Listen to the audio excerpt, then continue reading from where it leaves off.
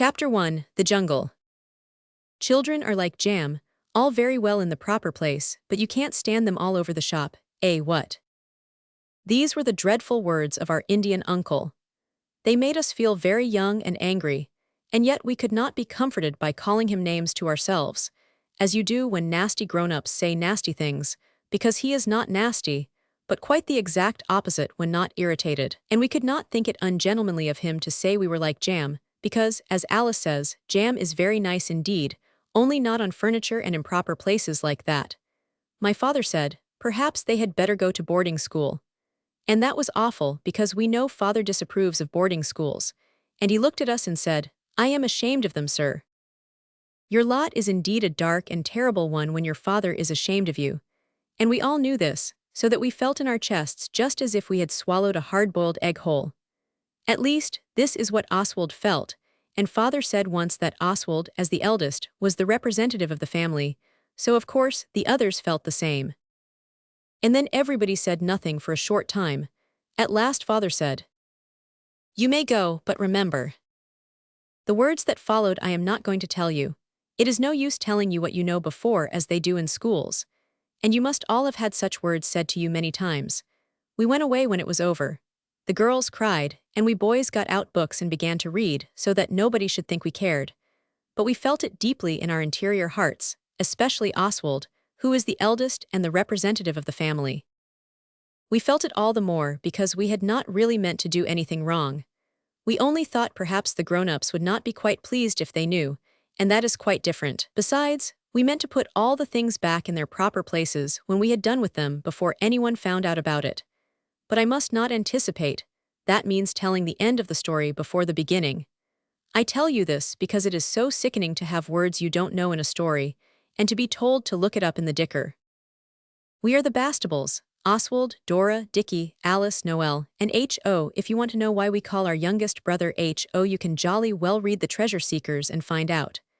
We were the treasure seekers, and we sought it high and low, and quite regularly, because we particularly wanted to find it. And at last we did not find it, but we were found by a good, kind Indian uncle, who helped father with his business, so that father was able to take us all to live in a jolly big red house on Blackheath, instead of in the Lewisham Road, where we lived when we were only poor but honest treasure seekers. When we were poor but honest, we always used to think that if only father had plenty of business, and we did not have to go short of pocket money and wear shabby clothes. I don't mind this myself, but the girls do. We should be happy and very, very good. And when we were taken to the beautiful big Blackheath house, we thought now all would be well, because it was a house with vineries and pineries, and gas and water, and shrubberies and stabling, and replete with every modern convenience, like it says in Dyer and Hilton's list of eligible house property. I read all about it, and I have copied the words quite right. It is a beautiful house, all the furniture solid and strong, no casters off the chairs, and the tables not scratched, and the silver not dented, and lots of servants, and the most decent meals every day, and lots of pocket money. But it is wonderful how soon you get used to things, even the things you want most. Our watches, for instance, we wanted them frightfully.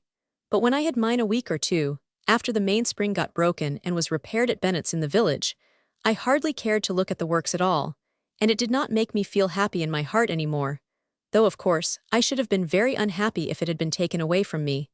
And the same with new clothes and nice dinners, and having enough of everything. You soon get used to it all, and it does not make you extra happy, although, if you had it all taken away, you would be very dejected.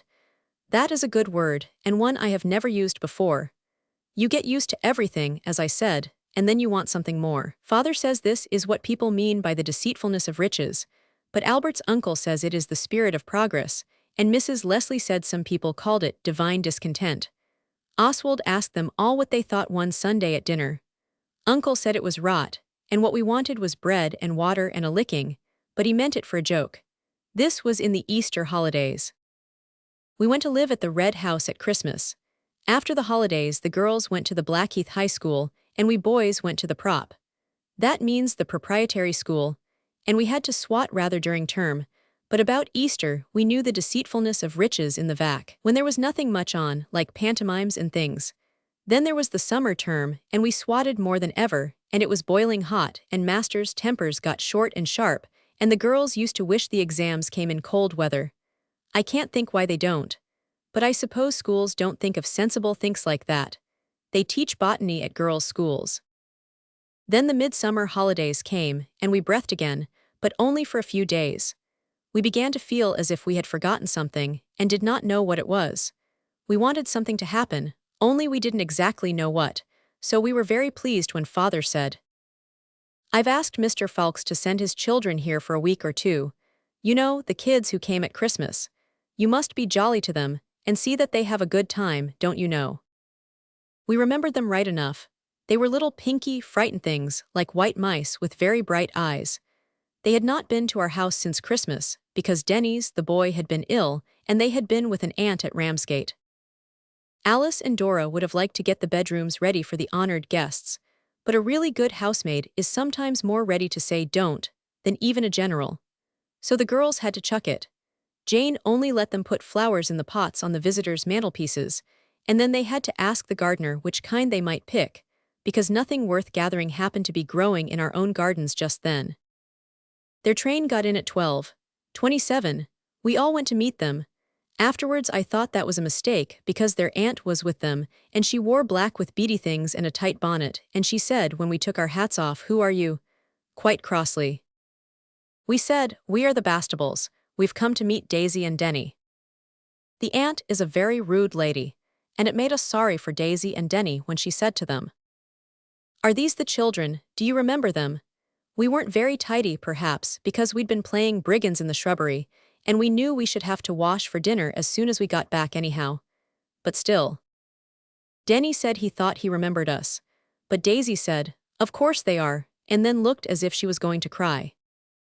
So then the aunt called a cab, and told the man where to drive, and put Daisy and Denny in, and then she said, "You two little girls may go too, if you like, but you little boys must walk." So the cab went off and we were left. The aunt turned to us to say a few last words. We knew it would have been about brushing your hair and wearing gloves, so Oswald said, "Goodbye," and turned haughtily away before she could begin, and so did the others. No one but that kind of black beady tight lady would say little boys. She is like Miss Murdstone in David Copperfield. I should like to tell her so, but she would not understand. I don't suppose she has ever read anything but Markham's History and Mangnall's Questions, improving books like that. When we got home, we found all four of those who had ridden in the cab sitting in our sitting room.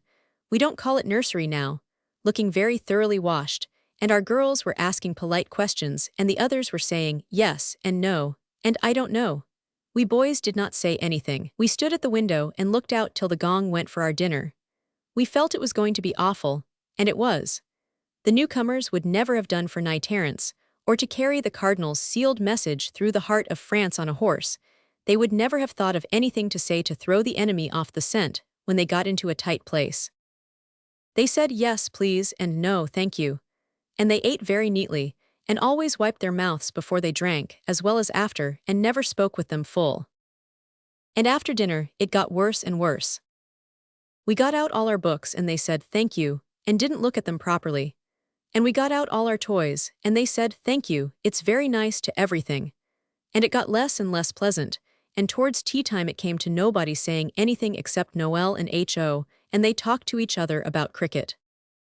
After tea Father came in, and he played letters with them and the girls, and it was a little better, but while late dinner was going on, I shall never forget it. Oswald felt like the hero of a book, almost at the end of his resources. I don't think I was ever glad of bedtime before, but that time I was. When they had gone to bed, Daisy had to have all her strings and buttons undone for her. Dora told me, though she is nearly 10, and Denny said he couldn't sleep without the gas being left a little bit on. We held a council in the girls' room. We all sat on the bed. It is a mahogany four-poster with green curtains, very good for tents. Only the housekeeper doesn't allow it, and Oswald said, "This is jolly nice, isn't it?"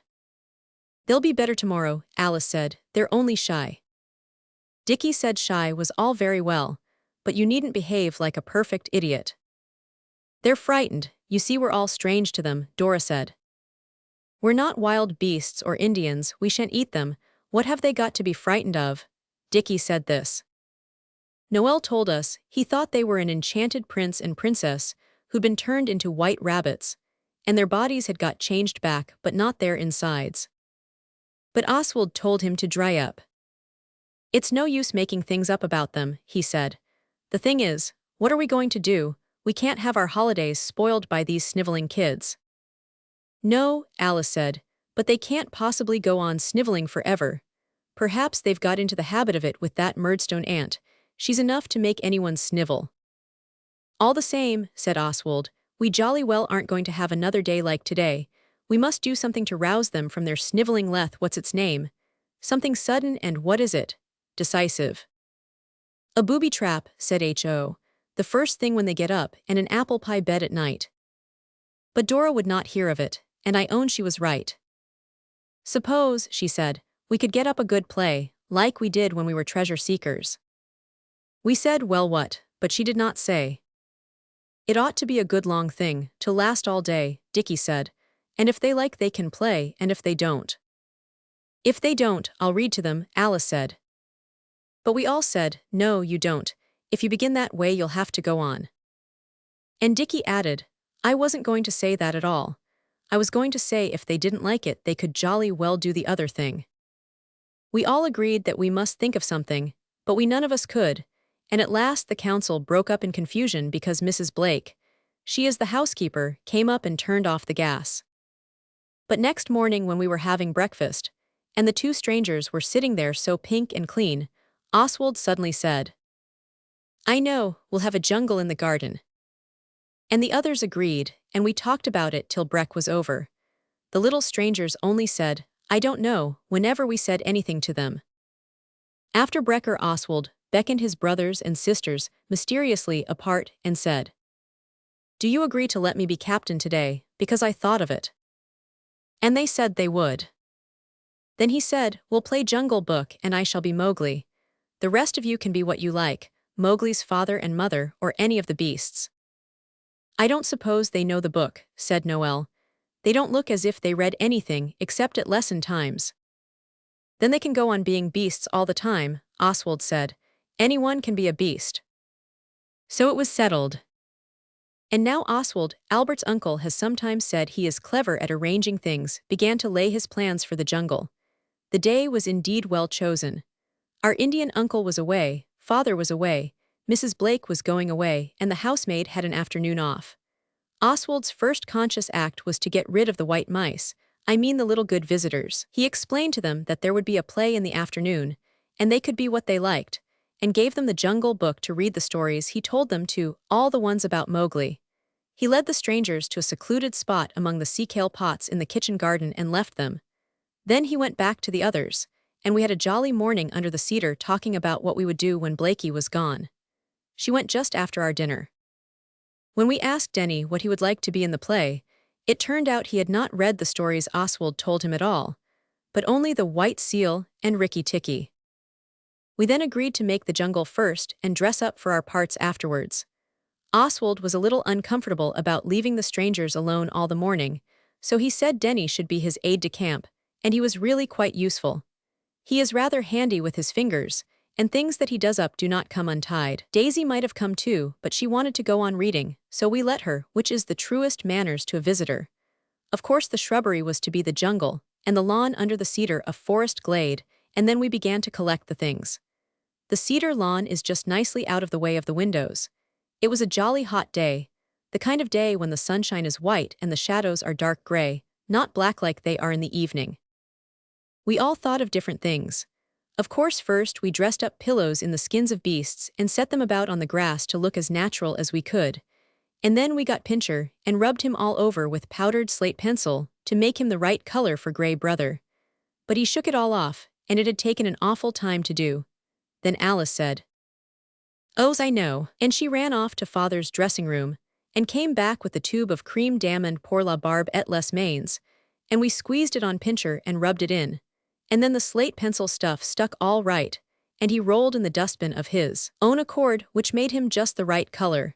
He is a very clever dog, but soon after he went off and we did not find him till quite late in the afternoon. Denny helped with Pincher and with the wild beast skins, and when Pincher was finished he said, "Please, may I make some paper birds to put in the trees? I know how." And of course we said, yes, and he only had red ink and newspapers, and quickly he made quite a lot of large paper birds with red tails. They didn't look half bad on the edge of the shrubbery. While he was doing this, he suddenly said, or rather screamed, "Oh." And we looked, and it was a creature with great horns and a fur rug, something like a bull and something like a minotaur, and I don't wonder Denny was frightened. It was Alice, and it was first class. Up to now all was not yet lost beyond recall. It was the stuffed fox that did the mischief, and I am sorry to own it was Oswald who thought of it. He is not ashamed of having thought of it. That was rather clever of him. But he knows now that it is better not to take other people's foxes and things without asking, even if you live in the same house with them. It was Oswald who undid the back of the glass case in the hall and got out the fox with the green and gray duck in its mouth, and when the others saw how awfully like life they looked on the lawn, they all rushed off to fetch the other stuffed things. Uncle has a tremendous lot of stuffed things. He shot most of them himself, but not the fox, of course. There was another fox's mask, too, and we hung that in a bush to look as if the fox was peeping out. And the stuffed birds we fastened onto the trees with string. The duck-bill, what's its name, looked very well sitting on his tail with the otter snarling at him. Then Dickie had an idea, and though not nearly so much was said about it afterwards as there was about the stuffed things, I think myself it was just as bad, though it was a good idea, too. He just got the hose and put the end over a branch of the cedar tree. Then we got the steps they clean windows with, and let the hose rest on the top of the steps and run. It was to be a waterfall, but it ran between the steps and was only wet and messy. So we got Father's mackintosh and Uncle's and covered the steps with them, so that the water ran down all right and was glorious, and it ran away in a stream across the grass where we had dug a little channel for it, and the otter and the duck-bill thing were as if in their native haunts. I hope all this is not very dull to read about. I know it was jolly good fun to do. Taking one thing with another, I don't know that we ever had a better time while it lasted. We got all the rabbits out of the hutches and put pink paper tails onto them and hunted them with horns made out of the Times. They got away somehow, and before they were caught next day they had eaten a good many lettuces and other things. Oswald is very sorry for this. He rather likes the gardener. Denny wanted to put paper tails on the guinea pigs, and it was no use our telling him there was nothing to tie the paper onto. He thought we were kidding until we showed him, and then he said, "Well, never mind," and got the girls to give him bits of the blue stuff left over from their dressing gowns. "I'll make them sashes to tie round their little middles," he said. And he did, and the bows stuck up on the tops of their backs. One of the guinea pigs was never seen again, and the same with the tortoise when we had done his shell with vermilion paint. He crawled away and returned no more. Perhaps someone collected him and thought he was an expensive kind unknown in these cold latitudes. The lawn under the cedar was transformed into a dream of beauty, what with the stuffed creatures and the paper-tailed things and the waterfall. And Alice said, "I wish the tigers did not look so flat. For of course with pillows you can only pretend it is a sleeping tiger getting ready to make a spring out at you. It is difficult to prop up tiger skins in a lifelike manner when there are no bones inside them, only pillows and sofa cushions." "What about the beer stands?" I said, and we got 2 out of the cellar. With bolsters and string we fastened insides to the tigers, and they were really fine. The legs of the beer stands did for tigers' legs. It was indeed the finishing touch. Then we boys put on just our bathing drawers and vests, so as to be able to play with the waterfall without hurting our clothes. I think this was thoughtful. The girls only tucked up their frocks and took their shoes and stockings off. H.O. painted his legs and his hands with Candice fluid to make him brown, so that he might be Mowgli, although Oswald was captain and had plainly said he was going to be Mowgli himself. Of course the others weren't going to stand that. So Oswald said, "Very well, nobody asked you to brown yourself like that. But now you've done it, you've simply got to go and be a beaver and live in the dam under the waterfall till it washes off." He said he didn't want to be beavers, and Noel said, "Don't make him. Let him be the bronze statue in the palace gardens that the fountain plays out of." So we let him have the hose and hold it up over his head. It made a lovely fountain, only he remained brown. So then Dickie and Oswald and I did ourselves brown too, and dried H.O. as well as we could with our handkerchiefs, because he was just beginning to snivel. The brown did not come off any of us for days. Oswald was to be Mowgli, and we were just beginning to arrange the different parts. The rest of the hose that was on the ground was Ka, the rock python, and Pincher was Grey Brother, only we couldn't find him. And while most of us were talking, Dickie and Noel got messing about with the beer stand tigers. And then a really sad event instantly occurred, which was not really our fault, and we did not mean to.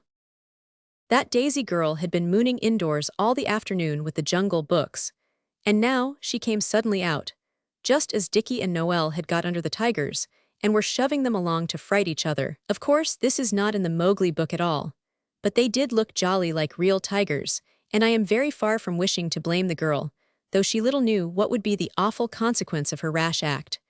But for her, we might have got out of it all much better than we did. What happened was truly horrid. As soon as Daisy saw the tigers, she stopped short, and uttering a shriek like a railway whistle, she fell flat on the ground. "Fear not, gentle Indian maid," Oswald cried, thinking with surprise that perhaps after all she did know how to play, "I myself will protect thee." And he sprang forward with the native bow and arrows out of Uncle's study. The gentle Indian maiden did not move. "Come hither," Dora said. "Let us take refuge in yonder covert while this good knight does battle for us." Dora might have remembered that we were savages, but she did not. And that is Dora all over. And still the Daisy girl did not move. Then we were truly frightened. Dora and Alice lifted her up, and her mouth was a horrid violet color and her eyes half shut. She looked horrid, not at all like fair fainting damsels who are always of an interesting pallor. She was green, like a cheap oyster on a stall. We did what we could, a prey to alarm as we were. We rubbed her hands and let the hose play gently but perseveringly on her unconscious brow. The girls loosened her dress, though it was only the kind that comes down straight without a waist, and we were all doing what we could as hard as we could when we heard the click of the front gate. There was no mistake about it. "I hope whoever it is will go straight to the front door," said Alice, but whoever it was did not. There were feet on the gravel, and there was the uncle's voice, saying in his hearty manner, this way, on such a day as this we shall find our young barbarians all at play somewhere about the grounds." And then, without further warning, the uncle, 3 other gentlemen and 2 ladies burst upon the scene. We had no clothes on to speak of, I mean us boys. We were all wet through. Daisy was in a faint or a fit or dead, none of us then knew which. And all the stuffed animals were there staring the uncle in the face. Most of them had got a sprinkling, and the otter and the duck-billed brute were simply soaked. And 3 of us were dark brown. Concealment, as so often happens, was impossible. The quick brain of Oswald saw, in a flash, exactly how it would strike the uncle, and his brave young blood ran cold in his veins. His heart stood still. "What's all this, what?" said the tones of the wronged uncle. Oswald spoke up and said it was jungles we were playing, and he didn't know what was up with Daisy. He explained as well as anyone could, but words were now in vain. The uncle had a malacca cane in his hand, and we were but ill prepared to meet the sudden attack. Oswald and H.O. caught it worst. The other boys were under the tigers, and of course my uncle would not strike a girl. Denny was a visitor and so got off. But it was bread and water for us for the next 3 days, and our own rooms. I will not tell you how we sought to vary the monotonousness of imprisonment. Oswald thought of taming a mouse, but he could not find one. The reason of the wretched captives might have given way, but for the gutter that you can crawl along from our room to the girls. But I will not dwell on this because you might try it yourselves, and it really is dangerous. When my father came home, we got the talking to, and we said we were sorry, and we really were, especially about Daisy, though she had behaved with muffishness, and then it was settled that we were to go into the country and stay till we had grown into better children. Albert's uncle was writing a book in the country. We were to go to his house. We were glad of this, Daisy and Denny too. This we bore nobly. We knew we had deserved it. We were all very sorry for everything, and we resolved that for the future we would be good. I am not sure whether we kept this resolution or not. Oswald thinks now that perhaps we made a mistake in trying so very hard to be good all at once. You should do everything by degrees. P.S. It turned out Daisy was not really dead at all. It was only fainting, so like a girl. N.B. Pincher was found on the drawing-room sofa. Appendix: I have not told you half the things we did for the jungle, for instance, about the elephants, tusks, and the horsehair sofa cushions, and Uncle's fishing boots. Chapter 2: The Wouldbegoods. When we were sent down into the country to learn to be good, we felt it was rather good business, because we knew our being sent there was really only to get us out of the way for a little while, and we knew right enough that it wasn't a punishment, though Mrs. Blake said it was, because we had been punished thoroughly for taking the stuffed animals out and making a jungle on the lawn with them, and the garden hose. And you cannot be punished twice for the same offense. This is the English law, at least I think so. And at any rate no one would punish you 3 times, and we had had the Malacca cane and the solitary confinement, and the uncle had kindly explained to us that all ill feeling between him and us was wiped out entirely by the bread and water we had endured. And what with the bread and water and being prisoners, and not being able to tame any mice in our prisons, I quite feel that we had suffered it up thoroughly, and now we could start fair. I think myself that descriptions of places are generally dull, but I have sometimes thought that was because the authors do not tell you what you truly want to know. However, dull or not, here goes, because you won't understand anything unless I tell you what the place was like. The Moat House was the one we went to stay at. There has been a house there since Saxon times. It is a manor, and a manor goes on having a house on it whatever happens. The Moat House was burnt down once or twice in ancient centuries, I don't remember which, but they always built a new one, and Cromwell's soldiers smashed it about, but it was patched up again. It is a very odd house. The front door opens straight into the dining room, and there are red curtains and a black and white marble floor like a chessboard, and there is a secret staircase, only it is not secret now, only rather rickety. It is not very big, but there is a watery moat all round it with a brick bridge that leads to the front door. Then, on the other side of the moat, there is the farm, with barns and oast houses and stables, or things like that. And the other way the garden lawn goes on till it comes to the churchyard. The churchyard is not divided from the garden at all, except by a little grass bank. In the front of the house there is more garden, and the big fruit garden is at the back. The man the house belongs to likes new houses, so he built a big one with conservatories and a stable with a clock and a turret on the top, and he left the Moat House. And Albert's uncle took it, and my father was to come down sometimes from Saturday to Monday, and Albert's uncle was to live with us all the time, and he would be writing a book, and we were not to bother him, but he would give an eye to us. I hope all this is plain. I have said it as short as I can. We got down rather late, but there was still light enough to see the big bell hanging at the top of the house. The rope belonging to it went right down the house, through our bedroom to the dining room. H.O. saw the rope and pulled it while he was washing his hands for supper, and Dickie and I let him, and the bell tolled solemnly. Father shouted to him not to, and we went down to supper. But presently there were many feet trampling on the gravel, and Father went out to see. When he came back he said, "The whole village, or half of it, has come up to see why the bell rang. It's only rung for fire or burglars. Why can't you kids let things alone?" Albert's uncle said, "Bed follows supper as the fruit follows the flower. They'll do no more mischief tonight, sir. Tomorrow I will point out a few of the things to be avoided in this bucolic retreat." So it was bed directly after supper, and that was why we did not see much that night. But in the morning, we were all up rather early, and we seemed to have awakened in a new world rich in surprises beyond the dreams of anybody, as it says in the quotation. We went everywhere we could in the time, but when it was breakfast time we felt we had not seen half or a quarter. The room we had breakfast in was exactly like in a story, black oak panels and china in corner cupboards with glass doors. These doors were locked.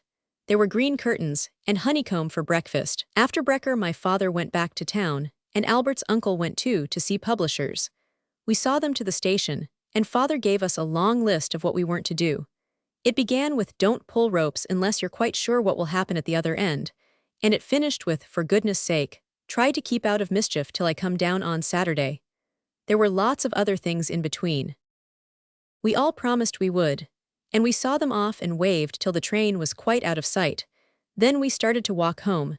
Daisy was tired, so Oswald carried her home on his back. When we got home she said, "I do like you, Oswald." She is not a bad little kid, and Oswald felt it was his duty to be nice to her because she was a visitor. Then we looked all over everything. It was a glorious place. You did not know where to begin. We were all a little tired before we found the hayloft, but we pulled ourselves together to make a fort with the trusses of hay, great square things, and we were having a jolly good time, all of us, when suddenly a trapdoor opened, and a head bobbed up with a straw in its mouth. We knew nothing about the country then, And the head really did scare us rather, though of course, we found out directly that the feet belonging to it were standing on the bar of the loose box underneath. The head said, "Don't you let the governor catch you a spoiling of that there hay, that's all." And it spoke thickly because of the straw. It is strange to think how ignorant you were in the past. We can hardly believe now that once we really did not know that it spoiled hay to mess about with it. Horses don't like to eat it afterwards. Always remember this. When the head had explained a little more, it went away, and we turned the handle of the chaff-cutting machine, and nobody got hurt, though the head had said we should cut our fingers off if we touched it. And then we sat down on the floor, which is dirty with the nice clean dirt that is more than half chopped hay, and those there was room for hung their legs down out of the top door, and we looked down at the farmyard, which is very slushy when you get down into it, but most interesting. Then Alice said, "Now we're all here, and the boys are tired enough to sit still for a minute, I want to have a council." We said, "What about?" And she said, "I'll tell you. Don't wriggle so, sit on my frock if the straws tickle your legs. You see he wears socks, and so he can never be quite as comfortable as anyone else."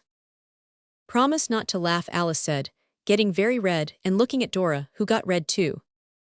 We did, and then she said, "Dora and I have talked this over, and Daisy too, and we have written it down because it is easier than saying it. Shall I read it, or will you, Dora?" Dora said it didn't matter, Alice might. So Alice read it, and though she gabbled a bit we all heard it. I copied it afterwards. This is what she read. "New society for being good in. I, Dora Bastable, and Alice Bastable, my sister, being of sound mind and body, when we were shut up with bread and water on that jungle day, we thought a great deal about our naughty sins, and we made our minds up to be good forever after. And we talked to Daisy about it, and she had an idea. So we want to start a society for being good in. It is Daisy's idea, but we think so too." "You know," Dora interrupted, "when people want to do good things they always make a society. There are thousands, there's the Missionary Society." "Yes," Alice said, "and the Society for the Prevention of Something or Other, and the Young Men's Mutual Improvement Society, and the SPG."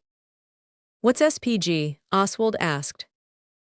"Society for the Propagation of the Jews, of course," said Noel, who cannot always spell. "No, it isn't, but do let me go on." Alice did go on. "We propose to get up a society, with a chairman and a treasurer and secretary, and keep a journal book saying what we've done. If that doesn't make us good, it won't be my fault. The aim of the society is nobleness and goodness, and great and unselfish deeds. We wish not to be such a nuisance to grown-up people and to perform prodigies of real goodness. We wish to spread our wings." Here Alice read very fast. She told me afterwards Daisy had helped her with that part, and she thought when she came to the wings they sounded rather silly, to spread our wings and rise above the kind of interesting things that you ought not to do, but to do kindnesses to all, however low and mean. Denny was listening carefully. Now he nodded 3 or 4 times. "Little words of kindness," he said. "Little deeds of love. Make this earth an eagle, like the one above." This did not sound right, but we let it pass, because an eagle does have wings, and we wanted to hear the rest of what the girls had written. But there was no rest. "That's all," said Alice, and Daisy said, "Don't you think it's a good idea?"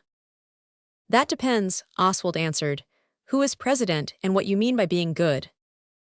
Oswald did not care very much for the idea himself, because being good is not the sort of thing he thinks it is proper to talk about, especially before strangers. But the girls and Denny seemed to like it, so Oswald did not say exactly what he thought, especially as it was Daisy's idea. This was true politeness. "I think it would be nice," Noel said, "if we made it a sort of play. Let's do the Pilgrim's Progress." We talked about that for some time, but it did not come to anything, because we all wanted to be Mr. Greatheart, except H.O., who wanted to be the lions, and you could not have lions in a society for goodness. Dickie said he did not wish to play if it meant reading books about children who die. He really felt just as Oswald did about it, he told me afterwards. But the girls were looking as if they were in Sunday school, and we did not wish to be unkind. At last Oswald said, "Well, let's draw up the rules of the society, and choose the president and settle the name." Dora said Oswald should be president, and he modestly consented. She was secretary, and Denny treasurer if we ever had any money. Making the rules took us all the afternoon. They were these. Rules! And when we got as far as that, we all began to talk at once. Dora wanted it called the Society for Humane Improvement. Denny said the Society for Reformed Outcast Children, but Dickie said, no, we really were not so bad as all that. Then H.O. said, call it the Good Society. Or the Society for Being Good in, said Daisy. Or the Society of Goods, said Noel. That's priggish, said Oswald. Besides, we don't know whether we shall be so very. You see, Alice explained, we only said if we could we would be good. Well then, Dickie said, getting up and beginning to dust the chopped hay off himself, call it the Society of the Wouldbegoods and have done with it. Oswald thinks Dickie was getting sick of it and wanted to make himself a little disagreeable. If so, he was doomed to disappointment. For everyone else clapped hands and called out, that's the very thing. Then the girls went off to write out the rules, and took H.O. with them, and Noel went to write some poetry to put in the minute book. That's what you call the book that a society's secretary writes what it does in. Denny went with him to help. He knows a lot of poetry. I think he went to a ladies' school where they taught nothing but that. He was rather shy of us, but he took to Noel. I can't think why. Dickie and Oswald walked round the garden and told each other what they thought of the new society. I'm not sure we oughtn't to have put our foot down at the beginning, Dickie said. I don't see much in it anyhow. It pleases the girls, Oswald said, for he is a kind brother. But we're not going to stand jaw, and words in season, and loving sisterly warnings.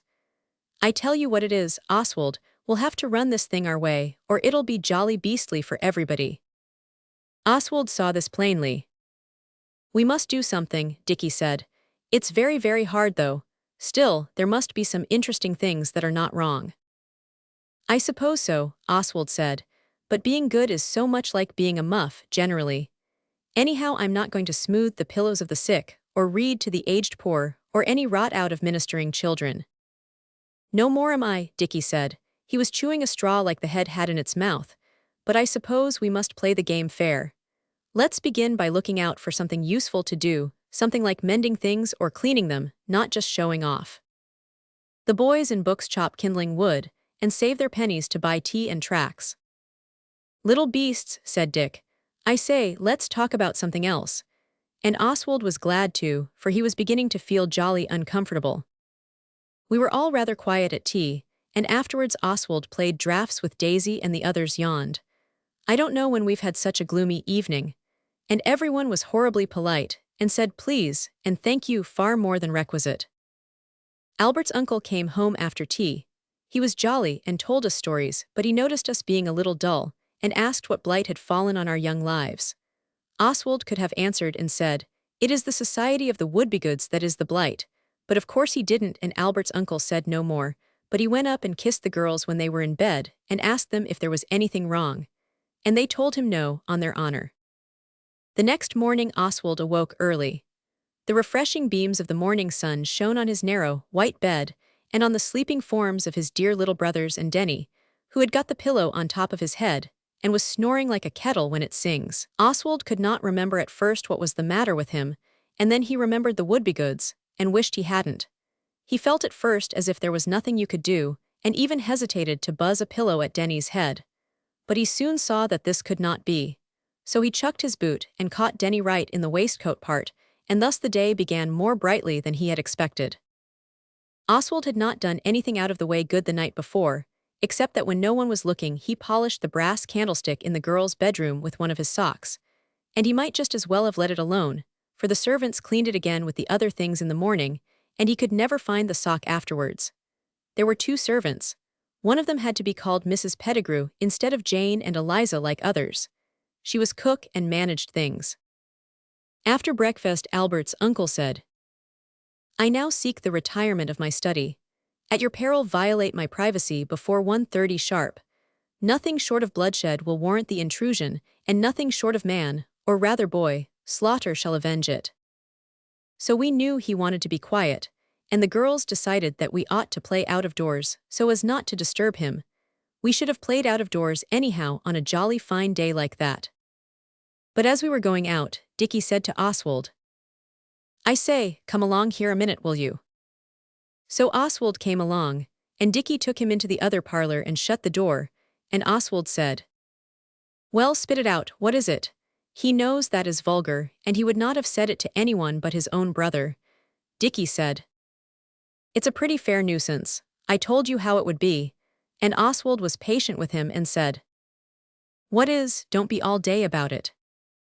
Dickie fidgeted about a bit, and then he said, "Well, I did as I said. I looked about for something useful to do, and you know that dairy window that wouldn't open, only a little bit like that. Well, I mended the catch with wire and whipcord and it opened wide." "And I suppose they didn't want it mended," said Oswald. He knew but too well that grown-up people sometimes like to keep things far different from what we would, and you catch it if you try to do otherwise. "I shouldn't have minded that," Dickie said, "because I could easily have taken it all off again if they'd only said so. But the sillies went and propped up a milk pan against the window. They never took the trouble to notice I had mended it. So the wretched thing pushed the window open all by itself directly they propped it up, and it tumbled through into the moat, and they are most awfully waxy. All the men are out in the fields and they haven't any spare milk pans. If I were a farmer, I must say I wouldn't stick at an extra milk pan or two. Accidents must happen sometimes. I call it mean." Dickie spoke in savage tones. But Oswald was not so unhappy, first because it wasn't his fault, and next because he is a farseeing boy. "Never mind," he said kindly. "Keep your tail up. We'll get the beastly milk pan out all right, come on." He rushed hastily to the garden and gave a low, signifying whistle, which the others know well enough to mean something extra being up. And when they were all gathered round him he spoke. "Fellow countrymen," he said, "we're going to have a rousing good time." "It's nothing naughty, is it?" Daisy asked.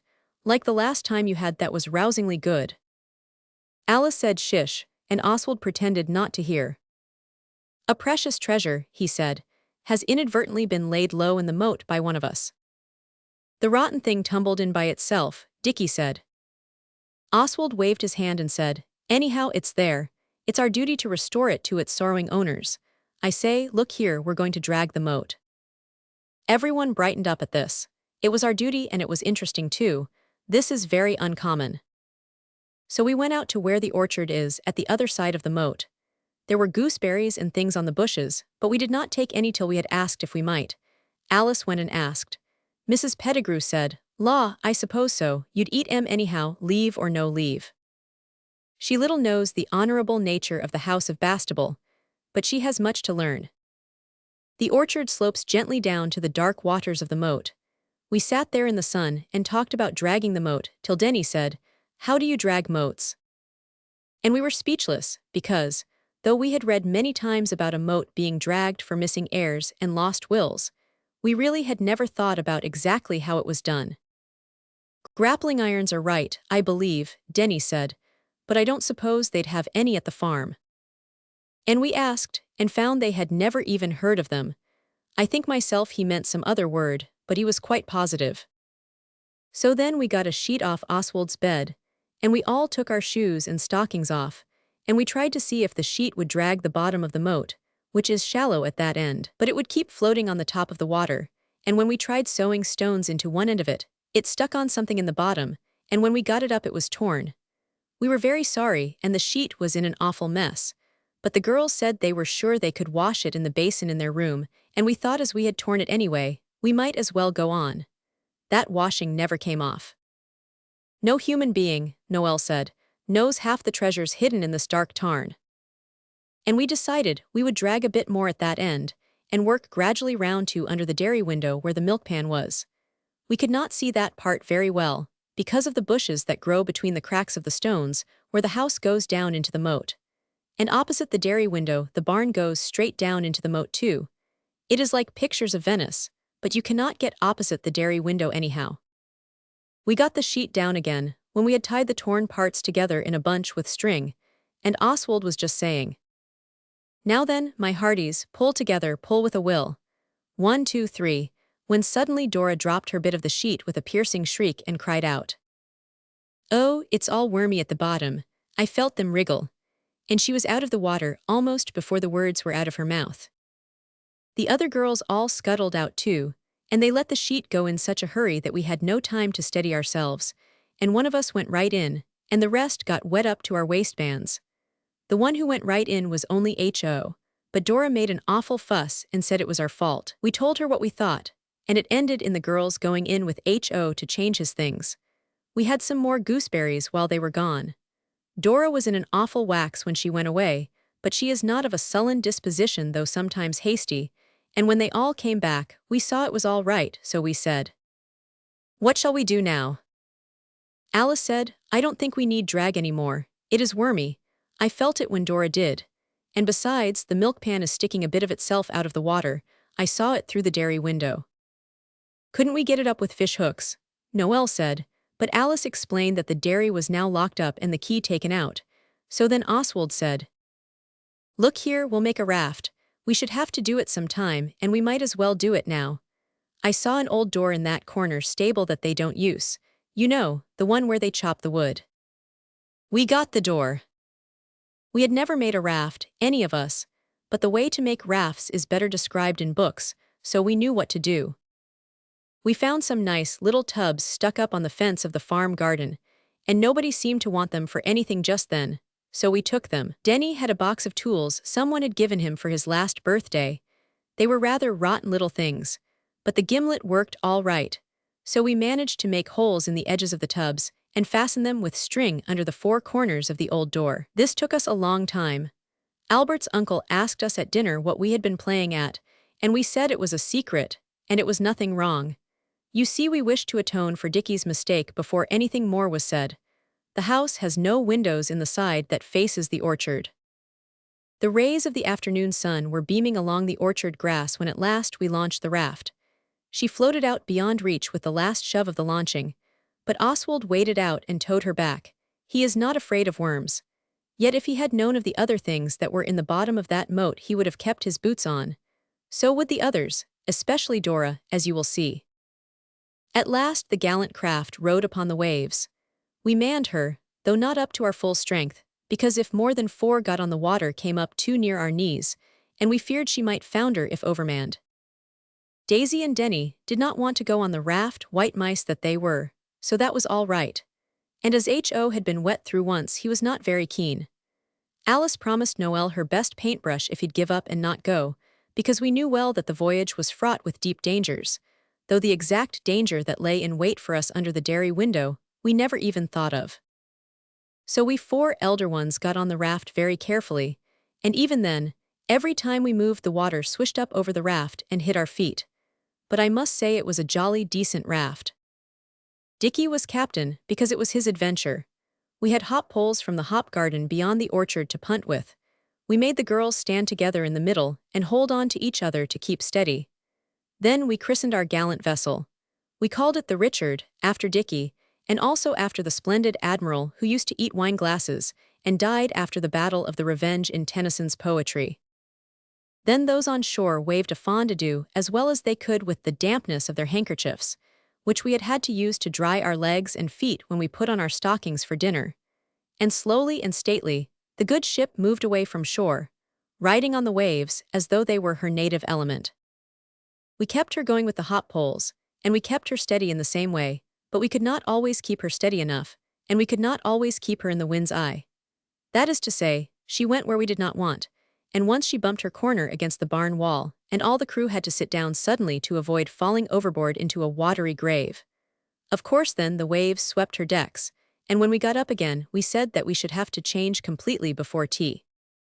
But we pressed on undaunted, and at last our saucy craft came into port, under the dairy window, and there was the milk pan, for whose sake we had endured such hardships and privations, standing up on its edge quite quietly. The girls did not wait for orders from the captain, as they ought to have done, but they cried out, "Oh, here it is!"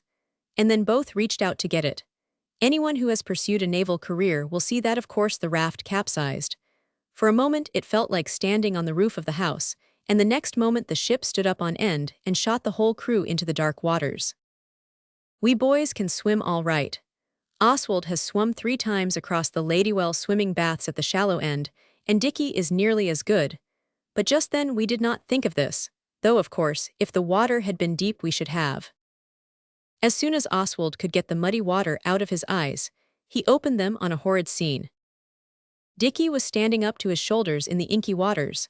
The raft had righted itself and was drifting gently away towards the front of the house, where the bridge is, and Dora and Alice were rising from the deep, with their hair all plastered over their faces, like Venus in the Latin verses. There was a great noise of splashing, and besides that a feminine voice, looking out of the dairy window and screaming, "Lord love the children." It was Mrs. Pettigrew. She disappeared at once, and we were sorry we were in such a situation that she would be able to get at Albert's uncle before we could. Afterwards we were not so sorry. Before a word could be spoken about our desperate position, Dora staggered a little in the water, and suddenly shrieked, "Oh, my foot! Oh, it's a shark, I know it is, or a crocodile." The others on the bank could hear her shrieking, but they could not see us properly. They did not know what was happening. Noel told me afterwards he never could care for that paintbrush. Of course we knew it could not be a shark, but I thought of pike, which are large and very angry always, and I caught hold of Dora. She screamed without stopping. I shoved her along to where there was a ledge of brickwork, and shoved her up till she could sit on it. Then she got her foot out of the water, still screaming. It was indeed terrible. The thing she thought was a shark came up with her foot, and it was a horrid, jagged, old meat tin, and she had put her foot right into it. Oswald got it off, and directly he did so blood began to pour from the wounds. The tin edges had cut it in several spots. It was very pale blood because her foot was wet, of course. She stopped screaming and turned green, and I thought she was going to faint, like Daisy did on the jungle day. Oswald held her up as well as he could, but it really was one of the least agreeable moments in his life. For the raft was gone, and she couldn't have waded back anyway, and we didn't know how deep the moat might be in other places. But Mrs. Pettigrew had not been idle. She is not a bad sort, really. Just as Oswald was wondering whether he could swim after the raft and get it back, a boat's nose shot out from under a dark archway a little further up under the house. It was the boathouse, and Albert's uncle had got the punt and took us back in it. When we had regained the dark arch where the boat lives, we had to go up the cellar stairs. Dora had to be carried. There was but little said to us that day. We were sent to bed, those who had not been on the raft the same as the others, for they owned up all right, and Albert's uncle is the soul of justice. Next day but one was Saturday. Father gave us a talking to with other things. The worst was when Dora couldn't get her shoe on, so they sent for the doctor, and Dora had to lie down for ever so long. It was indeed poor luck. When the doctor had gone, Alice said to me, "It is hard lines, but Dora's very jolly about it. Daisy's been telling her about how we should all go to her with our little joys and sorrows and things, and about the sweet influence from a sick bed that can be felt all over the house, like in what Katie did, and Dora said she hoped she might prove a blessing to us all while she's laid up." Oswald said he hoped so, but he was not pleased, because this sort of jaw was exactly the sort of thing he and Dickie didn't want to have happen. The thing we got it hottest for was those little tubs off the garden railings. They turned out to be butter tubs that had been put out there to sweeten. But as Denny said, after the mud in that moat, not all the perfumes of somewhere or other could make them fit to use for butter again. I own this was rather a bad business, yet we did not do it to please ourselves, but because it was our duty. But that made no difference to our punishment when Father came down. I have known this mistake occur before. Chapter 3, Bill's Tombstone. There were soldiers riding down the road, on horses 2 and 2.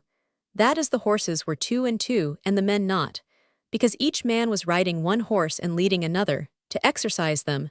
They came from Chatham Barracks. We all drew up in a line outside the churchyard wall, and saluted as they went by, though we had not read Toady Lion then.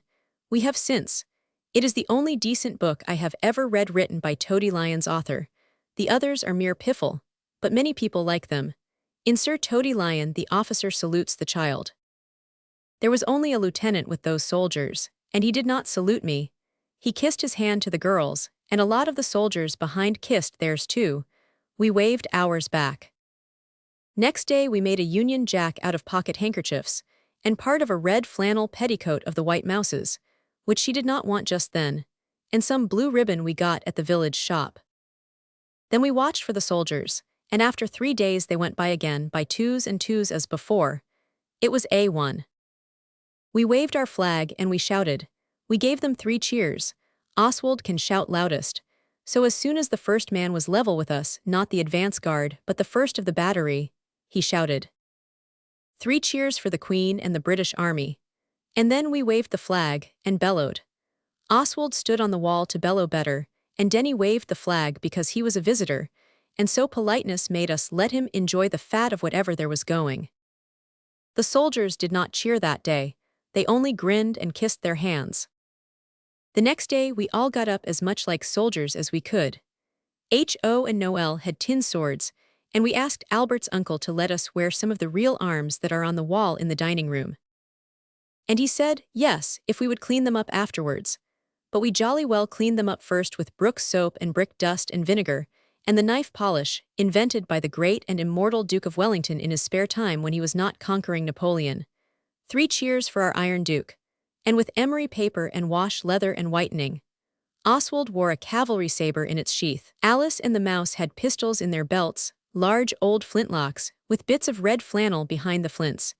Denny had a naval cutlass, a very beautiful blade, and old enough to have been at Trafalgar. I hope it was. The others had French sword bayonets that were used in the Franco-German War. They are very bright when you get them bright, but the sheaths are hard to polish. Each sword bayonet has the name on the blade of the warrior who once wielded it.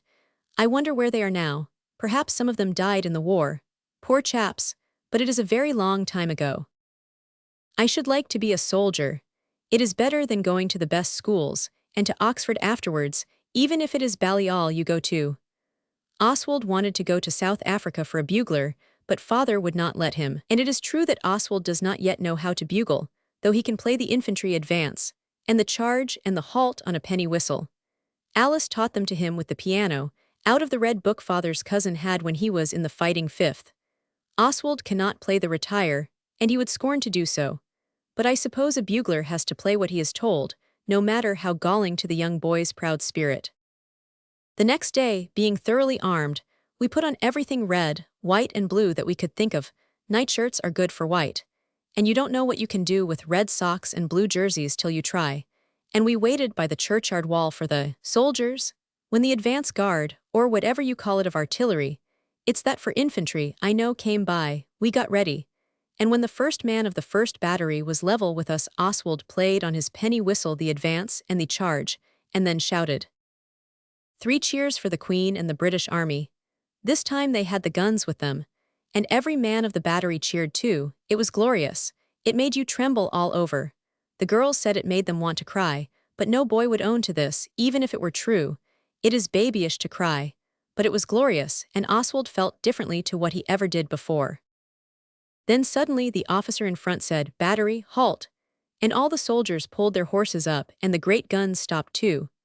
Then the officer said, "Sit at ease," and something else, and the sergeant repeated it, and some of the men got off their horses and lit their pipes, and some sat down on the grass edge of the road, holding their horses' bridles.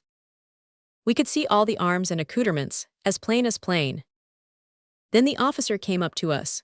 We were all standing on the wall that day, except Dora, who had to sit, because her foot was bad, but we let her have the 3-edged rapier to wear, and the blunderbuss to hold as well. It has a brass mouth, and is like in Mr. Caldecott's pictures. He was a beautiful man, the officer.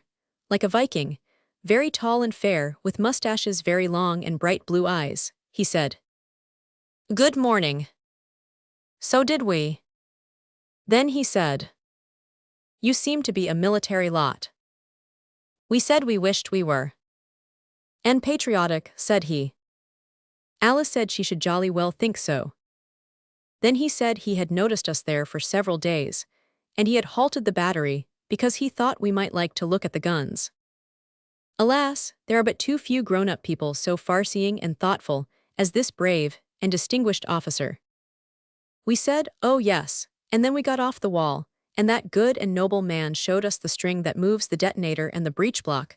When you take it out and carry it away, the gun is in vain to the enemy, even if he takes it.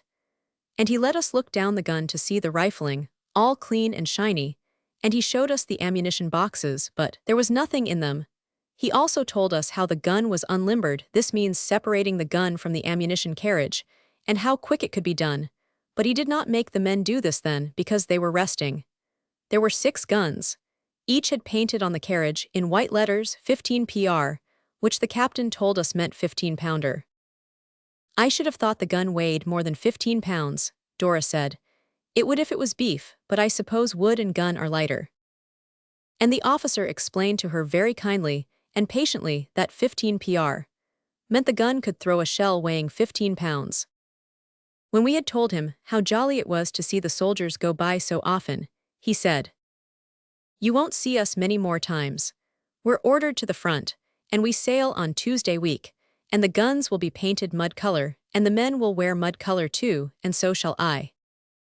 The men looked very nice, though they were not wearing their busbies, but only Tommy caps, put on all sorts of ways.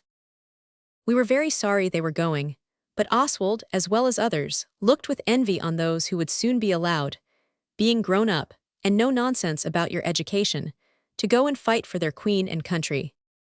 Then suddenly Alice whispered to Oswald, and he said, "All right, but tell him yourself."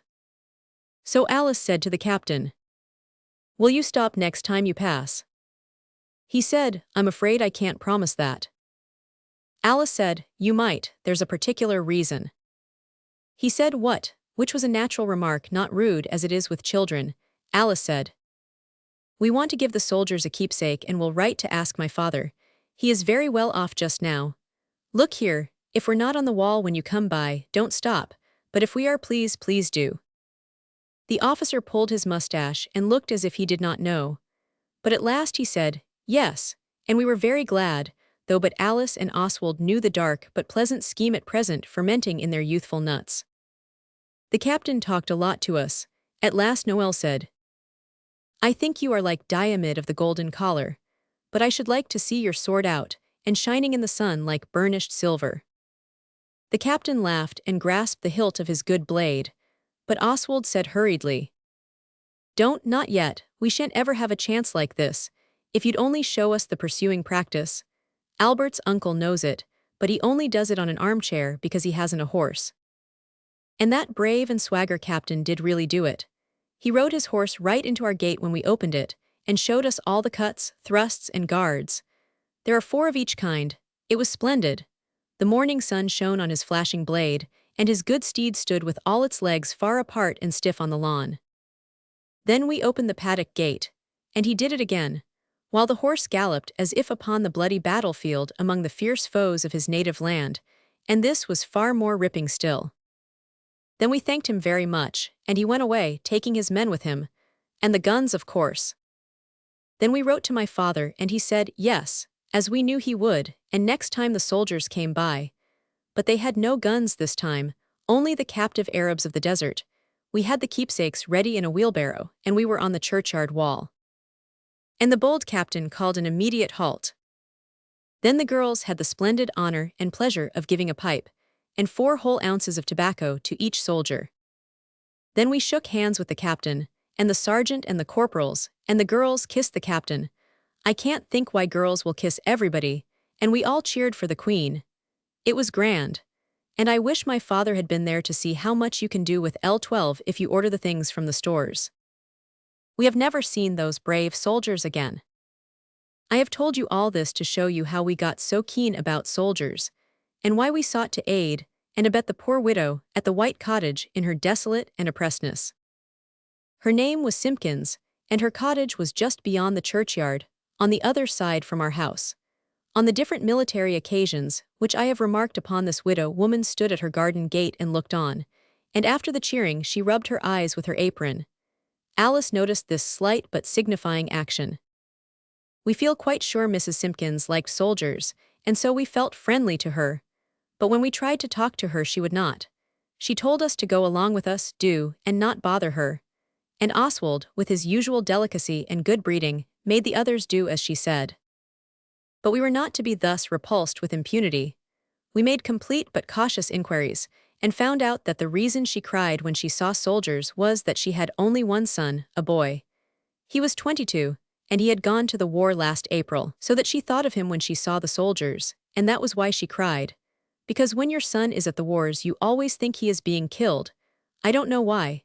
A great many of them are not. If I had a son at the wars, I should never think he was dead till I heard he was, and perhaps not then, considering everything. After we had found this out, we held a council. Dora said, "We must do something for the soldier's widowed mother." We all agreed, but added what? Alice said, "The gift of money might be deemed an insult by that proud, patriotic spirit. Besides, we haven't more than 18pence among us." We had put what we had to Father's L12 to buy the baccy and pipes.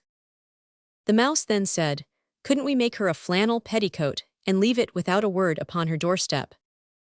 But everyone said, flannel petticoats in this weather, so that was no go. Noel said he would write her a poem, but Oswald had a deep, inward feeling that Mrs. Simpkins would not understand poetry. Many people do not. H.O. said, why not sing Rule Britannia under her window after she had gone to bed like Waits? But no one else thought so. Denny thought we might get up a subscription for her among the wealthy and affluent, but we said again that we knew money would be no balm to the haughty mother of a brave British soldier. What we want, Alice said, is something that will be a good deal of trouble to us and some good to her. A little help is worth a deal of poetry, said Denny. I should not have said that myself. Noel did look sick. What does she do that we can help in? Dora asked. Besides, she won't let us help. H.O. said, she does nothing but work in the garden. At least if she does anything inside you can't see it, because she keeps the door shut. Then at once we saw. And we agreed to get up the very next day, ere yet the rosy dawn had flushed the east, and have a go at Mrs. Simpkins's garden. We got up, we really did. But too often when you mean to overnight, it seems so silly to do it when you come to waking in the dewy morn. We crept downstairs with our boots in our hands. Denny is rather unlucky, though a most careful boy. It was he who dropped his boot, and it went blundering down the stairs, echoing like thunderbolts and waking up Albert's uncle. But when we explained to him that we were going to do some gardening, he let us, and went back to bed. Everything is very pretty and different in the early morning, before people are up. I have been told this is because the shadows go a different way from what they do in the awake part of the day. But I don't know. Noel says the fairies have just finished tidying up then. Anyhow, it all feels quite otherwise. We put on our boots in the porch, and we got our gardening tools and we went down to the white cottage. It is a nice cottage, with a thatched roof, like in the drawing copies you get at girls' schools, and you do the thatch if you can with a BB pencil. If you cannot, you just leave it. It looks just as well somehow when it is mounted and framed. We looked at the garden, it was very neat. Only one patch was coming up thick with weeds. I could see groundsel and chickweed and others that I did not know. We set to work with a will. We used all our tools, spades, forks, hoes, and rakes, and Dora worked with the trowel, sitting down because her foot was hurt. We cleared the weedy patch beautifully, scraping off all the nasty weeds and leaving the nice clean brown dirt. We worked as hard as ever we could. And we were happy because it was unselfish toil, and no one thought then of putting it in the book of golden deeds, where we had agreed to write down our virtuous actions and the good doings of each other, when we happened to notice them. We had just done, and we were looking at the beautiful production of our honest labor, when the cottage door burst open, and the soldier's widowed mother came out like a wild tornado, and her eyes looked like upas trees, death to the beholder. You wicked, meddlesome, nasty children, she said, ain't you got enough of your own good ground to runch up and spoil, but you must come into my little lot. Some of us were deeply alarmed, but we stood firm. We have only been weeding your garden, Dora said. We wanted to do something to help you. Dratted little busybodies, she said. It was indeed hard, but everyone in Kent says dratted when they are cross. It's my turnips, she went on, you've hoed up, and my cabbages. My turnips that my boy sowed afore he went. There, get along with you do, afore I come at you with my broom handle. She did come at us with her broom handle as she spoke, and even the boldest turned and fled. Oswald was even the boldest. They looked like weeds right enough, he said. And Dickie said, it all comes of trying to do golden deeds. This was when we were out in the road. As we went along, in a silence full of gloomy remorse, we met the postman. He said, here's the letters for the moat, and passed on hastily. He was a bit late. When we came to look through the letters, which were nearly all for Albert's uncle, we found there was a postcard that had got stuck in a magazine wrapper. Alice pulled it out. It was addressed to Mrs. Simpkins. We honorably only looked at the address, although it is allowed by the rules of honorableness to read postcards that come to your house if you like, even if they are not for you. After a heated discussion, Alice and Oswald said they were not afraid, whoever was, and they retraced their steps, Alice holding the postcard right way up, so that we should not look at the lettery part of it, but only the address. With quickly beating heart, but outwardly unmoved, they walked up to the white cottage door. It opened with a bang when we knocked. "Well," Mrs. Simpkins said, and I think she said it what people in books call sourly. Oswald said, "We are very, very sorry we spoiled your turnips, and we will ask my father to try and make it up to you some other way." She muttered something about not wanting to be beholden to anybody. We came back, Oswald went on with his always unruffled politeness, because the postman gave us a postcard in mistake with our letters, and it is addressed to you. "We haven't read it," Alice said quickly. I think she needn't have said that. Of course we hadn't. But perhaps girls know better than we do what women are likely to think you capable of. The soldier's mother took the postcard. She snatched it really, but took is a kinder word, considering everything, and she looked at the address a long time. Then she turned it over and read what was on the back. Then she drew her breath in as far as it would go and caught hold of the doorpost. Her face got awful. It was like the wax face of a dead king I saw once at Madame Tussaud's. Alice understood. She caught hold of the soldier's mother's hand and said, "Oh no, it's not your boy Bill." And the woman said nothing, but shoved the postcard into Alice's hand, and we both read it, and it was her boy Bill. Alice gave her back the card. She had held on to the woman's hand all the time, and now she squeezed the hand and held it against her face. But she could not say a word because she was crying so. The soldier's mother took the card again and she pushed Alice away, but it was not an unkind push, and she went in and shut the door. And as Alice and Oswald went down the road, Oswald looked back, and one of the windows of the cottage had a white blind. Afterwards the other windows had too. There were no blinds really to the cottage. It was aprons and things she had pinned up. Alice cried most of the morning, and so did the other girls. We wanted to do something for the soldier's mother, but you can do nothing when people's sons are shot. It is the most dreadful thing to want to do something for people who are unhappy, and not to know what to do. It was Noel who thought of what we could do at last. He said, "I suppose they don't put up tombstones to soldiers when they die in war." But there, I mean, Oswald said, "Of course not." Noel said, "I dare say you'll think it's silly, but I don't care. Don't you think she'd like it if we put one up to him? Not in the churchyard, of course, because we shouldn't be let, but in our garden, just where it joins on to the churchyard." And we all thought it was a first-rate idea. This is what we meant to put on the tombstone. Here lies Bill Simpkins, who died fighting for Queen and country, a faithful son, a son so dear, a soldier brave, lies buried here. Then we remembered that poor brave Bill was really buried far away in the southern hemisphere, if at all, so we altered it to a soldier brave. We weep for here. Then we looked out a nice flagstone in the stable yard, and we got a cold chisel out of the dentist's toolbox and began. But stone cutting is difficult and dangerous work. Oswald went at it a bit, but he chipped his thumb, and it bled, so he had to chuck it. Then Dickie tried, and then Denny, but Dickie hammered his finger, and Denny took all day over every stroke, so that by tea time we had only done the H and about half the E, and the E was awfully crooked. Oswald chipped his thumb over the H. We looked at it the next morning, and even the most sanguinary of us saw that it was a hopeless task. Then Denny said, "Why not wood and paint?" And he showed us how. We got a board and 2 stumps from the carpenter's in the village, and we painted it all white, and when that was dry, Denny did the words on it. It was something like this: "In memory of Bill Simpkins, dead for Queen and country. Honor to his name and all other brave soldiers." We could not get in what we meant to at first, so we had to give up the poetry. We fixed it up when it was dry. We had to dig jolly deep to get the posts to stand up, but the gardener helped us. Then the girls made wreaths of white flowers, roses and Canterbury bells, and lilies and pinks and sweet peas and daisies, and put them over the posts. And I think if Bill Simpkins had known how sorry we were, he would have been glad. Oswald only hopes if he falls on the wild battlefield, which is his highest ambition, that somebody will be as sorry about him as he was about Bill, that's all.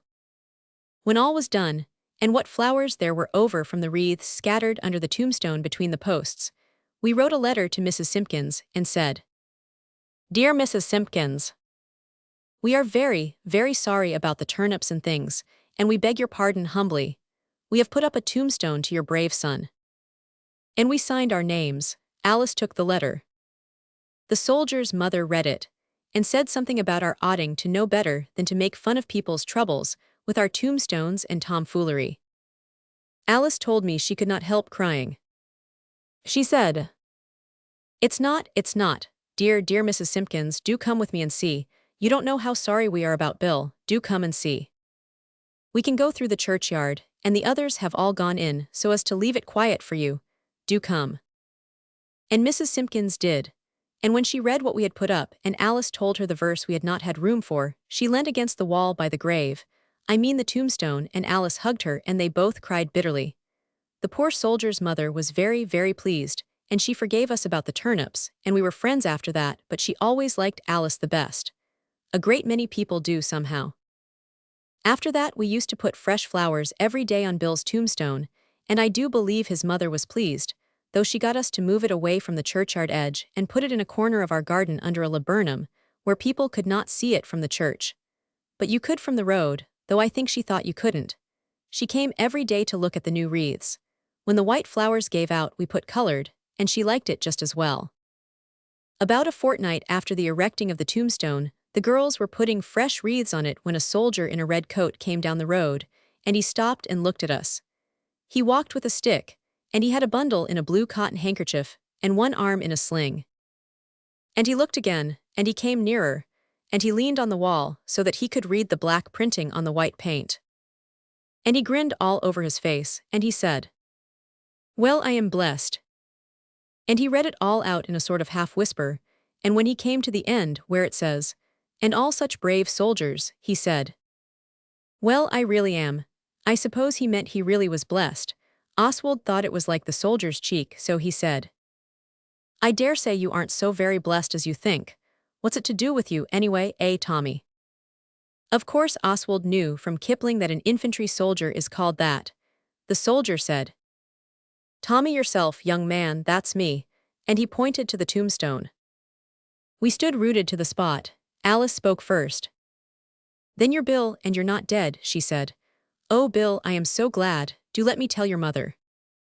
She started running, and so did we all. Bill had to go slowly because of his leg, but I tell you he went as fast as ever he could. We all hammered at the soldier's mother's door and shouted, "Come out, come out." And when she opened the door we were going to speak, but she pushed us away and went tearing down the garden path like winking. I never saw a grown-up woman run like it, because she saw Bill coming. She met him at the gate, running right into him, and caught hold of him, and she cried much more than when she thought he was dead. And we all shook his hand, and said how glad we were. The soldier's mother kept hold of him with both hands, and I couldn't help looking at her face. It was like wax that had been painted on both pink cheeks, and the eyes shining like candles. And when we had all said how glad we were, she said, "Thank the dear Lord for his mercies," and she took her boy Bill into the cottage and shut the door.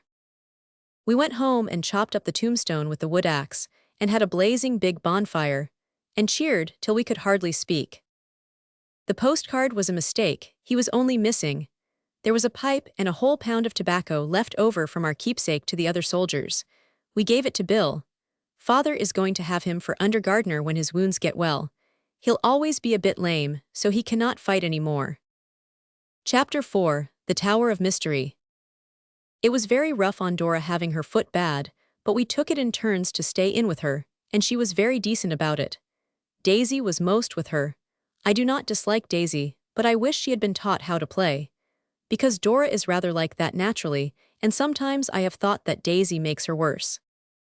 I talked to Albert's uncle about it one day, when the others had gone to church, and I did not go because of earache, and he said it came from reading the wrong sort of books partly.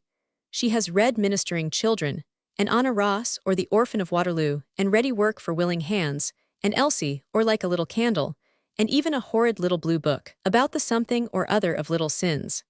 After this conversation, Oswald took care she had plenty of the right sort of books to read, and he was surprised and pleased when she got up early one morning to finish Monte Cristo.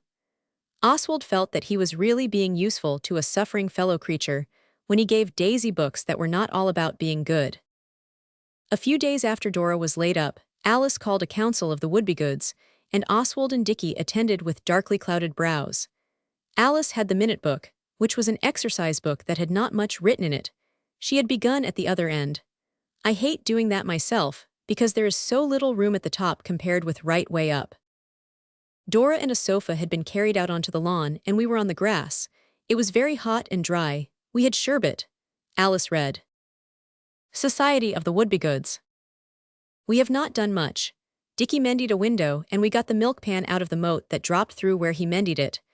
Dora, Oswald, Dickie and me got upset in the moat. This was not goodness. Dora's foot was hurt. We hope to do better next time. Then came Noel's poem. We are the Wouldbegoods Society. We are not good yet, but we mean to try. And if we try, and if we don't succeed, it must mean we are very bad indeed. This sounded so much righter than Noel's poetry generally does, that Oswald said so, and Noel explained that Denny had helped him. He seems to know the right length for lines of poetry. I suppose it comes of learning so much at school, Noel said. Then Oswald proposed that anybody should be allowed to write in the book if they found out anything good that anyone else had done, but not things that were public acts. And nobody was to write about themselves, or anything other people told them, only what they found out. After a brief jaw the others agreed, and Oswald felt, not for the first time in his young life, that he would have made a good diplomatic hero to carry dispatches and outwit the other side. For now, he had put it out of the minute book's power to be the kind of thing readers of Ministering Children would have wished. And if anyone tells other people any good thing he's done, he is to go to Coventry for the rest of the day. And Denny remarked, we shall do good by stealth and blush to find it shame. After that nothing was written in the book for some time. I looked about, and so did the others, but I never caught anyone in the act of doing anything extra, though several of the others have told me since of things they did at this time, and really wondered nobody had noticed.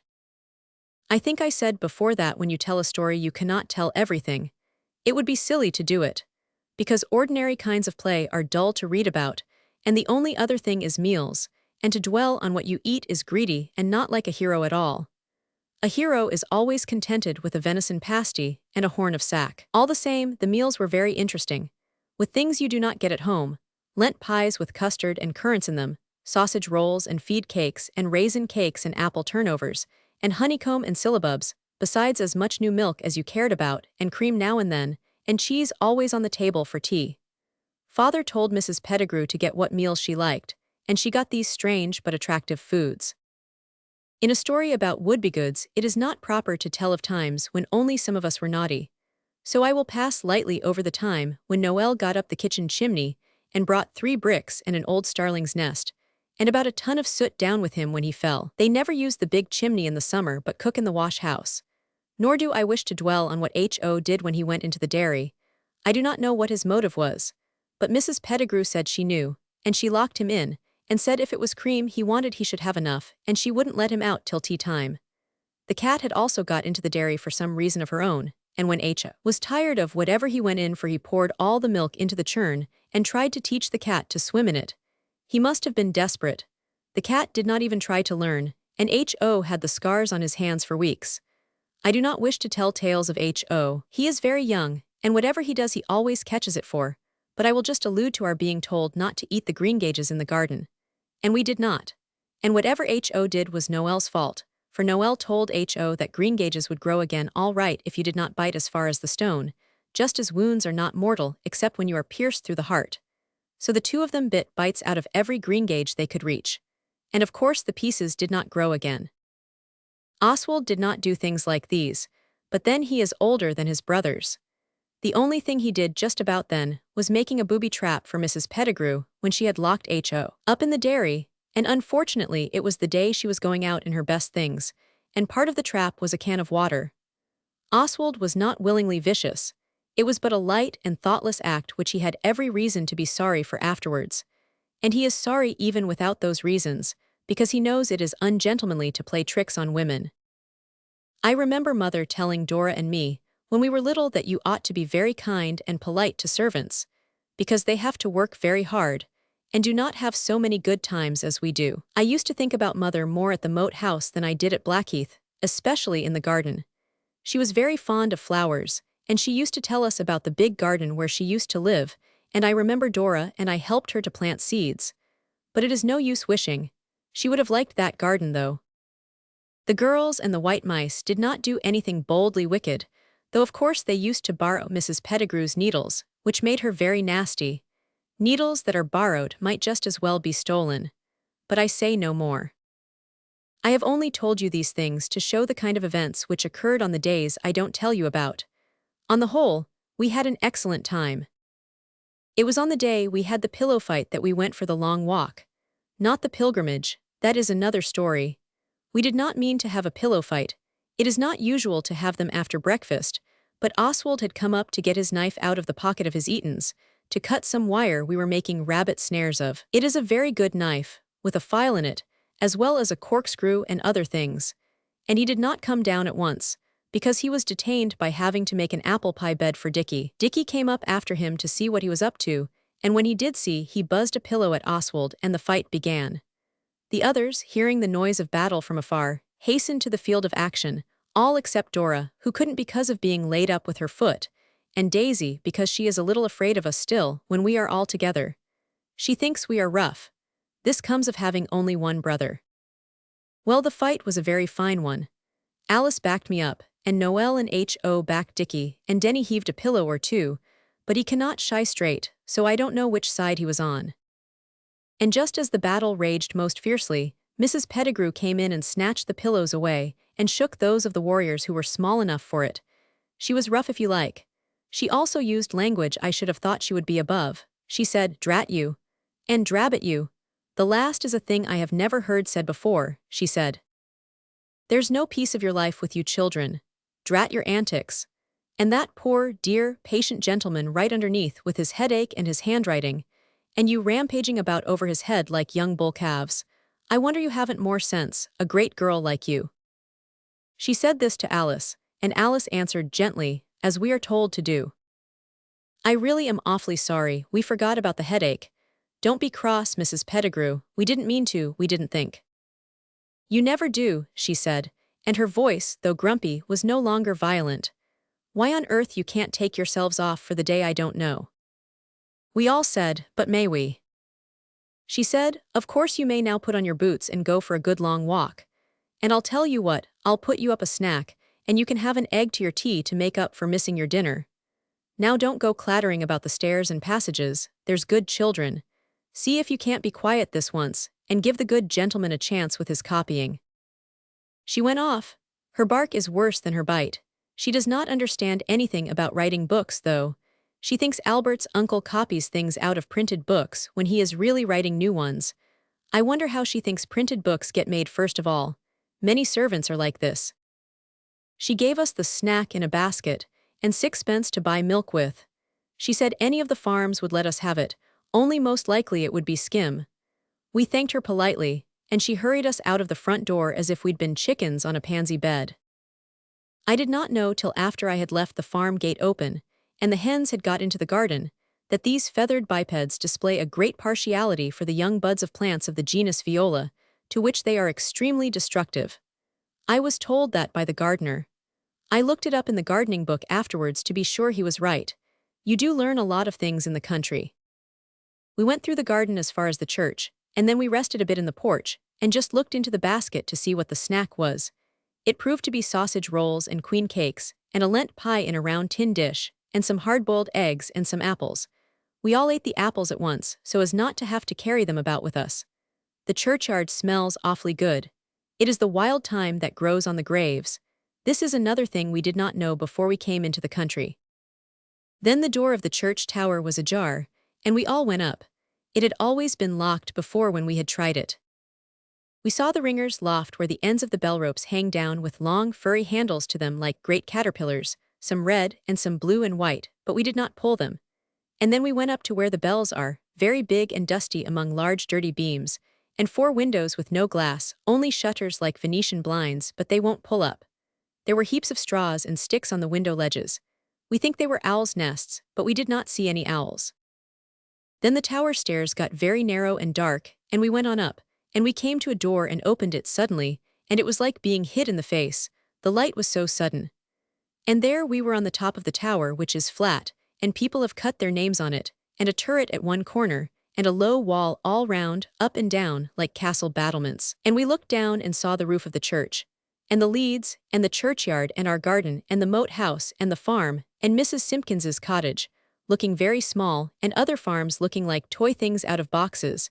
And we saw cornfields and meadows and pastures. A pasture is not the same thing as a meadow, whatever you may think.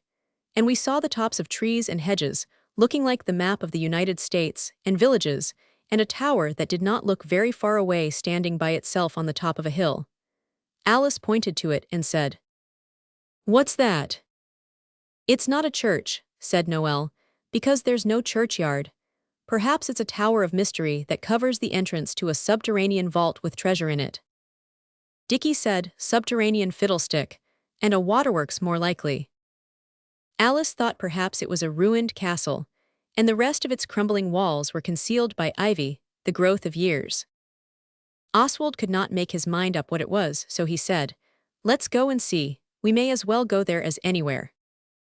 So we got down out of the church tower and dusted ourselves, and set out. The Tower of Mystery showed quite plainly from the road, now that we knew where to look for it, because it was on the top of a hill. We began to walk, but the tower did not seem to get any nearer, and it was very hot.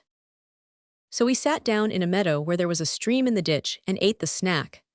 We drank the pure water from the brook out of our hands, because there was no farm to get milk at just there, and it was too much fag to look for one, and besides, we thought we might as well save the 6pence. Then we started again, and still the tower looked as far off as ever. Denny began to drag his feet, though he had brought a walking stick which none of the rest of us had, and said, "I wish a cart would come along, we might get a lift." He knew all about getting lifts, of course, from having been in the country before. He is not quite the white mouse we took him for at first. Of course, when you live in Lewisham or Blackheath, you learn other things. If you asked for a lift in Lewisham High Street, your only reply would be jeers. We sat down on a heap of stones, and decided that we would ask for a lift from the next cart, whichever way it was going. It was while we were waiting that Oswald found out about plantain seeds being good to eat. When the sound of wheels came, we remarked with joy that the cart was going towards the Tower of Mystery. It was a cart a man was going to fetch a pig home in. Denny said, "I say, you might give us a lift, will you?" The man who was going for the pig said, "What, all that little lot?" But he winked at Alice, and we saw that he meant to aid us on our way. So we climbed up, and he whipped up the horse and asked us where we were going. He was a kindly old man, with a face like a walnut shell, and white hair and beard like a jack-in-the-box. "We want to get to the tower," Alice said. "Is it a ruin or not?" "It ain't no ruin," the man said. "No fear of that. The man what built it, he left so much a year to be spent on repairing of it, money that might have put bread in honest folks' mouths." We asked, was it a church then, or not? "Church," he said, "not it, it's more of a tombstone from all I can make out.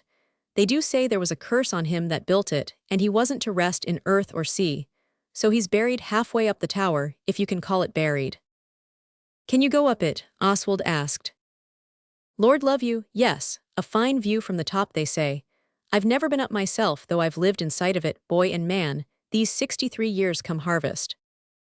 Alice asked whether you had to go past the dead and buried person to get to the top of the tower, and could you see the coffin? "No, no," the man said. "That's all hid away behind a slab of stone, that is, with reading on it. You've no call to be afraid, missy. It's daylight all the way up. But I wouldn't go there after dark, so I wouldn't. It's always open day and night, and they say tramps sleep there now and again. Anyone who likes can sleep there, but it wouldn't be me." We thought that it would not be us either, but we wanted to go more than ever, especially when the man said. My own great-uncle of the mother's side, he was one of the masons that set up the stone slab. Before then it was thick glass, and you could see the dead man lying inside as he'd left it in his will. He was lying there in a glass coffin with his best clothes, blue satin and silver, my uncle said, such as was all the go in his day, with his wig on and his sword beside him, what he used to wear. My uncle said his hair had grown out from under his wig, and his beard was down to the toes of him. My uncle he always upheld that that dead man was no deader than you and me, but was in a sort of fit, a transit, I think they call it, and looked for him to waken into life again some day. But the doctor said not. It was only something done to him like Pharaoh in the Bible afore he was buried.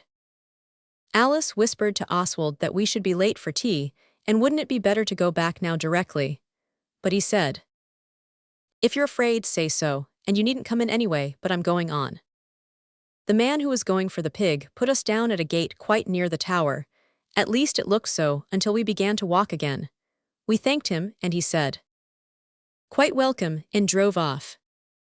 We were rather quiet going through the wood. What we had heard made us very anxious to see the tower, all except Alice, who would keep talking about tea, though not a greedy girl by nature. None of the others encouraged her, but Oswald thought himself that we had better be home before dark. As we went up the path through the wood we saw a poor wayfarer, with dusty bare feet, sitting on the bank. He stopped us, and said he was a sailor, and asked for a trifle to help him to get back to his ship. I did not like the look of him much myself, but Alice said, oh, the poor man, do let's help him, Oswald. So we held a hurried council, and decided to give him the milk 6pence. Oswald had it in his purse, and he had to empty the purse into his hand to find the 6pence, for that was not all the money he had, by any means. Noel said afterwards that he saw the wayfarer's eyes fastened greedily upon the shining pieces as Oswald returned them to his purse. Oswald has to own that he purposely let the man see that he had more money, so that the man might not feel shy about accepting so large a sum as 6pence. The man blessed our kind hearts, and we went on. The sun was shining very brightly, and the Tower of Mystery did not look at all like a tomb when we got to it. The bottom story was on arches, all open, and ferns and things grew underneath. There was a round stone stair going up in the middle. Alice began to gather ferns while we went up, but when we had called out to her that it was as the pig man had said, and daylight all the way up, she said, all right, I'm not afraid. I'm only afraid of being late home, and came up after us. And perhaps, though not downright manly truthfulness, this was as much as you could expect from a girl. There were holes in the little tower of the staircase to let light in. At the top of it was a thick door with iron bolts. We shot these back, and it was not fear but caution that made Oswald push open the door so very slowly and carefully. Because, of course, a stray dog or cat might have got shut up there by accident, and it would have startled Alice very much if it had jumped out on us. When the door was opened, we saw that there was no such thing. It was a room with 8 sides. Denny says it is the shape called octogenarian because a man named Octagius invented it. There were 8 large arched windows with no glass, only stonework, like in churches. The room was full of sunshine, and you could see the blue sky through the windows, but nothing else because they were so high up. It was so bright we began to think the pig man had been kidding us. Under one of the windows was a door. We went through, and there was a little passage and then a turret-twisting stair, like in the church, but quite light with windows. When we had gone some way up this, we came to a sort of landing, and there was a block of stone let into the wall, polished. Denny said it was Aberdeen graphite with gold letters cut in it. It said, here lies the body of Mr. Richard Ravenel. Born 1720, die. And a verse of poetry. Here lie I between earth and sky. Think upon me, dear passers-by. And you who do my tombstone see. Be kind to say a prayer for me. How horrid, Alice said, do let's get home. We may as well go to the top, Dickie said, just to say we've been. And Alice is no funk, so she agreed, though I could see she did not like it. Up at the top it was like the top of the church tower, only octogenarian in shape, instead of square. Alice got all right there, because you cannot think much about ghosts and nonsense when the sun is shining bang down on you at 4 o'clock in the afternoon, and you can see red farm roofs between the trees, and the safe white roads, with people in carts like black ants crawling. It was very jolly, but we felt we ought to be getting back, because tea is at 5, and we could not hope to find lifts both ways. So we started to go down. Dickie went first, then Oswald, then Alice, and H.O. had just stumbled over the top step and saved himself by Alice's back, which nearly upset Oswald and Dickie when the hearts of all stood still, and then went on by leaps and bounds, like the good work in missionary magazines. For down below us, in the tower where the man whose beard grew down to his toes after he was dead was buried, there was a noise, a loud noise. And it was like a door being banged and bolts fastened. We tumbled over each other to get back into the open sunshine on the top of the tower, and Alice's hand got jammed between the edge of the doorway and H.O.'s boot. It was bruised black and blue, and another part bled, but she did not notice it till long after. We looked at each other, and Oswald said in a firm voice, at least, I hope it was. What was that? He has waked up, Alice said. Oh, I know he has. Of course there is a door for him to get out by when he wakes. He'll come up here, I know he will. Dickie said, and his voice was not at all firm, I noticed that at the time. It doesn't matter if he's alive. Unless he's come to life a raving lunatic, Noel said, and we all stood with our eyes on the doorway of the turret, and held our breath to hear. But there was no more noise. Then Oswald said, and nobody ever put it in the Golden Deed book, though they own that it was brave and noble of him, he said. Perhaps it was only the wind blowing one of the doors to. I'll go down and see, if you will, Dick. Dickie only said, the wind doesn't shoot bolts. A bolt from the blue, said Denny to himself, looking up at the sky. His father is a sub-editor. He had gone very red, and he was holding on to Alice's hand. Suddenly he stood up quite straight and said, I'm not afraid, I'll go and see. This was afterwards put in the Golden Deed book. It ended in Oswald and Dickie and Denny going. Denny went first because he said he would rather, and Oswald understood this and let him. If Oswald had pushed first, it would have been like Sir Lancelot refusing to let a young knight win his spurs. Oswald took good care to go second himself, though. The others never understood this. You don't expect it from girls, but I did think father would have understood without Oswald telling him, which of course he never could. We all went slowly. At the bottom of the turret stairs we stopped short, because the door there was bolted fast and would not yield to shoves, however desperate and united. Only now somehow we felt that Mr. Richard Ravenel was all right and quiet, but that someone had done it for a lark, or perhaps not known about anyone being up there. So we rushed up, and Oswald told the others in a few hasty but well-chosen words, and we all leaned over between the battlements and shouted, Hi, you there. Then from under the arches of the quite downstairs part of the tower a figure came forth, and it was the sailor who had had our milk 6pence.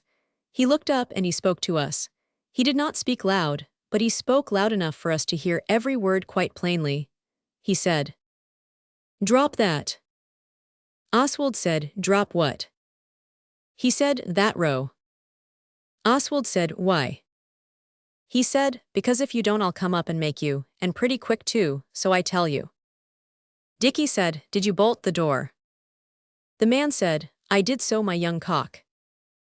Alice said, and Oswald wished to goodness she had held her tongue, because he saw right enough the man was not friendly. Oh, do come and let us out, do please. While she was saying it, Oswald suddenly saw that he did not want the man to come up. So he scurried down the stairs because he thought he had seen something on the door on the top side, and sure enough there were 2 bolts, and he shot them into their sockets. This bold act was not put in the Golden Deed book, because when Alice wanted to, the others said it was not good of Oswald to think of this, but only clever. I think sometimes, in moments of danger and disaster, it is as good to be clever as it is to be good. But Oswald would never demean himself to argue about this. When he got back the man was still standing staring up. Alice said, Oh, Oswald, he says he won't let us out unless we give him all our money, and we might be here for days and days and all night as well. No one knows where we are to come and look for us. Oh, do let's give it him all. She thought the lion of the English nation, which does not know when it is beaten, would be ramping in her brother's breast. But Oswald kept calm. He said, All right, and he made the others turn out their pockets. Denny had a bad shilling, with a head on both sides, and 3 halfpence. H.O. had a halfpenny. Noel had a French penny, which is only good for chocolate machines at railway stations. Dicky had 10 pence halfpenny, and Oswald had a 2 shilling piece of his own that he was saving up to buy a gun with. Oswald tied the whole lot up in his handkerchief, and looking over the battlements, he said, "You are an ungrateful beast. We gave you 6 pence freely of our own will." The man did look a little bit ashamed, but he mumbled something about having his living to get. Then Oswald said, "Here you are, catch," and he flung down the handkerchief with the money in it.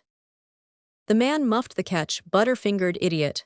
But he picked up the handkerchief and undid it, and when he saw what was in it he swore dreadfully. The cad. "Look here," he called out, "this won't do, young shaver. I want those there shiners I see in your puss. Chuck 'em along."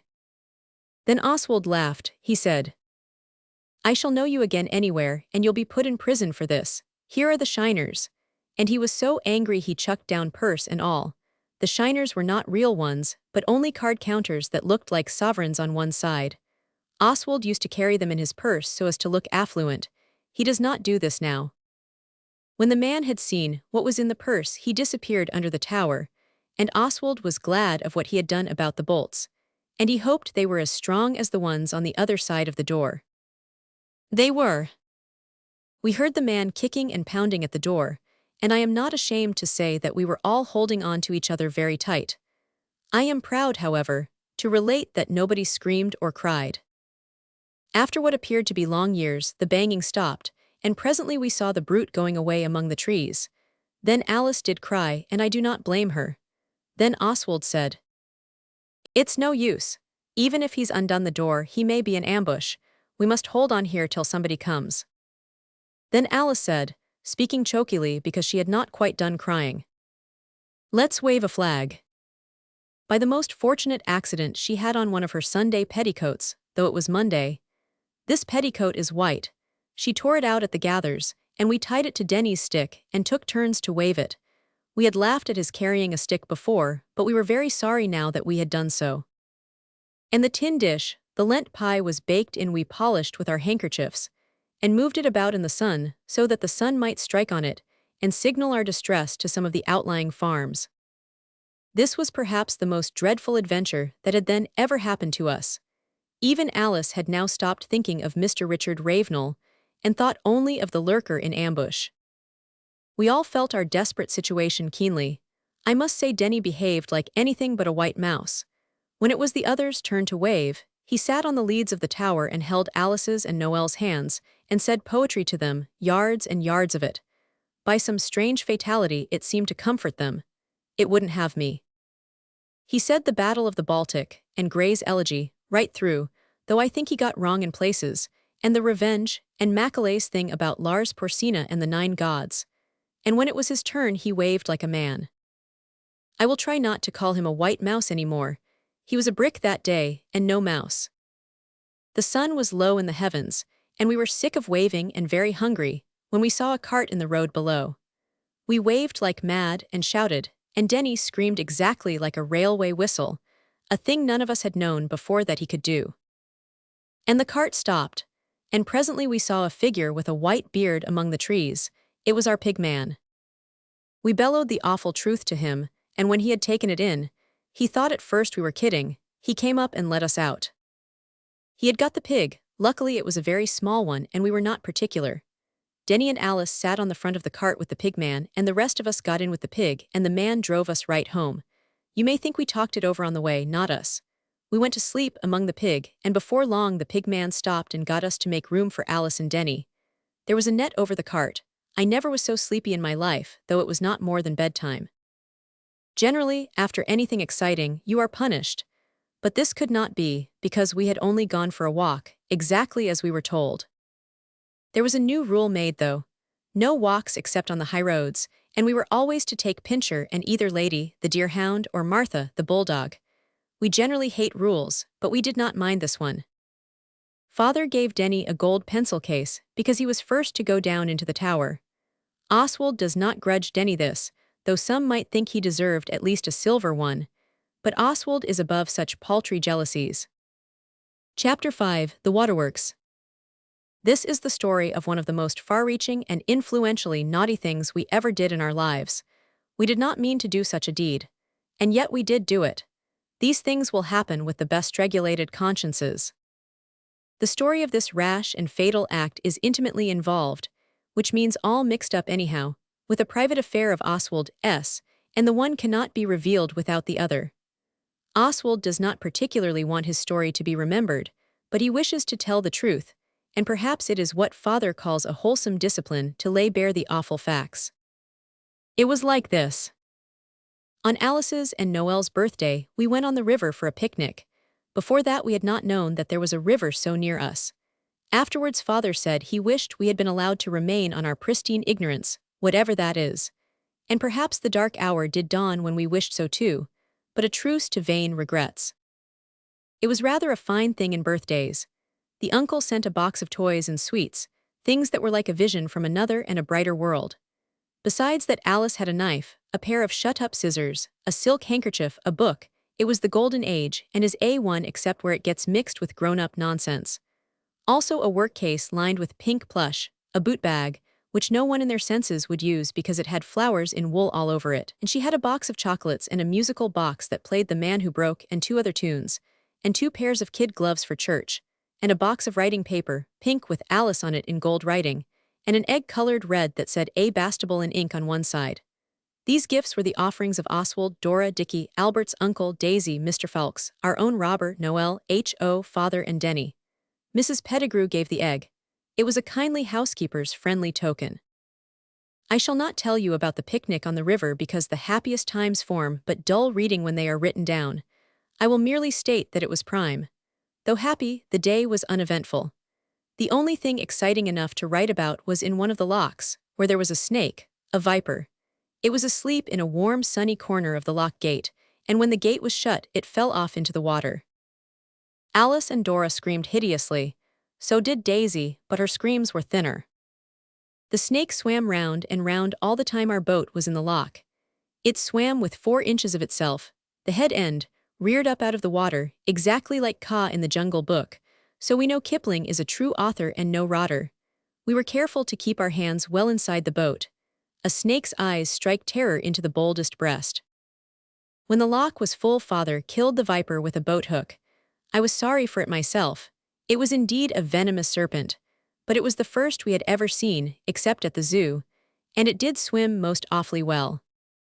Directly the snake had been killed, H.O. reached out for its corpse, and the next moment the body of our little brother was seen wriggling conclusively on the boat's edge.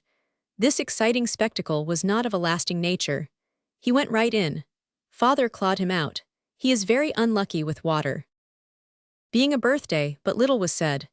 H.O. was wrapped in everybody's coats and did not take any cold at all.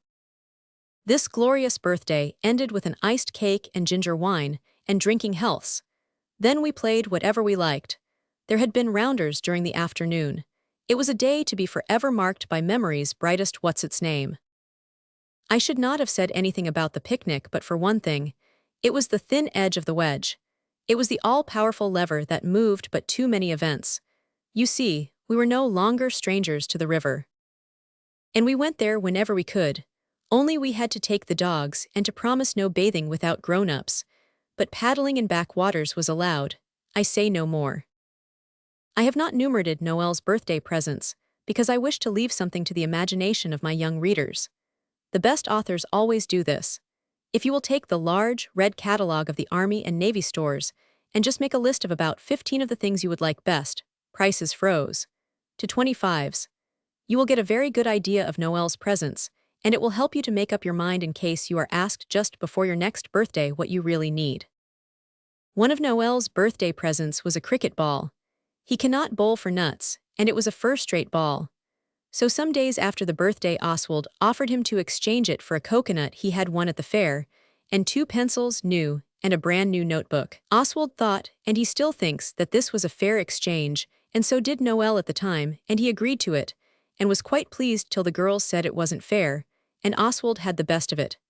And then that young beggar Noel wanted the ball back, but Oswald, though not angry, was firm. You said it was a bargain, and you shook hands on it, he said, and he said it quite kindly and calmly. Noel said he didn't care. He wanted his cricket ball back, and the girls said it was a horrid shame.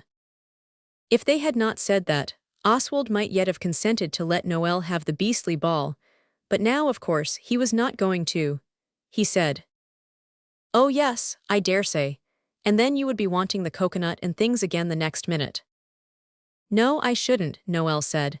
It turned out afterwards he and Ho had eaten the coconut, which only made it worse. And it made them worse too, which is what the book calls poetic justice. Dora said, "I don't think it was fair," and even Alice said, "Do let him have it back, Oswald." I wish to be just to Alice. She did not know then about the coconut having been secretly wolfed up. We were in the garden. Oswald felt all the feelings of the hero when the opposing forces gathered about him are opposing as hard as ever they can. He knew he was not unfair, and he did not like to be jawed at just because Noel had eaten the coconut and wanted the ball back. Though Oswald did not know then about the eating of the coconut, but he felt the injustice in his soul all the same. Noel said afterwards he meant to offer Oswald something else to make up for the coconut, but he said nothing about this at the time. "Give it me, I say," Noel said. And Oswald said, "Shan't."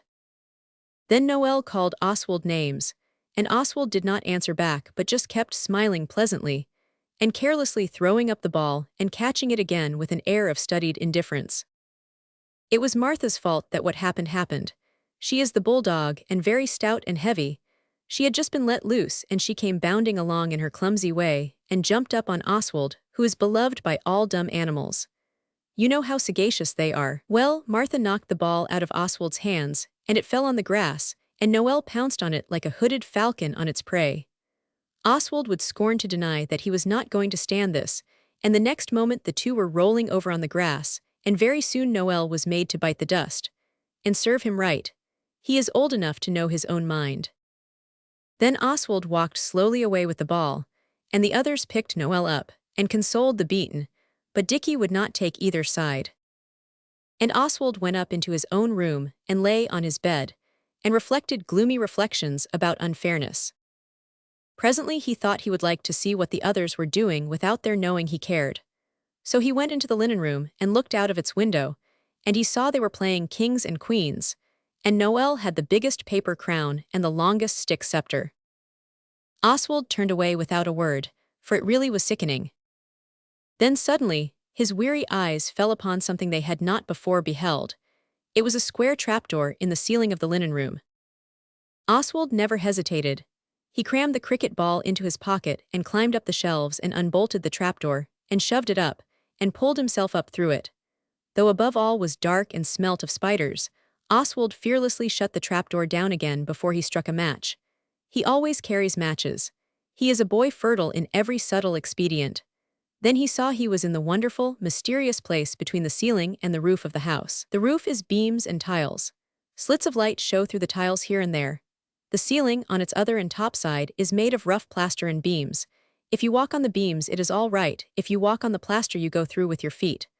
Oswald found this out later, but some fine instinct now taught the young explorer where he ought to tread and where not. It was splendid. He was still very angry with the others, and he was glad he had found out a secret they jolly well didn't know.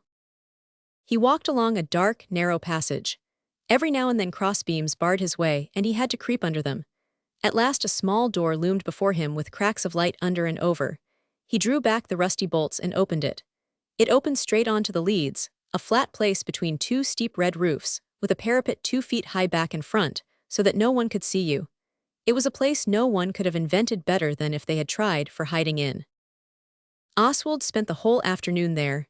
He happened to have a volume of Percy's anecdotes in his pocket, the one about lawyers, as well as a few apples. While he read, he fingered the cricket ball, and presently it rolled away, and he thought he would get it by and by. When the tea bell rang, he forgot the ball and went hurriedly down, for apples do not keep the inside from the pangs of hunger. Noel met him on the landing, got red in the face, and said, "It wasn't quite fair about the ball, because Ho and I had eaten the coconut. You can have it." "I don't want your beastly ball," Oswald said, "only I hate unfairness. However, I don't know where it is just now. When I find it, you shall have it to bowl with as often as you want. Then you're not waxy." And Oswald said no, and they went in to tea together. So that was all right. There were raisin cakes for tea. Next day we happened to want to go down to the river quite early. I don't know why, this is called fate or destiny. We dropped in at the Rose and Crown for some ginger beer on our way. The landlady is a friend of ours and lets us drink it in her back parlor instead of in the bar, which would be improper for girls. We found her awfully busy, making pies and jellies, and her two sisters were hurrying about with great hams, and pairs of chickens, and rounds of cold beef and lettuces, and pickled salmon and trays of crockery and glasses. "It's for the angling competition," she said. We said, "What's that?" "Why," she said, slicing cucumber like beautiful machinery while she said it, "a lot of anglers come down some particular day and fish one particular bit of the river. And the one that catches most fish gets the prize. They're fishing the pen above Stoneham Lock. And they all come here to dinner. So I've got my hands full and a trifle over." We said, "Couldn't we help?" But she said, "Oh no, thank you. Indeed not, please. I really am, so I don't know which way to turn. Do run along like deers." So we ran along like these timid but graceful animals. Need I tell the intellectual reader that we went straight off to the pen, above Stoneham Lock, to see the anglers competing? Angling is the same thing as fishing. I am not going to try and explain locks to you. If you've never seen a lock, you could never understand even if I wrote it in words of one syllable and pages long. And if you have, you'll understand without my telling you. It is harder than Euclid if you don't know beforehand. But you might get a grown-up person to explain it to you with books or wooden bricks. I will tell you what a pen is because that is easy. It is the bit of river between one lock and the next. In some rivers, pens are called reaches, but pen is the proper word. We went along the towing path. It is shady with willows, aspens, alders, elders, oaks, and other trees. On the banks are flowers, yarrow, meadowsweet, willow herb, loosestrife, and lady's bedstraw. Oswald learned the names of all these trees and plants on the day of the picnic. The others didn't remember them, but Oswald did. He is a boy of what they call relenting memory. The anglers were sitting here and there on the shady bank among the grass and the different flowers I have named. Some had dogs with them, and some umbrellas, and some had only their wives and families. We should have liked to talk to them and ask how they liked their lot, and what kinds of fish there were, and whether they were nice to eat, but we did not like to. Denny had seen anglers before, and he knew they liked to be talked to, but though he spoke to them quite like to equals, he did not ask the things we wanted to know. He just asked whether they'd had any luck, and what bait they used. And they answered him back politely, "I am glad I am not an angler." It is an immovable amusement, and as often as not, no fish to speak of after all. Daisy and Dora had stayed at home. Dora's foot was nearly well, but they seem really to like sitting still. I think Dora likes to have a little girl to order about. Alice never would stand it. When we got to Stoneham Lock, Denny said he should go home and fetch his fishing rod. H.O. went with him. This left four of us: Oswald, Alice, Dickie, and Noel. We went on down the towing path. The lock shuts up. That sounds as if it was like the lock on a door, but it is very otherwise, between one pen of the river and the next. The pen where the anglers were was full right up over the roots of the grass and flowers. But the pen below was nearly empty. "You can see the poor river's bones," Noel said. And so you could. Stones and mud and dried branches, and here and there an old kettle or a tin pail with no bottom to it, that some bargee had chucked in. From walking so much along the river, we knew many of the bargees. Bargees are the captains and crews of the big barges that are pulled up and down the river by slow horses. The horses do not swim. They walk on the towing path, with a rope tied to them, and the other end to the barge, so it gets pulled along. The bargees we knew were a good friendly sort, and used to let us go all over the barges when they were in a good temper. They were not at all the sort of bullying, cowardly fiends in human form that the young hero at Oxford fights a crowd of, single-handed, in books. The river does not smell nice when its bones are showing. But we went along down, because Oswald wanted to get some cobbler's wax in Falding village for a bird net he was making. But just above Falding Lock, where the river is narrow and straight, we saw a sad and gloomy sight. A big barge sitting flat on the mud because there was not water enough to float her. There was no one on board, but we knew by a red flannel waistcoat that was spread out to dry on top that the barge belonged to friends of ours. Then Alice said, They have gone to find the man who turns on the water to fill the pen. I dare say they won't find him. He's gone to his dinner, I shouldn't wonder. What a lovely surprise it would be if they came back to find their barge floating high and dry on a lot of water. Let's do it. It's a long time since any of us did a kind action deserving of being put in the book of golden deeds. We had given that name to the minute book of that beastly Society of the Wouldbegoods. Then you could think of the book if you wanted to without remembering the society. I always tried to forget both of them. Oswald said, "But how? You don't know how, and if you did we haven't got a crowbar." I cannot help telling you that locks are opened with crowbars. You push and push till a thing goes up and the water runs through. It is rather like the little sliding door in the big door of a hen house. "I know where the crowbar is," Alice said. "Dickie and I were down here yesterday when you were She was going to say sulking, I know, but she remembered manners ere too late, so Oswald bears her no malice. She went on, "Yesterday when you were upstairs, and we saw the water tender open the lock and the weir sluices. It's quite easy, isn't it, Dickie?" "As easy as kiss your hand," said Dickie. "And what's more, I know where he keeps the other thing he opens the sluices with. I votes we do." "Do let's, if we can," Noel said, "and the bargees will bless the names of their unknown benefactors. They might make a song about us, and sing it on winter nights as they pass round the wassail bowl in front of the cabin fire." Noel wanted to very much, but I don't think it was altogether for generousness, but because he wanted to see how the sluices opened. Yet perhaps I do but wrong the boy. We sat and looked at the barge a bit longer, and then Oswald said, well, he didn't mind going back to the lock and having a look at the crowbars. You see, Oswald did not propose this. He did not even care very much about it when Alice suggested it. But when we got to Stoneham Lock, and Dickie dragged the 2 heavy crowbars from among the elder bushes behind a fallen tree, and began to pound away at the sluice of the lock, Oswald felt it would not be manly to stand idly apart. So he took his turn. It was very hard work, but we opened the lock sluices, and we did not drop the crowbar into the lock either, as I have heard of being done by older and sillier people. The water poured through the sluices all green and solid, as if it had been cut with a knife, and where it fell on the water underneath, the white foam spread like a moving counterpane. When we had finished the lock, we did the weir, which is wheels and chains, and the water pours through over the stones in a magnificent waterfall and sweeps out all round the weir pool. The sight of the foaming waterfalls was quite enough reward for our heavy labors, even without the thought of the unspeakable gratitude that the bargees would feel to us when they got back to their barge and found her no longer a stick in the mud, but bounding on the free bosom of the river.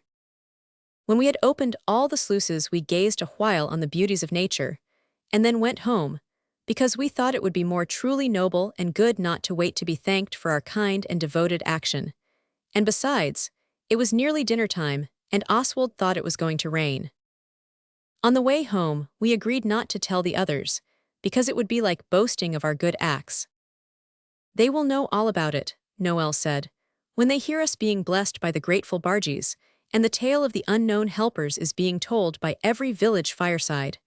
And then they can write it in the Golden Deed book." So we went home. Denny and Ho had thought better of it, and they were fishing in the moat. They did not catch anything. Oswald is very weatherwise, at least so I have heard it said, and he had thought there would be rain. There was. It came on while we were at dinner. A great, strong, thundering rain, coming down in sheets, the first rain we had had since we came to the moat house. We went to bed as usual. No presentiment of the coming awfulness clouded our young mirth. I remember Dickie and Oswald had a wrestling match, and Oswald won. In the middle of the night, Oswald was awakened by a hand on his face. It was a wet hand and very cold. Oswald hid out, of course, but a voice said, in a hoarse, hollow whisper, "Don't be a young ass, have you got any matches? My bed's full of water, it's pouring down from the ceiling." Oswald's first thoughts was that perhaps by opening those sluices, we had flooded some secret passage which communicated with the top of Moat House. But when he was properly awake, he saw that this could not be, on account of the river being so low. He had matches. He is, as I said before, a boy full of resources. He struck one and lit a candle, and Dickie, for it was indeed he, gazed with Oswald at the amazing spectacle. Our bedroom floor was all wet in patches. Dickie's bed stood in a pond, and from the ceiling water was dripping in rich profusion at a dozen different places. There was a great wet patch in the ceiling, and that was blue instead of white like the dry part, and the water dripped from different parts of it. In a moment, Oswald was quite unmanned. "Crikey," he said, in a heartbroken tone, and remained an instant plunged in thought. "What on earth are we to do?" Dickie said. And really for a short time, even Oswald did not know. It was a blood-curdling event, a regular facer. Albert's uncle had gone to London that day to stay till the next, yet something must be done. The first thing was to rouse the unconscious others from their deep sleep, because the water was beginning to drip onto their beds, and though as yet they knew it not, there was quite a pool on Noel's bed, just in the hollow behind where his knees were doubled up, and one of H.O.'s boots was full of water, that surged wildly out when Oswald happened to kick it over. We woke them, a difficult task, but we did not shrink from it. Then we said, "Get up, there is a flood, wake up or you will be drowned in your beds," and it's 2:30 by Oswald's watch. They awoke slowly and very stupidly. H.O. was the slowest and stupidest. The water poured faster and faster from the ceiling. We looked at each other and turned pale, and Noel said, "Hadn't we better call Mrs. Pettigrew?" But Oswald simply couldn't consent to this. He could not get rid of the feeling that this was our fault somehow for meddling with the river, though of course the clear star of reason told him it could not possibly be the case. We all devoted ourselves, heart and soul, to the work before us. We put the bath under the worst and wettest place, and the jugs and basins under lesser streams, and we moved the beds away to the dry end of the room. Ours is a long attic that runs right across the house. But the water kept coming in worse and worse. Our nightshirts were wet through, so we got into our other shirts and knickerbockers, but preserved bareness in our feet, and the floor kept on being 1/2 inch deep in water, however much we mopped it up. We emptied the basins out of the window as fast as they filled, and we bailed the bath with a jug, without pausing to complain how hard the work was. All the same, it was more exciting than you can think. But in Oswald's dauntless breast, he began to see that they would have to call Mrs. Pettigrew. A new waterfall broke out between the fire grate and the mantelpiece, and spread in devastating floods. Oswald is full of ingenious devices. I think I have said this before, but it is quite true, and perhaps even truer this time than it was last time I said it. He got a board out of the box room next door, and rested one end in the chink between the fireplace and the mantelpiece, and laid the other end on the back of a chair. Then we stuffed the rest of the chink with our nightgowns, and laid a towel along the plank. And behold, a noble stream poured over the end of the board right into the bath we put there ready. It was like Niagara, only not so round in shape. The first lot of water that came down the chimney was very dirty. The wind whistled outside. Noel said, "If its pipes burst, and not the rain, it will be nice for the water rates." Perhaps it was only natural after this for Denny to begin with his everlasting poetry. He stopped mopping up the water to say. By this the storm grew loud apace. The water rats were shrieking, and in the howl of heaven each face grew black as they were speaking. Our faces were black and our hands too, but we did not take any notice. We only told him not to gas but to go on mopping. And he did, and we all did. But more and more water came pouring down. You would not believe so much could come off one roof. When at last it was agreed that Mrs. Pettigrew must be awakened at all hazards, we went and woke Alice to do the fatal errand. When she came back, with Mrs. Pettigrew in a nightcap and red flannel petticoat, we held our breath. But Mrs. Pettigrew did not even say, "What on earth have you children been up to now?" as Oswald had feared. She simply sat down on my bed and said, "Oh dear, oh dear, oh dear," ever so many times. Then Denny said, "I once saw holes in a cottage roof. The man told me it was done when the water came through the thatch. He said if the water lies all about on the top of the ceiling, it breaks it down, but if you make holes the water will only come through the holes and you can put pails under the holes to catch it." So we made 9 holes in the ceiling with the poker, and put pails, baths and tubs under, and now there was not so much water on the floor. But we had to keep on working like niggers, and Mrs. Pettigrew and Alice worked the same. About 5 in the morning the rain stopped. About 7 the water did not come in so fast, and presently it only dripped slowly. Our task was done. This is the only time I was ever up all night. I wish it happened oftener. We did not go back to bed then, but dressed and went down. We all went to sleep in the afternoon, though, quite without meaning to. Oswald went up on the roof before breakfast to see if he could find the hole where the rain had come in.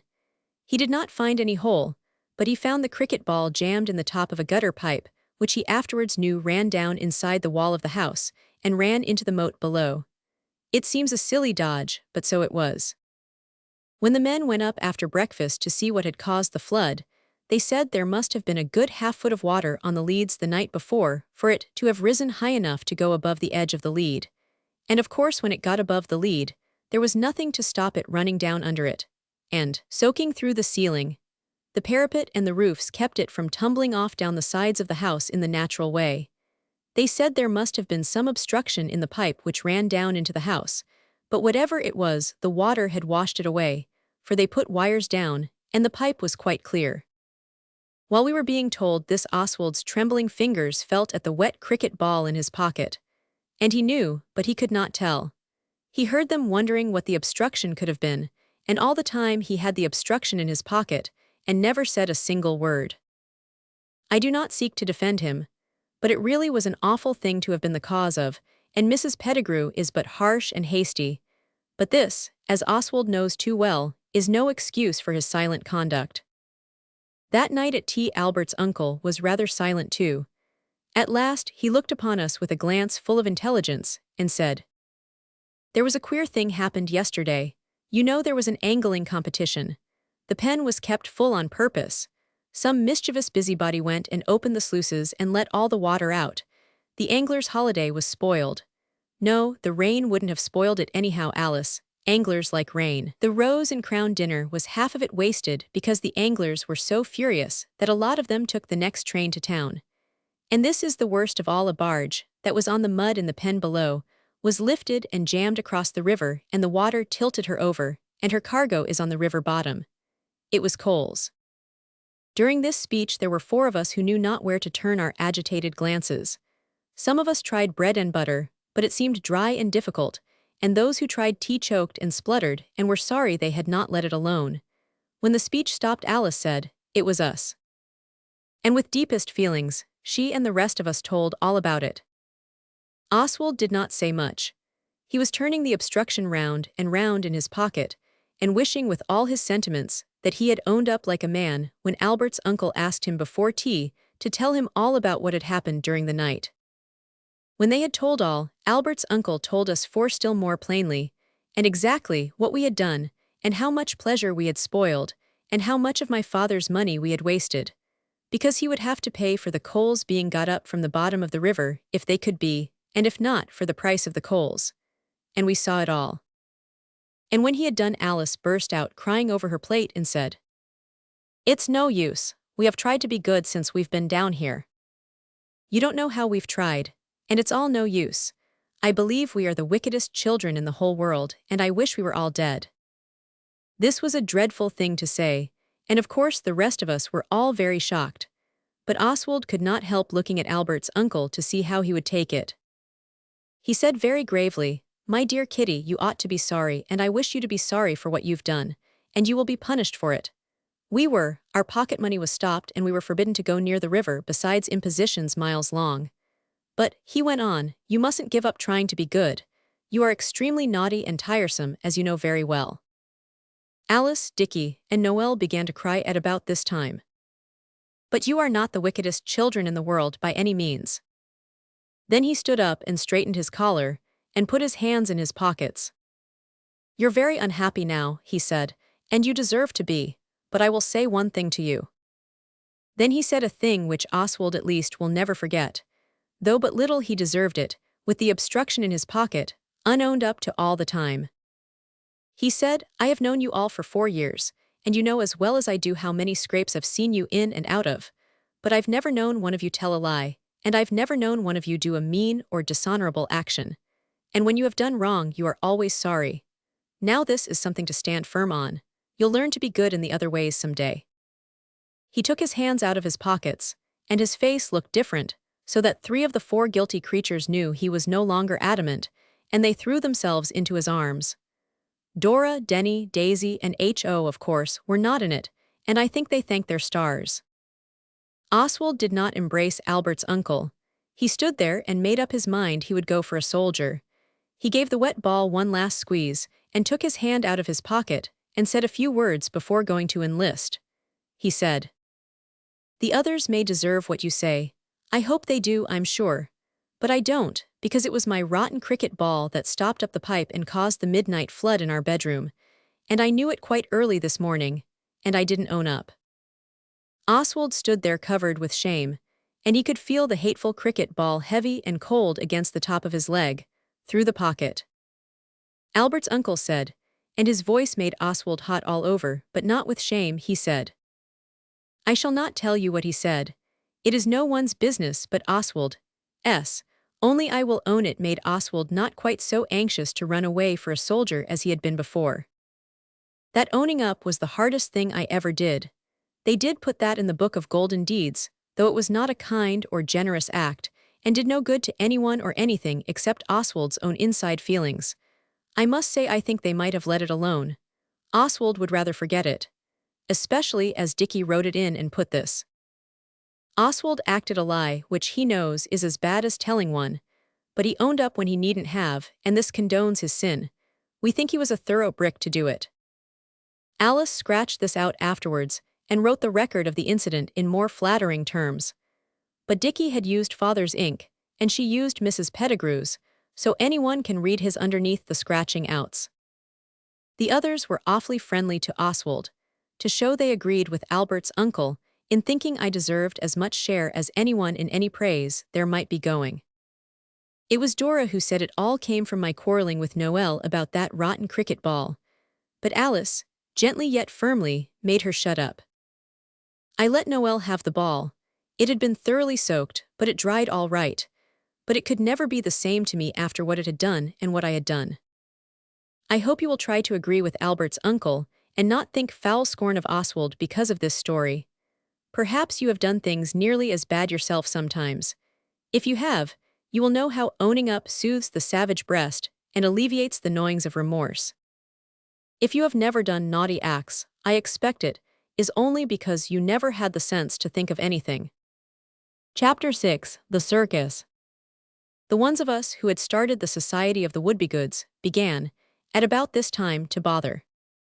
They said we had not done anything really noble, not worth speaking of, that is, for over a week, and that it was high time to begin again, with earnest endeavor, Daisy said. So then Oswald said, All right, but there ought to be an end to everything. Let's each of us think of one really noble and unselfish act, and the others shall help to work it out, like we did when we were treasure seekers.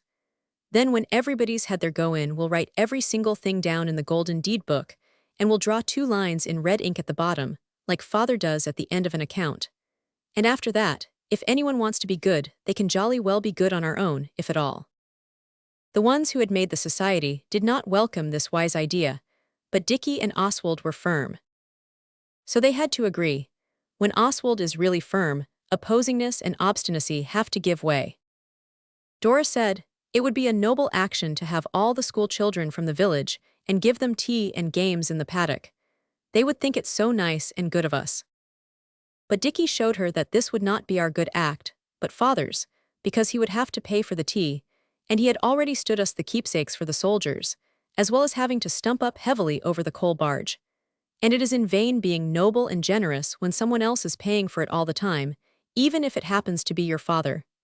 Then 3 others had ideas at the same time and began to explain what they were. We were all in the dining room, and perhaps we were making a bit of a row. Anyhow, Oswald, for one, does not blame Albert's uncle for opening his door and saying, I suppose I must not ask for complete silence. That were too much. But if you could whistle, or stamp with your feet, or shriek or howl, anything to vary the monotony of your well-sustained conversation. Oswald said kindly, We're awfully sorry, are you busy? Busy, said Albert's uncle. My heroine is now hesitating on the verge of an act which, for good or ill, must influence her whole subsequent career. You wouldn't like her to decide in the middle of such a row that she can't hear herself think. We said, no, we wouldn't.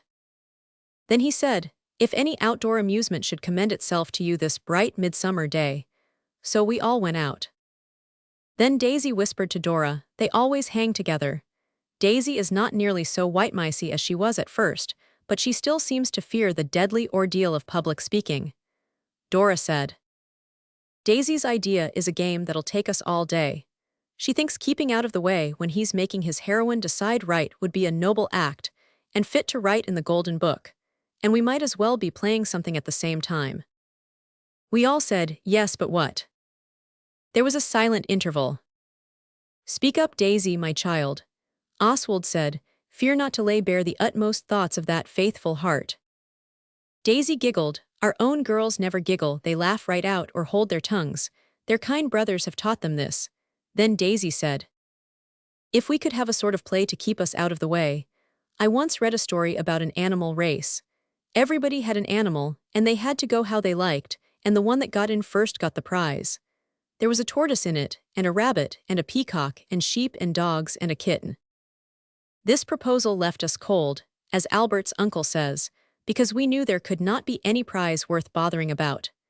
And though you may be ever ready and willing to do anything for nothing, yet if there's going to be a prize, there must be a prize, and there's an end of it. Thus the idea was not followed up. Dickie yawned and said, "Let's go into the barn and make a fort." So we did, with straw. It does not hurt straw to be messed about with like it does hay. The downstairs, down ladder, part of the barn was fun too, especially for Pincher. There was as good ratting there as you could wish to see. Martha tried it, but she could not help running kindly beside the rat, as if she was in double harness with it. This is the noble bulldog's gentle and affectionate nature coming out. We all enjoyed the ratting that day, but it ended, as usual, in the girls crying because of the poor rats. Girls cannot help this. We must not be waxy with them on account of it. They have their nature, the same as bulldogs have, and it is this that makes them so useful in smoothing the pillows of the sickbed and tending wounded heroes. However, the forts and Pincher and the girls crying, and having to be thumped on the back, passed the time very agreeably till dinner. There was roast mutton with onion sauce, and a roly-poly pudding. Albert's uncle said we had certainly effaced ourselves effectually, which means we hadn't bothered. So we determined to do the same during the afternoon, for he told us his heroine was by no means out of the wood yet. And at first it was easy. Jam Roly gives you a peaceful feeling, and you do not at first care if you never play any runabout game ever anymore. But after a while the torpor begins to pass away. Oswald was the first to recover from his. He had been lying on his front part in the orchard, but now he turned over on his back and kicked his legs up, and said, "I say, look here, let's do something." Daisy looked thoughtful. She was chewing the soft yellow parts of grass, but I could see she was still thinking about that animal race. So I explained to her that it would be very poor fun without a tortoise and a peacock, and she saw this, though not willingly. It was H.O. who said, "Doing anything with animals is prime if they only will. Let's have a circus." At the word the last thought of the pudding faded from Oswald's memory, and he stretched himself, sat up, and said, "Bully for H.O. let's." The others also threw off the heavy weight of memory, and sat up and said, "Let's," too. Never, never in all our lives had we had such a gay galaxy of animals at our command. The rabbits and the guinea pigs, and even all the bright, glass-eyed, stuffed denizens of our late-lamented jungle, paled into insignificance before the number of live things on the farm. I hope you do not think that the words I use are getting too long. I know they are the right words, and Albert's uncle says your style is always altered a bit by what you read, and I have been reading the Vicomte de Bragelonne. Nearly all my new words come out of those. The worst of a circus is, Dora said, that you've got to teach the animals things.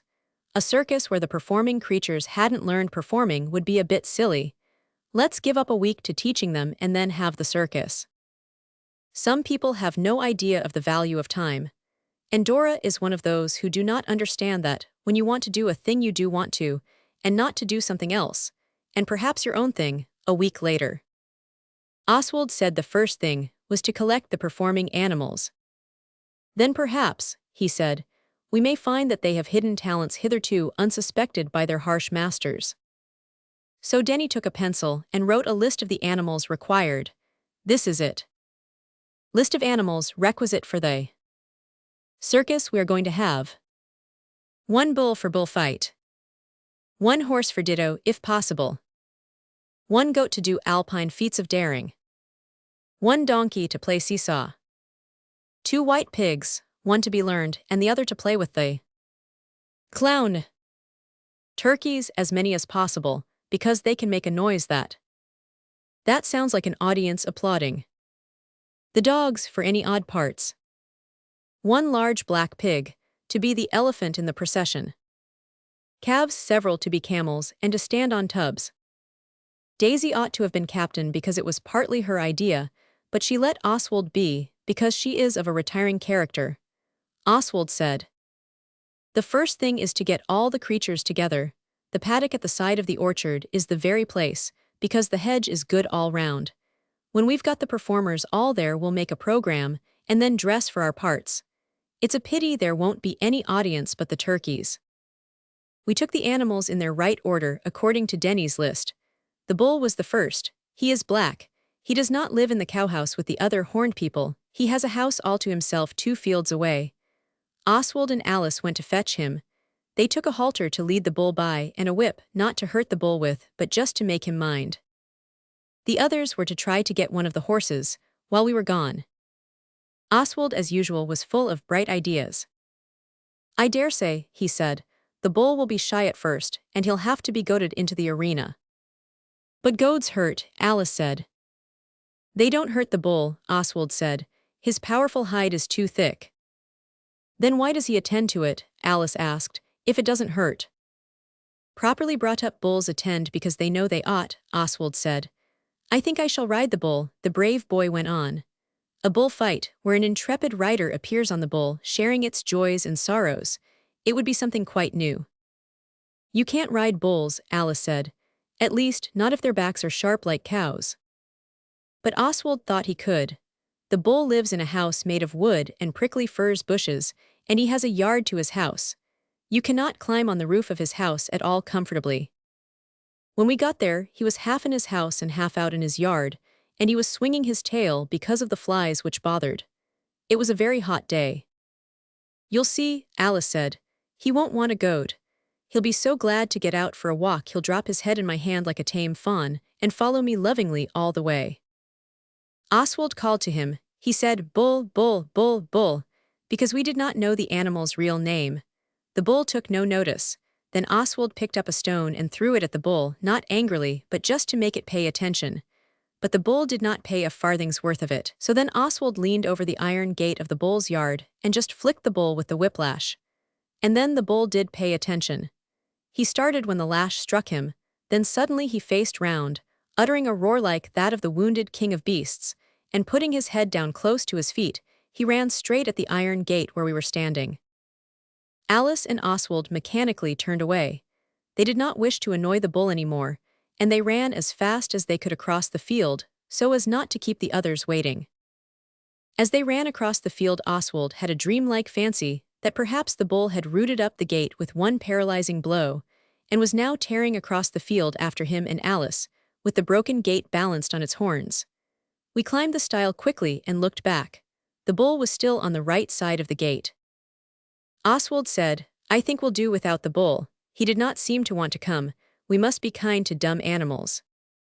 Alice said, between laughing and crying, "Oh, Oswald, how can you?" But we did do without the bull, and we did not tell the others how we had hurried to get back. We just said, the bull didn't seem to care about coming. The others had not been idle. They had got old Clover, the cart horse, but she would do nothing but graze, so we decided not to use her in the bullfight but to let her be the elephant. The elephant's is a nice quiet part, and she was quite big enough for a young one. Then the black pig could be learned, and the other 2 could be something else. They had also got the goat. He was tethered to a young tree. The donkey was there. Denny was leading him in the halter. The dogs were there, of course, they always are. So now we only had to get the turkeys for the applause, and the calves and pigs. The calves were easy to get because they were in their own house. There were 5, and the pigs were in their houses too. We got them out after long and patient toil, and persuaded them that they wanted to go into the paddock, where the circus was to be. This is done by pretending to drive them the other way. A pig only knows two ways, the way you want him to go and the other. But the turkeys knew thousands of different ways and tried them all. They made such an awful row, we had to drop all ideas of ever hearing applause from their lips, so we came away and left them. "Never mind," H.O. said. "They'll be sorry enough afterwards, nasty, unobliging things, because now they won't see the circus. I hope the other animals will tell them about it." While the turkeys were engaged in baffling the rest of us, Dickie had found 3 sheep who seemed to wish to join the glad throng, so we let them. Then we shut the gate of the paddock, and left the dumb circus performers to make friends with each other while we dressed. Oswald and H.O. were to be clowns. It is quite easy with Albert's uncle's pajamas, and flour on your hair and face, and the red they do the brick floors with. Alice had very short pink and white skirts, and roses in her hair and round her dress. Her dress was the pink calico and white muslin stuff off the dressing table in the girls' room, fastened with pins and tied round the waist with a small bath towel. She was to be the dauntless equestrienne, and to give her enhancing act a barebacked daring, riding either a pig or a sheep, whichever we found was freshest and most skittish. Dora was dressed for the haute école, which means a riding habit and a high hat. She took Dick's topper that he wears with his Etons, and a skirt of Mrs. Pettigrew's. Daisy dressed the same as Alice, taking the muslin from Mrs. Pettigrew's dressing table without saying anything beforehand. None of us would have advised this, and indeed we were thinking of trying to put it back, when Denny and Noel, who were wishing to look like highwaymen, with brown paper top boots and slouch hats and Turkish towel cloaks, suddenly stopped dressing and gazed out of the window. "Crikey," said Dick, "come on, Oswald," and he bounded like an antelope from the room. Oswald and the rest followed, casting a hasty glance through the window. Noel had got brown paper boots too, and a Turkish towel cloak. H.O. had been waiting for Dora to dress him up for the other clown. He had only his shirt and knickerbockers and his braces on. He came down as he was, as indeed we all did. And no wonder, for in the paddock, where the circus was to be, a blood-thrilling thing had transpired. The dogs were chasing the sheep, and we had now lived long enough in the country to know the fell nature of our dogs' improper conduct. We all rushed into the paddock, calling to Pincher and Martha and Lady. Pincher came almost at once. He is a well-brought-up dog, Oswald trained him. Martha did not seem to hear. She is awfully deaf, but she did not matter so much, because the sheep could walk away from her easily. She has no pace and no wind. But Lady is a deer hound. She is used to pursuing that fleet and antlered pride of the forest, the stag, and she can go like Billy-O. She was now far away in a distant region of the paddock, with a fat sheep just before her in full flight. I am sure if ever anybody's eyes did start out of their heads with horror, like in narratives of adventure, ours did then. There was a moment's pause of speechless horror. We expected to see Lady pull down her quarry, and we know what a lot of money a sheep costs, to say nothing of its own personal feelings. Then we started to run for all we were worth. It is hard to run swiftly as the arrow from the bow when you happen to be wearing pajamas belonging to a grown-up person, as I was, but even so I beat Dickie. He said afterwards, it was because his brown paper boots came undone and tripped him up.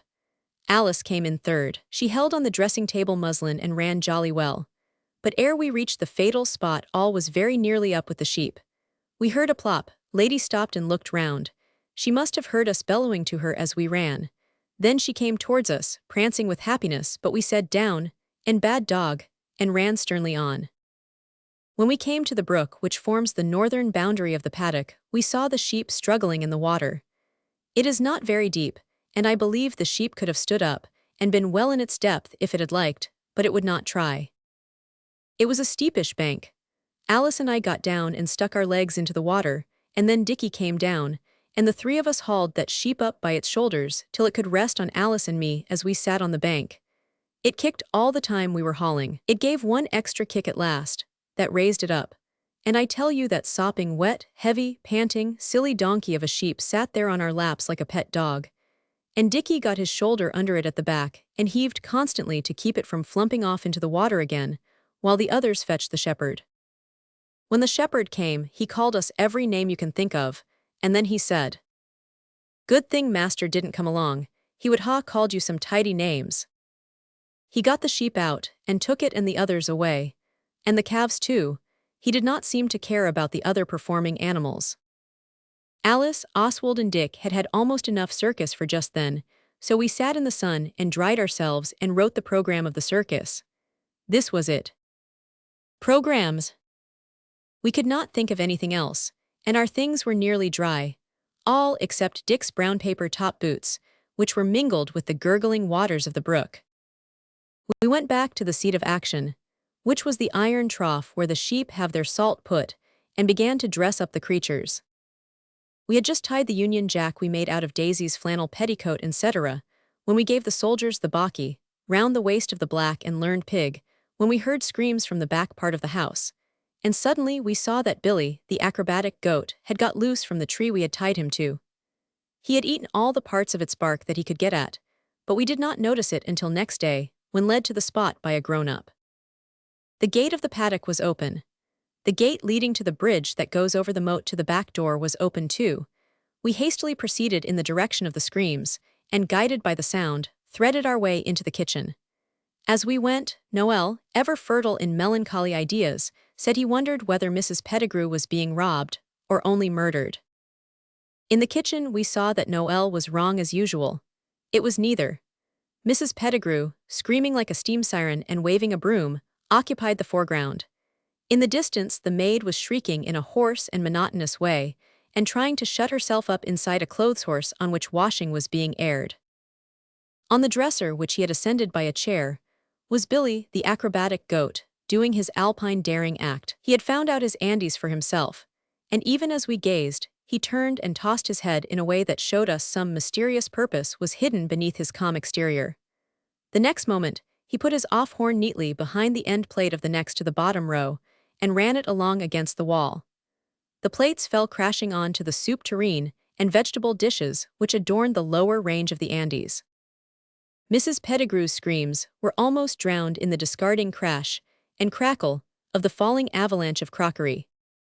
Oswald, though stricken with horror and polite regret, preserved the most dauntless coolness.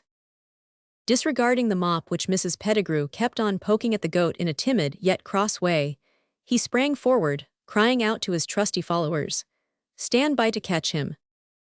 But Dick had thought of the same thing, and ere Oswald could carry out his long-cherished and general-like design, Dickie had caught the goat's legs and tripped it up. The goat fell against another row of plates, righted itself hastily in the gloomy ruins of the soup tureen and the sauce-boats, and then fell again, this time towards Dickie. The two fell heavily on the ground together. The trusty followers had been so struck by the daring of Dickie and his lion-hearted brother that they had not stood by to catch anything. The goat was not hurt, but Dickie had a sprained thumb and a lump on his head like a black marble doorknob. He had to go to bed. I will draw a veil and asterisks over what Mrs. Pettigrew said, also Albert's uncle, who was brought to the scene of ruin by her screams. Few words escaped our lips. There are times when it is not wise to argue, however, little what has occurred is really our fault.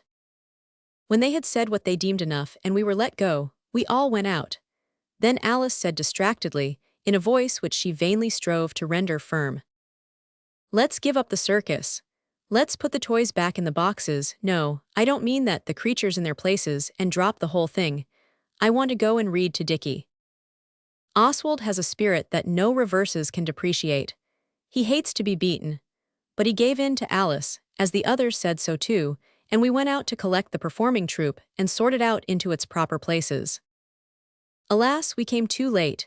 In the interest we had felt about whether Mrs. Pettigrew was the abject victim of burglars or not, we had left both gates open again. The old horse, I mean the trained elephant from Venezuela, was there all right enough. The dogs we had beaten and tied up after the first act, when the intrepid sheep bounded, as it says in the program. The two white pigs were there, but the donkey was gone. We heard his hoofs down the road, growing fainter and fainter in the direction of the Rose and Crown.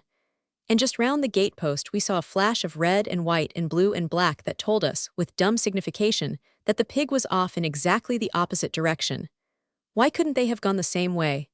But no, one was a pig and the other was a donkey, as Denny said afterwards.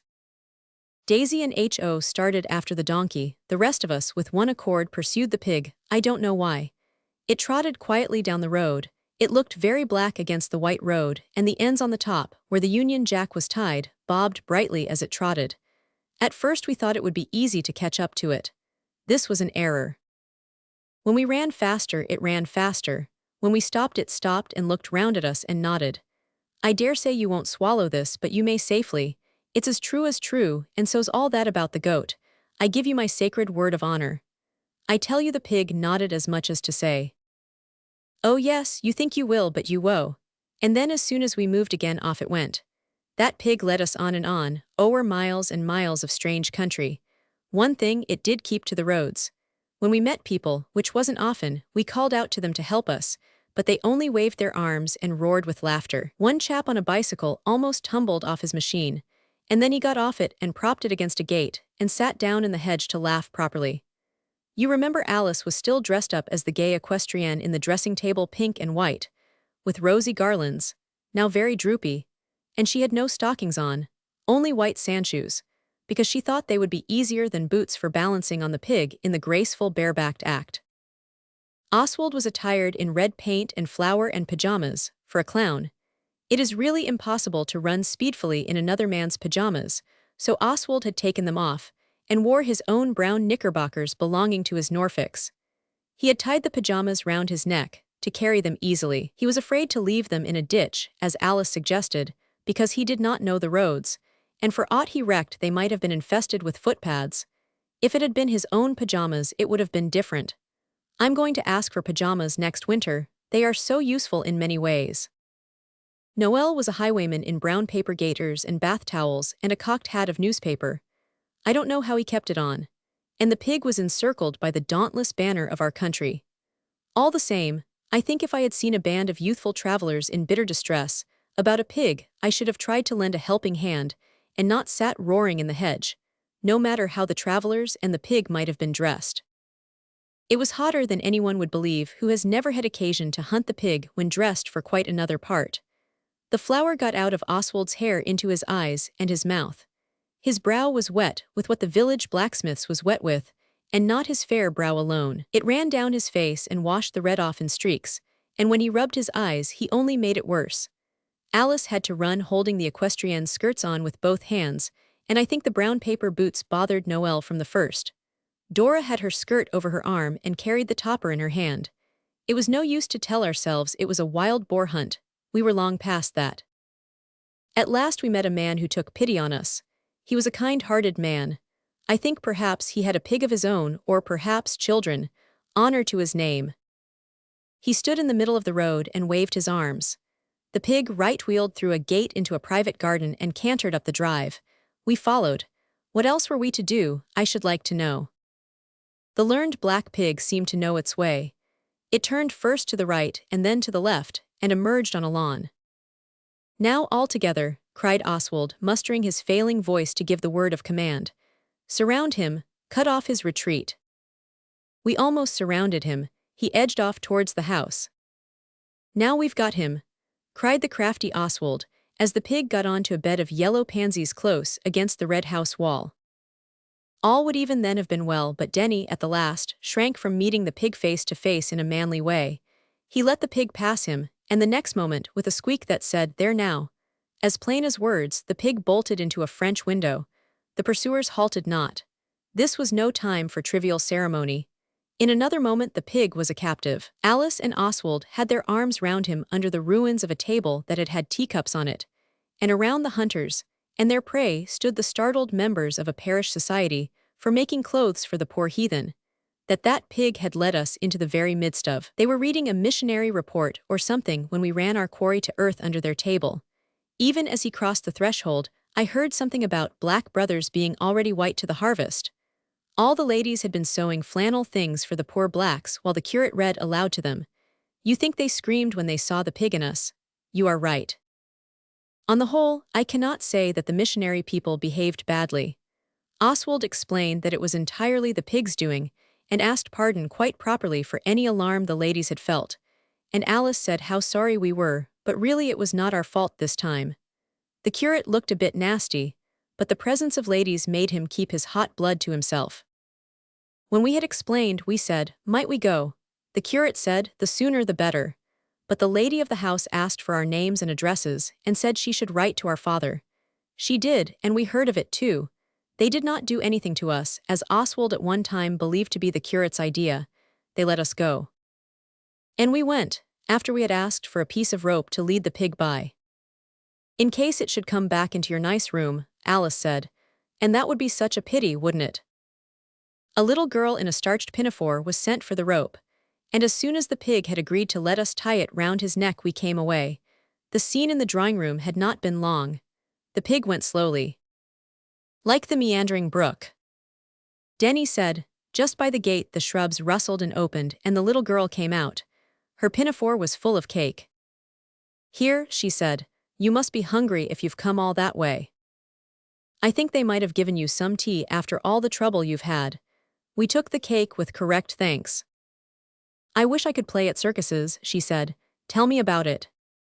We told her while we ate the cake. And when we had done, she said perhaps it was better to hear about than do, especially the goat's part and Dickie's. But I do wish Auntie had given you tea, she said. We told her not to be too hard on her aunt, because you have to make allowances for grown-up people. When we parted, she said she would never forget us, and Oswald gave her his pocket buttonhook and corkscrew combined for a keepsake.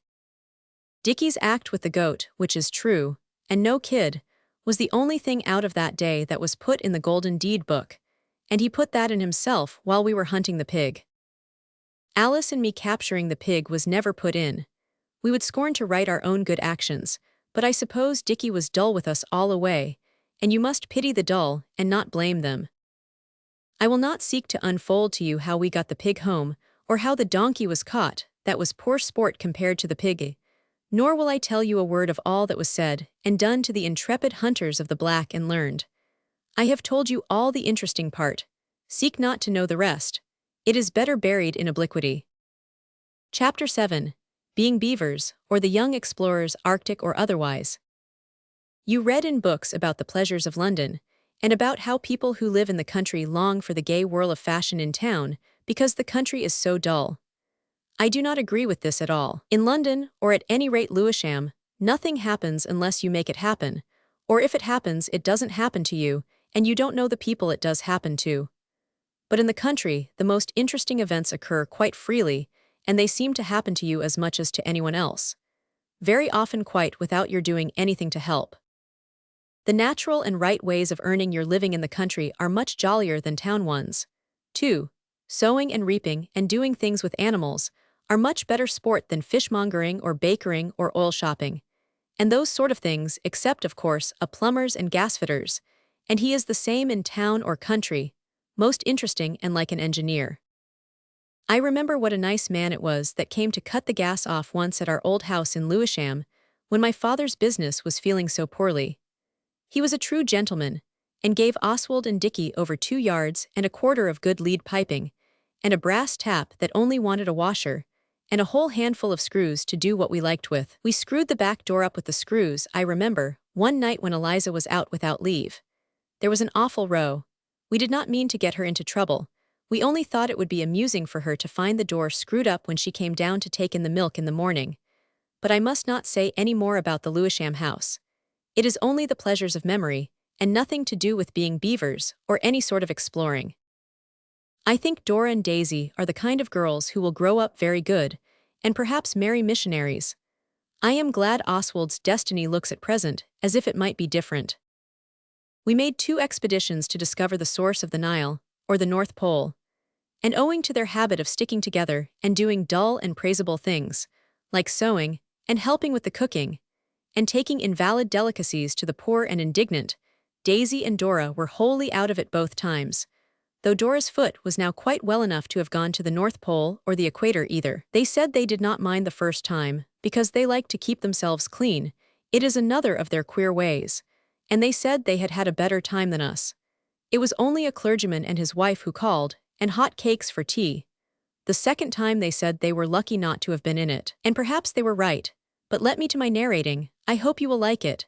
I am going to try to write it a different way, like the books they give you for a prize at a girls' school. I mean a young ladies' school, of course, not a high school. High schools are not nearly so silly as some other kinds. Here goes. Ah me, sighed a slender maiden of 12 summers, removing her elegant hat and passing her tapery fingers lightly through her fair tresses. How sad it is it not? To see able-bodied youths and young ladies wasting the precious summer hours in idleness and luxury. The maiden frowned reproachingly, but yet with earnest gentleness, at the group of youths and maidens who sat beneath an umbragipaeus beech tree and ate black currants. Dear brothers and sisters, the blushing girl went on, could we not, even now, at the 11th hour, turn to account these wasted lives of ours, and seek some occupation at once improving and agreeable? I do not quite follow your meaning, dear sister, replied the cleverest of her brothers, on whose brow. It's no use, I can't write like these books. I wonder how the book's authors can keep it up. What really happened was that we were all eating black currants in the orchard, out of a cabbage leaf, and Alice said, I say, look here, let's do something. It's simply silly to waste a day like this. It's just on 11, come on. And Oswald said, where to? This was the beginning of it. The moat that is all round our house is fed by streams. One of them is a sort of open overflow pipe from a good-sized stream that flows at the other side of the orchard. It was this stream that Alice meant when she said, why not go and discover the source of the Nile? Of course, Oswald knows quite well that the source of the real live Egyptian Nile is no longer buried in that mysteriousness where it lurked undisturbed for such a long time. But he was not going to say so. It is a great thing to know when not to say things. Why not have it an Arctic expedition? Said Dickie. Then we could take an ice axe and live on blubber and things. Besides, it sounds cooler. Vote, vote, cried Oswald. So we did. Oswald, Alice, Noel, and Denny voted for the river of the ibis and the crocodile. Dickie, H.O., and the other girls for the region of perennial winter and rich blubber. So Alice said, we can decide as we go, let's start anyway. The question of supplies had now to be gone into. Everybody wanted to take something different, and nobody thought the other people's things would be the slightest use. It is sometimes thus even with grown-up expeditions. So then Oswald, who is equal to the hardest emergency that ever emerged yet, said, let's each get what we like. The secret storehouse can be the shed in the corner of the stableyard where we got the door for the raft. Then the captain can decide who's to take what. This was done.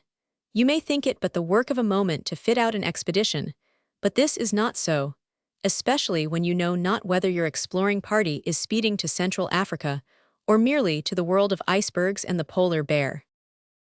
Dickie wished to take the wood axe, the coal hammer, a blanket, and a mackintosh. H.O. brought a large faggot in case we had to light fires, and a pair of old skates he had happened to notice in the box room, in case the expedition turned out icy. Noel had nicked a dozen boxes of matches, a spade, and a trowel, and had also obtained, I know not by what means, a jar of pickled onions.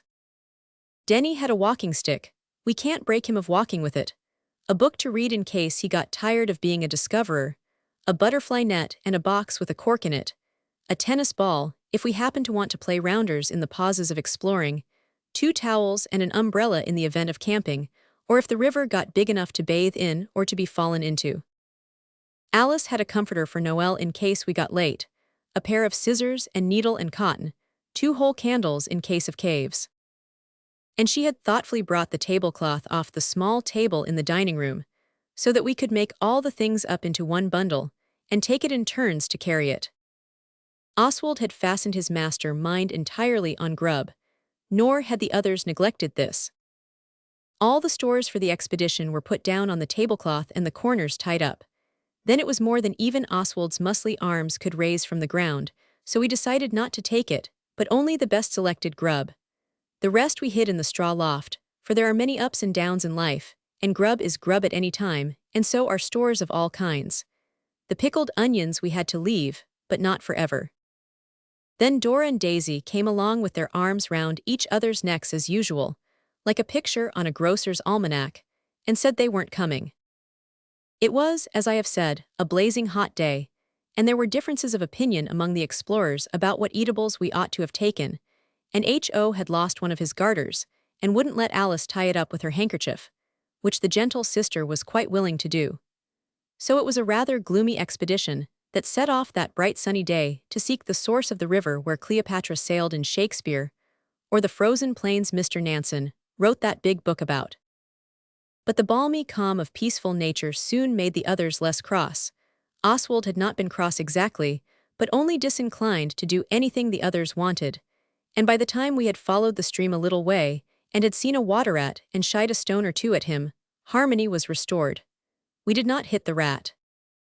You will understand that we were not the sort of people to have lived so long near a stream without plumbing its depths. Indeed, it was the same stream the sheep took its daring jump into the day we had the circus. And of course we had often paddled in it, in the shallower parts. But now our hearts were set on exploring. At least they ought to have been, but when we got to the place where the stream goes under a wooden sheep bridge, Dickie cried, "A camp, a camp!" And we were all glad to sit down at once. Not at all like real explorers, who know no rest, day or night, till they have got there, whether it's the North Pole or the central point of the part marked Desert of Sahara on old-fashioned maps. The food supplies obtained by various members were good and plenty of it. Cake, hard eggs, sausage rolls, currants, lemon cheesecakes, raisins, and cold apple dumplings. It was all very decent, but Oswald could not help feeling that the source of the Nile or North Pole was a long way off, and perhaps nothing much when you got there. So he was not wholly displeased when Denny said, as he lay kicking into the bank when the things to eat were all gone, "I believe this is clay. Did you ever make huge platters and bowls out of clay and dry them in the sun? Some people did in a book called Foul Play, and I believe they baked turtles or oysters or something at the same time." He took up a bit of clay and began to mess it about, like you do putty when you get hold of a bit. And at once the heavy gloom that had hung over the explorers became expelled, and we all got under the shadow of the bridge and messed about with clay. "It will be jolly," Alice said, "and we can give the huge platters to poor cottagers who are short of the usual sorts of crockery. That would really be a very golden deed." It is harder than you would think when you read about it, to make huge platters with clay. It flops about as soon as you get it any size, unless you keep it much too thick, and then when you turn up the edges they crack. Yet we did not mind the trouble, and we had all got our shoes and stockings off. It is impossible to go on being cross when your feet are in cold water, and there is something in the smooth messiness of clay, and not minding how dirty you get, that would soothe the savagest breast that ever beat. After a bit, though, we gave up the idea of the huge platter and tried little things. We made some platters. They were like flower-pot saucers, and Alice made a bowl by doubling up her fists and getting Noel to slab the clay on outside. Then they smoothed the thing inside and out with wet fingers, and it was a bowl, at least they said it was. When we'd made a lot of things, we set them in the sun to dry, and then it seemed a pity not to do the thing thoroughly. So we made a bonfire, and when it had burnt down, we put our pots on the soft, white, hot ashes among the little red sparks, and kicked the ashes over them and heaped more fuel over the top. It was a fine fire. Then tea time seemed as if it ought to be near, and we decided to come back next day and get our pots. As we went home across the fields, Dickie looked back and said, "The bonfire's going pretty strong." We looked, it was. Great flames were rising to heaven against the evening sky, and we had left it, a smoldering flat heap. "The clay must have caught alight," H.O. said. "Perhaps it's the kind that burns. I know I've heard of fire clay, and there's another sort you can eat." "Oh, shut up," Dickie said with anxious scorn. With one accord we turned back. We all felt the feeling, the one that means something fatal being up and it being your fault. "Perhaps," Alice said. A beautiful young lady in a muslin dress was passing by, and a spark flew onto her, and now she is rolling in agony enveloped in flames. We could not see the fire now, because of the corner of the wood, but we hoped Alice was mistaken. But when we got in sight of the scene of our pottering industry, we saw it was as bad nearly as Alice's wild dream. For the wooden fence leading up to the bridge had caught fire, and it was burning like Billy O. Oswald started to run, so did the others. As he ran, he said to himself, "This is no time to think about your clothes. Oswald, be bold." And he was.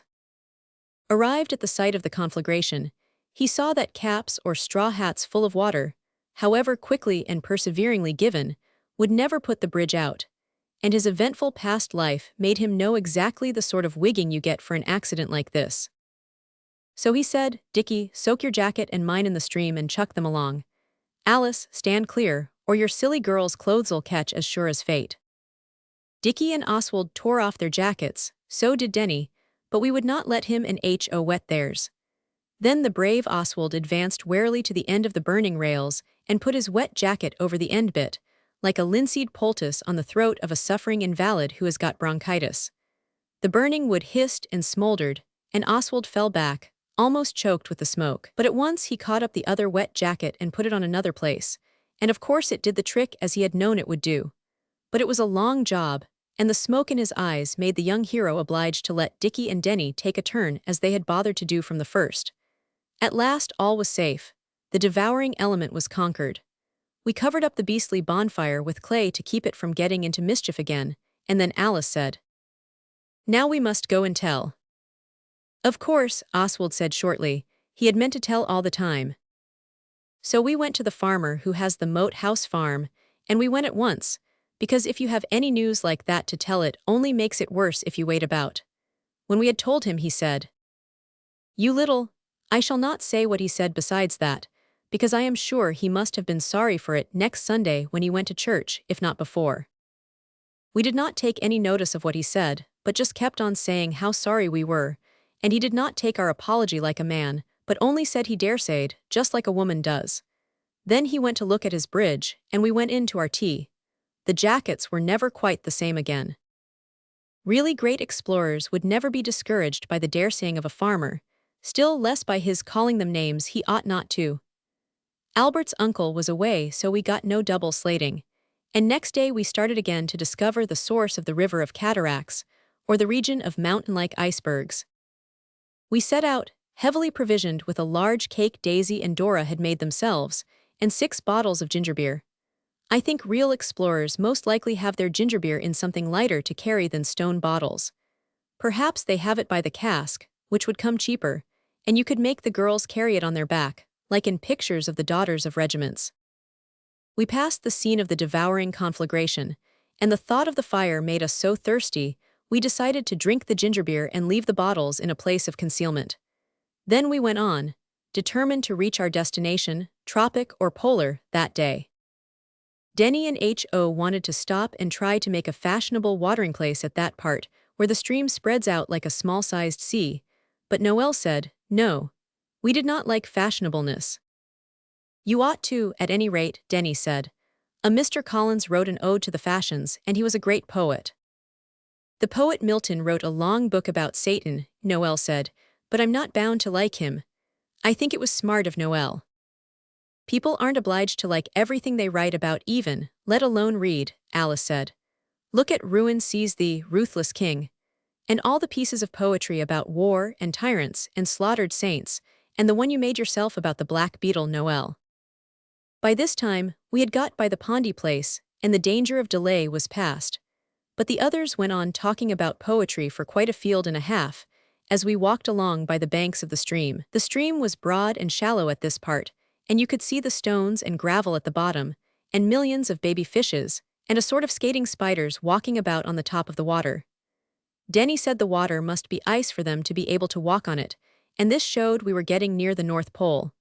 But Oswald had seen a kingfisher by the wood, and he said it was an ibis, so this was even. When Oswald had had as much poetry as he could bear, he said, "Let's be beavers and make a dam." And everybody was so hot they agreed joyously, and soon our clothes were tucked up as far as they could go, and our legs looked green through the water, though they were pink out of it. Making a dam is jolly good fun, though laborious, as books about beavers take care to let you know. Dickie said it must be Canada if we were beavers, and so it was on the way to the polar system, but Oswald pointed to his heated brow, and Dickie owned it was warm for polar regions. He had brought the ice axe, it is called the wood chopper sometimes, and Oswald, ever ready and able to command, set him and Denny to cut turfs from the bank while we heaped stones across the stream. It was clayey here, or of course dam making would have been vain, even for the best trained beaver. When we had made a ridge of stones, we laid turfs against them, nearly across the stream, leaving about 2 feet for the water to go through, then more stones, and then lumps of clay stamped down as hard as we could. The industrious beavers spent hours over it, with only one easy-to-eat cake in. And at last the dam rose to the level of the bank. Then the beavers collected a great heap of clay, and 4 of them lifted it and dumped it down in the opening where the water was running. It did splash a little, but a true-hearted beaver knows better than to mind a bit of a wetting, as Oswald told Alice at the time. Then with more clay the work was completed. We must have used tons of clay. There was quite a big long hole in the bank above the dam where we had taken it out. When our beaver task was performed, we went on, and Dickie was so hot he had to take his jacket off and shut up about icebergs. I cannot tell you about all the windings of the stream. It went through fields and woods and meadows, and at last the banks got steeper and higher, and the trees overhead darkly arched their mysterious branches, and we felt like the princes in a fairy tale who go out to seek their fortunes. And then we saw a thing that was well worth coming all that way for. The stream suddenly disappeared under a dark stone archway, and however much you stood in the water and stuck your head down between your knees, you could not see any light at the other end. The stream was much smaller than where we had been beavers. Gentle reader, you will guess in a moment who it was that said, "Alice, you've got a candle, let's explore." This gallant proposal met but a cold response. The others said they didn't care much about it, and what about tea? I often think the way people try to hide their cowardliness behind their teas is simply beastly. Oswald took no notice. He just said, with that dignified manner, not at all like sulking, which he knows so well how to put on. "All right, I 1,000 going. If you funk it, you'd better cut along home and ask your nurses to put you to bed." So then, of course, they agreed to go. Oswald went first with the candle. It was not comfortable. The architect of that dark subterranean passage had not imagined anyone would ever be brave enough to lead a band of beavers into its inky recesses, or he would have built it high enough to stand upright in. As it was, we were bent almost at a right angle, and this is very awkward if for long. But the leader pressed dauntlessly on, and paid no attention to the groans of his faithful followers, nor to what they said about their backs. It really was a very long tunnel though, and even Oswald was not sorry to say, "I see daylight."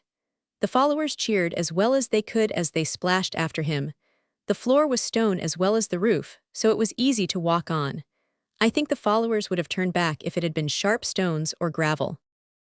And now the spot of daylight at the end of the tunnel grew larger and larger, and presently the intrepid leader found himself blinking in the full sun, and the candle he carried looked simply silly. He emerged, and the others too, and they stretched their backs, and the word "crikey" fell from more than one lip. It had indeed been a cramping adventure. Bushes grew close to the mouth of the tunnel, so we could not see much landscape, and when we had stretched our backs we went on upstream, and nobody said they'd had jolly well enough of it, though in more than one young heart this was thought.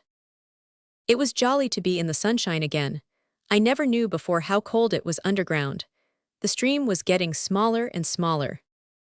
Dickie said, "This can't be the way. I expect there was a turning to the North Pole inside the tunnel, only we missed it. It was cold enough there." But here a twist in the stream brought us out from the bushes, and Oswald said, "Here is strange, wild, tropical vegetation in the richest profusion. Such blossoms as these never opened in a frigid what's-its-name." It was indeed true. We had come out into a sort of marshy, swampy place like I think a jungle is that the stream ran through, and it was simply crammed with queer plants and flowers we never saw before or since. And the stream was quite thin. It was torridly hot and softish to walk on. There were rushes and reeds and small willows, and it was all tangled over with different sorts of grasses, and pools here and there. We saw no wild beasts, but there were more different kinds of wild flies and beetles than you could believe anybody could bear, and dragonflies and gnats. The girls picked a lot of flowers. I know the names of some of them, but I will not tell you them because this is not meant to be instructing. So I will only name meadowsweet, yarrow, loosestrife, lady's bedstraw, and willow herb, both the larger and the lesser.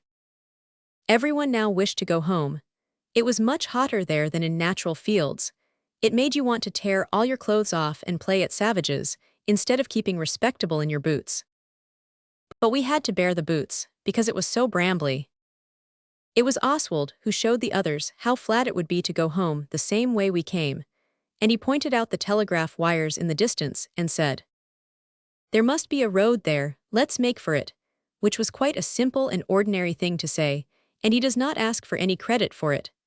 So we sloshed along, scratching our legs with the brambles, and the water squelched in our boots, and Alice's blue muslin frock was torn all over in those crisscross tears which are considered so hard to darn. We did not follow the stream any more. It was only a trickle now, so we knew we had tracked it to its source. And we got hotter and hotter and hotter, and the dews of agony stood in beads on our brows and rolled down our noses and off our chins. And the flies buzzed, and the gnats stung, and Oswald bravely sought to keep up Dickie's courage when he tripped on a snag and came down on a bramble bush by saying, "You see, it is the source of the Nile we've discovered. What price North Poles now?" Alice said, "Ah, but think of ices. I expect Oswald wishes it had been the pole anyway." Oswald is naturally the leader, especially when following up what is his own idea, but he knows that leaders have other duties besides just leading. One is to assist weak or wounded members of the expedition, whether polar or equatorish. So the others had got a bit ahead through Oswald, lending the tottering Denny a hand over the rough places. Denny's feet hurt him, because when he was a beaver his stockings had dropped out of his pocket, and boots without stockings are not a bed of luxuriousness, and he is often unlucky with his feet. Presently we came to a pond, and Denny said, "Let's paddle." Oswald likes Denny to have ideas. He knows it is healthy for the boy, and generally he backs him up. But just now it was getting late and the others were ahead, so he said, "Oh rot, come on." Generally the dentist would have, but even worms will turn if they are hot enough and if their feet are hurting them. "I don't care, I shall," he said. Oswald overlooked the mutiny and did not say who was leader. He just said, "Well, don't be all day about it, for he is a kind-hearted boy and can make allowances." So Denny took off his boots and went into the pool. "Oh, it's ripping," he said. "You ought to come in." "It looks beastly muddy," said his tolerating leader. "It is a bit," Denny said, "but the mud's just as cool as the water and so soft, it squeezes between your toes, quite different to boots." And so he splashed about, and kept asking Oswald to come along in. But some unseen influence prevented Oswald doing this, or it may have been because both his bootlaces were in hard knots. Oswald had cause to bless the unseen influence, or the bootlaces, or whatever it was. Denny had got to the middle of the pool, and he was splashing about, and getting his clothes very wet indeed, and altogether you would have thought his was a most envious and happy state. But alas, the brightest cloud had a waterproof lining. He was just saying, "You are a silly, Oswald, you'd much better," when he gave a blood-piercing scream and began to kick about. "What's up?" cried the ready Oswald. He feared the worst from the way Denny screamed, but he knew it could not be an old meat tin in this quiet and ungular spot, like it was in the moat when the shark bit Dora. "I don't know, it's biting me. Oh, it's biting me all over my legs. Oh, what shall I do? Oh, it does hurt. Oh, oh, oh," remarked Denny among his screams, and he splashed towards the bank. Oswald went into the water and caught hold of him and helped him out. It is true that Oswald had his boots on, but I trust he would not have funked the unknown terrors of the deep. Even without his boots, I am almost sure he would not have. When Denny had scrambled and been hauled ashore, we saw with horror and amaze that his legs were stuck all over with large black slug-looking things. Denny turned green in the face, and even Oswald felt a bit queer, for he knew in a moment what the black dreadfulnesses were. He had read about them in a book called Magnet Stories, where there was a girl called Theodosia, and she could play brilliant trebles on the piano in duets. But the other girl knew all about leeches, which is much more useful and golden deedy. Oswald tried to pull the leeches off, but they wouldn't, and Denny howled so he had to stop trying. He remembered from the Magnet Stories how to make the leeches begin biting. The girl did it with cream, but he could not remember how to stop them, and they had not wanted any showing how to begin. "Oh, what shall I do? What shall I do? Oh, it does hurt. Oh, oh," Denny observed, and Oswald said, "Be a man, buck up.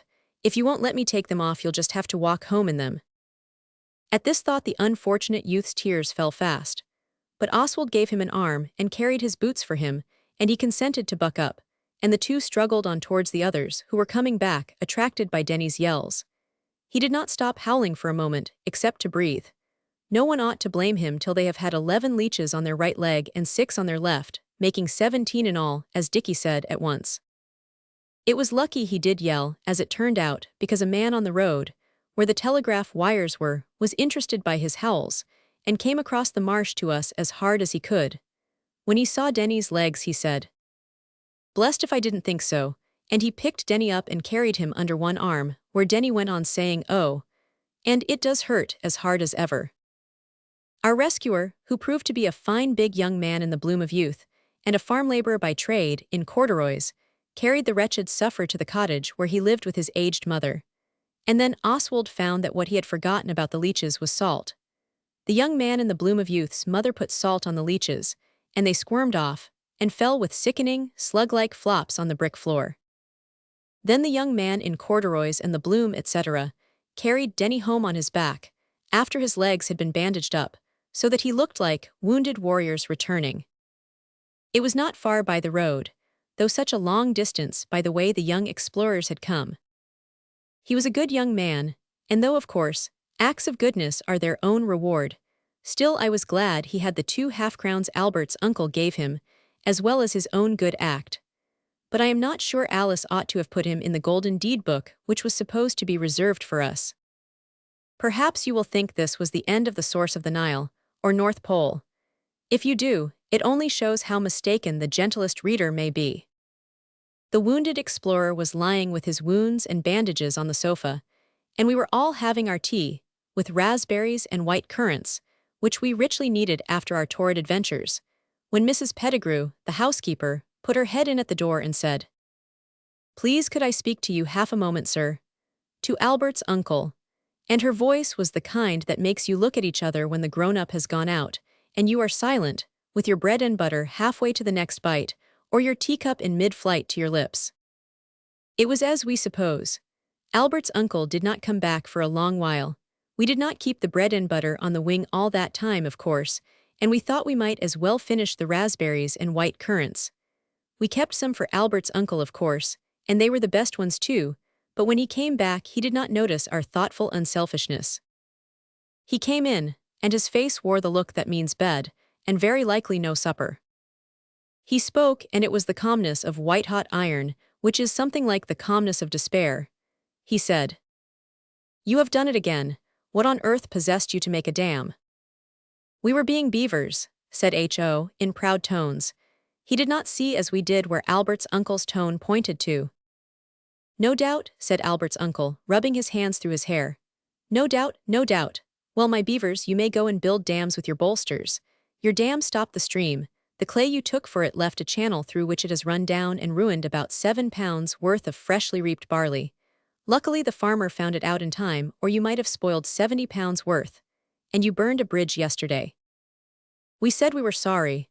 There was nothing else to say, only Alice added, "We didn't mean to be naughty." "Of course not," said Albert's uncle. "You never do.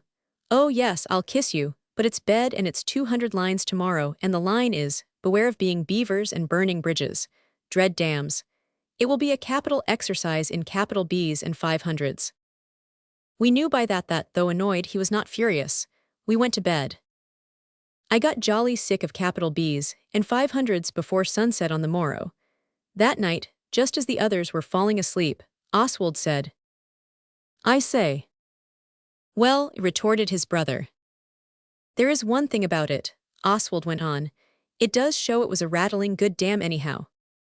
And filled with this agreeable thought, the weary beavers or explorers, polar or otherwise, fell asleep. Chapter 8, The Highborn Babe. It really was not such a bad baby for a baby.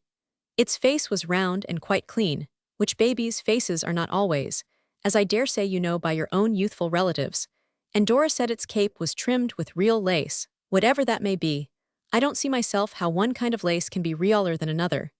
It was in a very swagger sort of perambulator when we saw it, and the perambulator was standing quite by itself in the lane that leads to the mill. "I wonder whose baby it is," Dora said. "Isn't it a darling, Alice?" Alice agreed to its being one, and said she thought it was most likely the child of noble parents stolen by gypsies. "These two, as likely as not," Noel said. "Can't you see something crime-like in the very way they're lying?" They were 2 tramps, and they were lying on the grass at the edge of the lane on the shady side fast asleep, only a very little further on than where the baby was. They were very ragged, and their snores did have a sinister sound. I expect they stole the titled air at dead of night, and they've been traveling hot-foot ever since, so now they're sleeping the sleep of exhaustedness," Alice said. "What a heartrending scene when the patrician mother wakes in the morning and finds the infant aristocrat isn't in bed with his mama. The baby was fast asleep, or else the girls would have kissed it. They are strangely fond of kissing. The author never could see anything in it himself.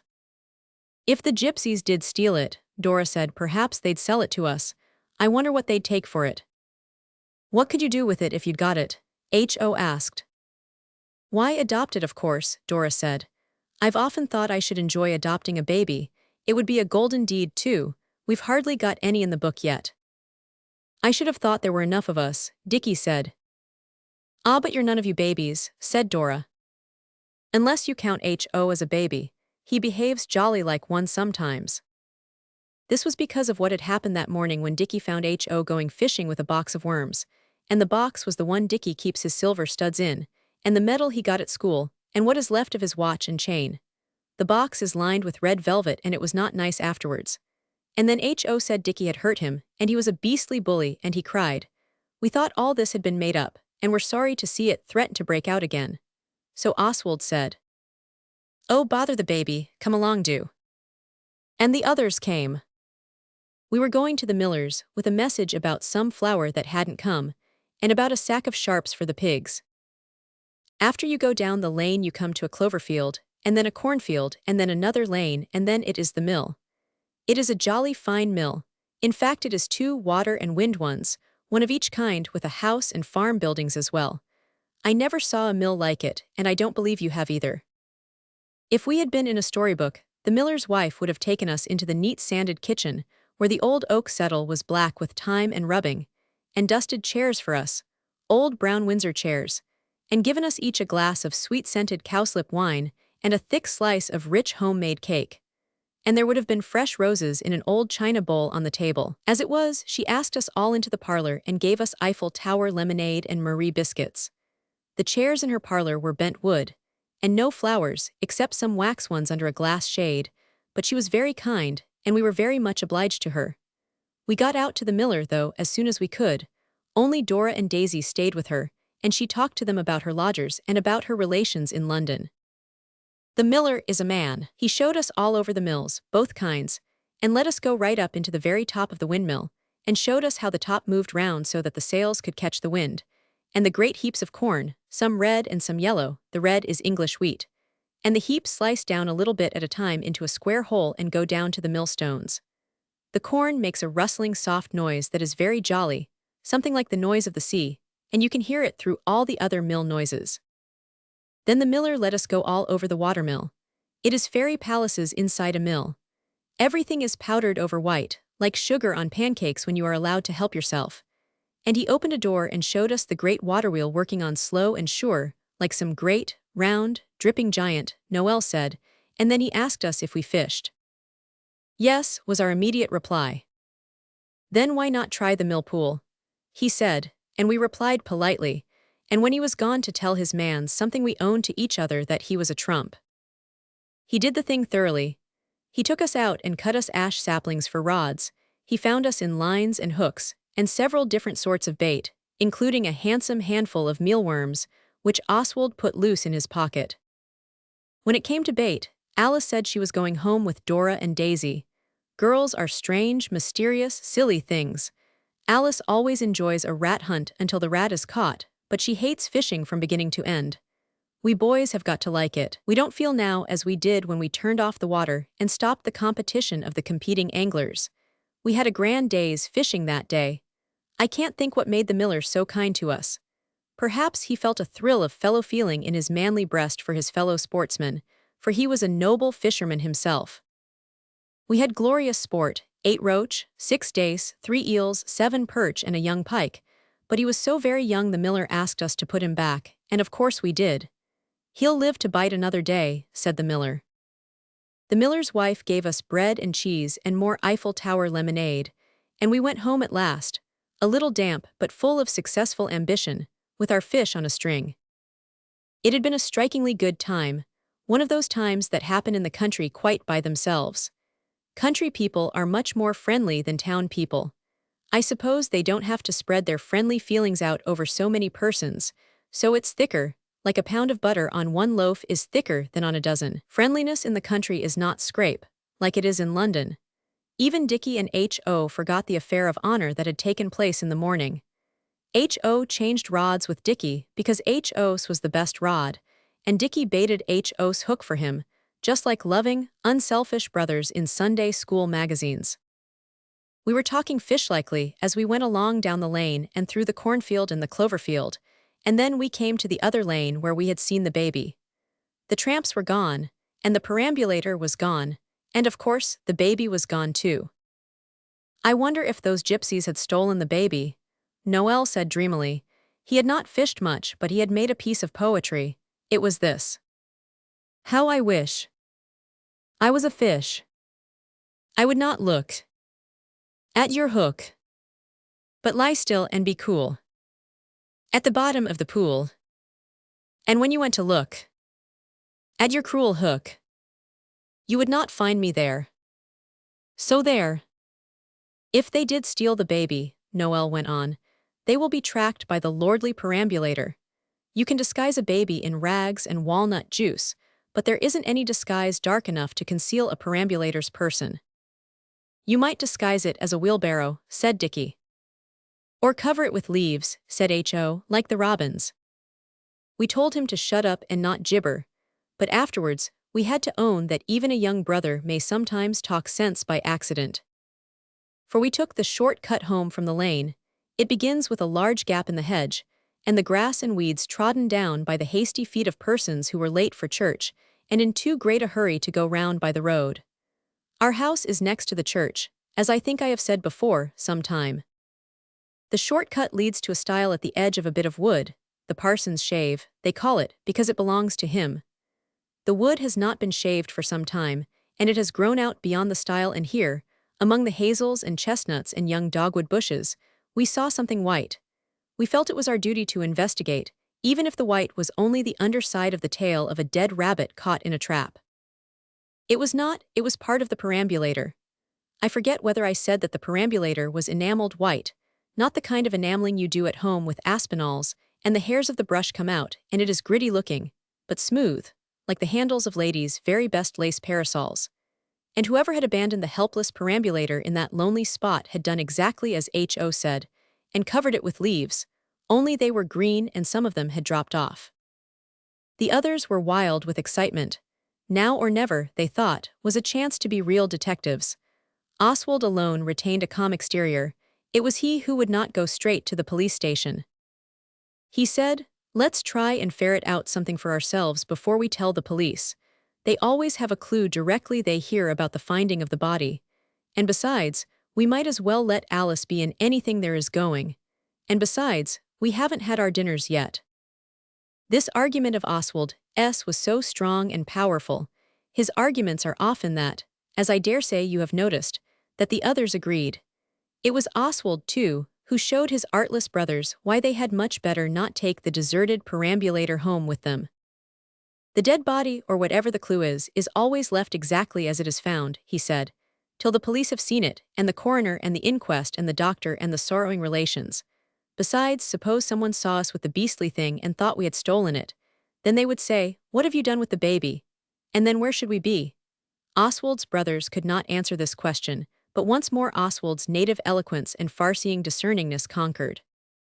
Anyway, Dickie said, let's shove the derelict a little further under cover. So we did. Then we went on home. Dinner was ready and so were Alice and Daisy, but Dora was not there. She's she's not coming to dinner anyway, Alice said when we asked. She can tell you herself afterwards what it is she's got. Oswald thought it was headache, or pain in the temper, or in the pinafore, so he said no more, but as soon as Mrs. Pettigrew had helped us and left the room he began the thrilling tale of the forsaken perambulator.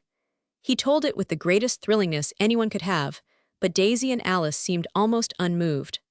Alice said, yes, very strange, and things like that, but both the girls seemed to be thinking of something else. They kept looking at each other and trying not to laugh, so Oswald saw they had got some silly secret and he said, oh, all right, I don't care about telling you, I only thought you'd like to be in it. It's going to be a really big thing, with policemen in it and perhaps a judge. In what? H.O. said, the perambulator. Daisy choked and then tried to drink and spluttered and got purple and had to be thumped on the back. But Oswald was not appeased. When Alice said, "Do go on, Oswald. I'm sure we all like it very much," he said. "Oh no, thank you," very politely. "As it happens," he went on, "I'd just as soon go through with this thing without having any girls in it." "In the perambulator," said H.O. again. "It's a man's job," Oswald went on, without taking any notice of H. "Do you really think so?" said Alice, "when there's a baby in it?" "But there isn't," said H.O., "if you mean in the perambulator." "Blow you and your perambulator," said Oswald, with gloomy forbearance. Alice kicked Oswald under the table and said, "Don't be waxy, Oswald. Really and truly Daisy and I have got a secret, only it's Dora's secret and she wants to tell you herself. If it was mine or Daisy's we'd tell you this minute, wouldn't we, Mouse?" "This very second," said the White Mouse. And Oswald consented to take their apologies. Then the pudding came in, and no more was said except asking for things to be passed, sugar and water, and bread and things. Then when the pudding was all gone, Alice said, "Come on."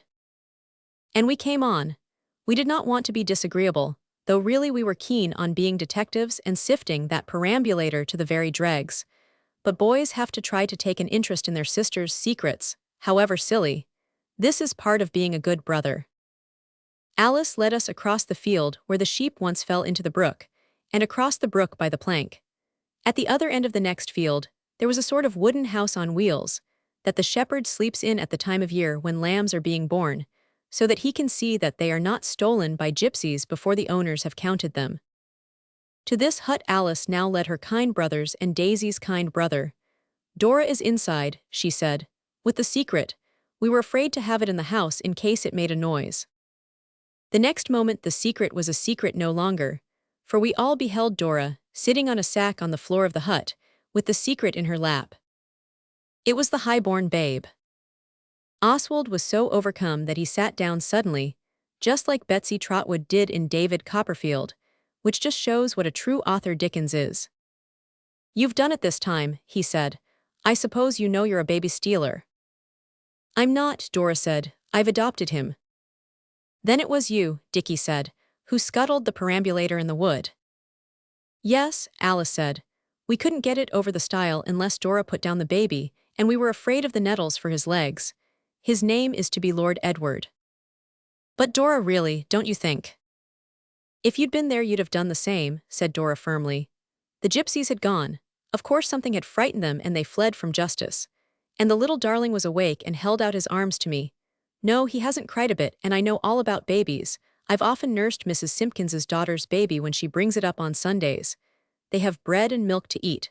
You take him, Alice, and I'll go and get some bread and milk for him." Alice took the noble brat. It was horribly lively and squirmed about in her arms and wanted to crawl on the floor.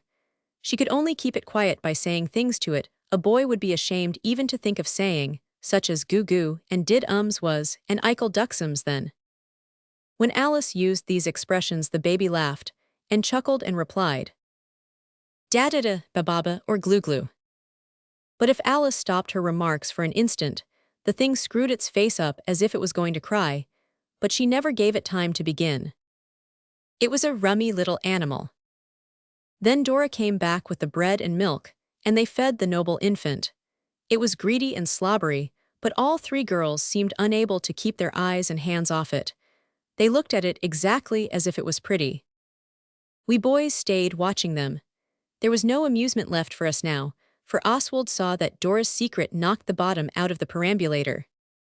When the infant aristocrat had eaten a hearty meal, it sat on Alice's lap, and played with the amber heart she wears that Albert's uncle brought her from Hastings after the business of the bad sixpence, and the nobleness of Oswald.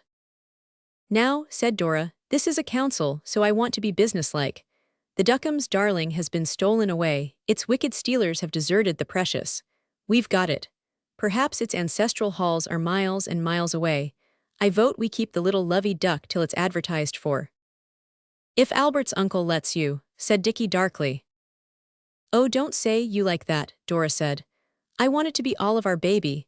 It will have 5 fathers and 3 mothers, and a grandfather and a great Albert's uncle and a great-granduncle. I'm sure Albert's uncle will let us keep it, at any rate till it's advertised for. And suppose it never is, Noel said. Then so much the better, said Dora, the little duckyucks. She began kissing the baby again. Oswald, ever thoughtful, said, well, what about your dinner? Bother dinner, Dora said, so like a girl. Will you all agree to be his fathers and mothers? Anything for a quiet life, said Dickie, and Oswald said, oh yes, if you like, but you'll see we shan't be allowed to keep it. You talk as if he was rabbits or white rats, said Dora. And he's not, he's a little man, he is. All right, he's no rabbit but a man. Come on and get some grub, Dora, rejoined the kind-hearted Oswald, and Dora did, with Oswald and the other boys. Only Noel stayed with Alice. He really seemed to like the baby. When I looked back, he was standing on his head to amuse it, but the baby did not seem to like him any better whichever end of him was up. Dora went back to the shepherd's house on wheels directly she had had her dinner. Mrs. Pettigrew was very cross about her not being into it, but she had kept her some mutton hot all the same. She is a decent sort, and there were stewed prunes. We had some to keep Dora company. Then we boys went fishing again in the moat, but we caught nothing. Just before tea time, we all went back to the hut, and before we got half across the last field, we could hear the howling of the secret. Poor little beggar, said Oswald with manly tenderness. They must be sticking pins in it. We found the girls and Noel looking quite pale and breathless. Daisy was walking up and down with the secret in her arms. It looked like Alice in Wonderland nursing the baby that turned into a pig. Oswald said so, and added that its screams were like it too. What on earth is the matter with it? He said. I don't know, said Alice. Daisy's tired and Dora and I are quite worn out. He's been crying for hours and hours. You take him a bit. Not me, replied Oswald firmly, withdrawing a pace from the secret. Dora was fumbling with her waistband in the furthest corner of the hut. I think he's cold, she said. I thought I'd take off my flannelette petticoat, only the horrid strings got into a hard knot. Here, Oswald, let's have your knife. With the word she plunged her hand into Oswald's jacket pocket, and next moment she was rubbing her hand like mad on her dress, and screaming almost as loud as the baby. Then she began to laugh and to cry at the same time. This is called hysterics. Oswald was sorry, but he was annoyed too. He had forgotten that his pocket was half full of the mealworms the miller had kindly given him. And anyway, Dora ought to have known that a man always carries his knife in his trousers pocket and not in his jacket one. Alice and Daisy rushed to Dora. She had thrown herself down on the pile of sacks in the corner. The titled infant delayed its screams for a moment to listen to Dora's, but almost at once it went on again. Oh, get some water, said Alice. Daisy, run. The white mouse, ever docile and obedient, shoved the baby into the arms of the nearest person, who had to take it or it would have fallen erect to the ground. This nearest person was Oswald. He tried to pass it on to the others, but they wouldn't. Noel would have, but he was busy kissing Dora and begging her not to. So our hero, for such I may perhaps term him, found himself the degraded nursemaid of a small but furious kid. He was afraid to lay it down, for fear in its rage it should beat its brains out against the hard earth, and he did not wish, however innocently, to be the cause of its hurting itself at all. So he walked earnestly up and down with it, thumping it unceasingly on the back, while the others attended to Dora, who presently ceased to yell. Suddenly it struck Oswald that the highborn also had ceased to yell. He looked at it, and could hardly believe the glad tidings of his faithful eyes. With bated breath he hastened back to the sheep-house. The others turned on him, full of reproaches about the mealworms and Dora, but he answered without anger. Shut up, he said in a whisper of imperial command. Can't you see it's gone to sleep? As exhausted as if they had all taken part in all the events of a very long athletic sports, the youthful Bastables and their friends dragged their weary limbs back across the fields. Oswald was compelled to go on holding the titled infant, for fear it should wake up if it changed hands, and begin to yell again. Dora's flannelette petticoat had been got off somehow, how I do not seek to inquire, and the secret was covered with it. The others surrounded Oswald as much as possible, with a view to concealment if we met Mrs. Pettigrew, but the coast was clear. Oswald took the secret up into his bedroom. Mrs. Pettigrew doesn't come there much, it's too many stairs. With breathless precaution, Oswald laid it down on his bed. It sighed, but did not wake. Then we took it in turns to sit by it, and see that it did not get up and fling itself out of bed, which, in one of its furious fits, it would just as soon have done as not. We expected Albert's uncle every minute. At last we heard the gate, but he did not come in, so we looked out and saw that there he was talking to a distracted-looking man on a piebald horse, one of the miller's horses. A shiver of doubt coursed through our veins. We could not remember having done anything wrong at the miller's, but you never know, and it seemed strange his sending a man up on his own horse. But when we had looked a bit longer, our fears went down and our curiosity got up, for we saw that the distracted one was a gentleman. Presently he rode off, and Albert's uncle came in. A deputation met him at the door, all the boys and Dora, because the baby was her idea. "We've found something," Dora said, "and we want to know whether we may keep it." The rest of us said nothing. We were not so very extra anxious to keep it after we had heard how much and how long it could howl. Even Noel had said he had no idea a baby could yell like it. Dora said it only cried because it was sleepy, but we reflected that it would certainly be sleepy once a day, if not oftener.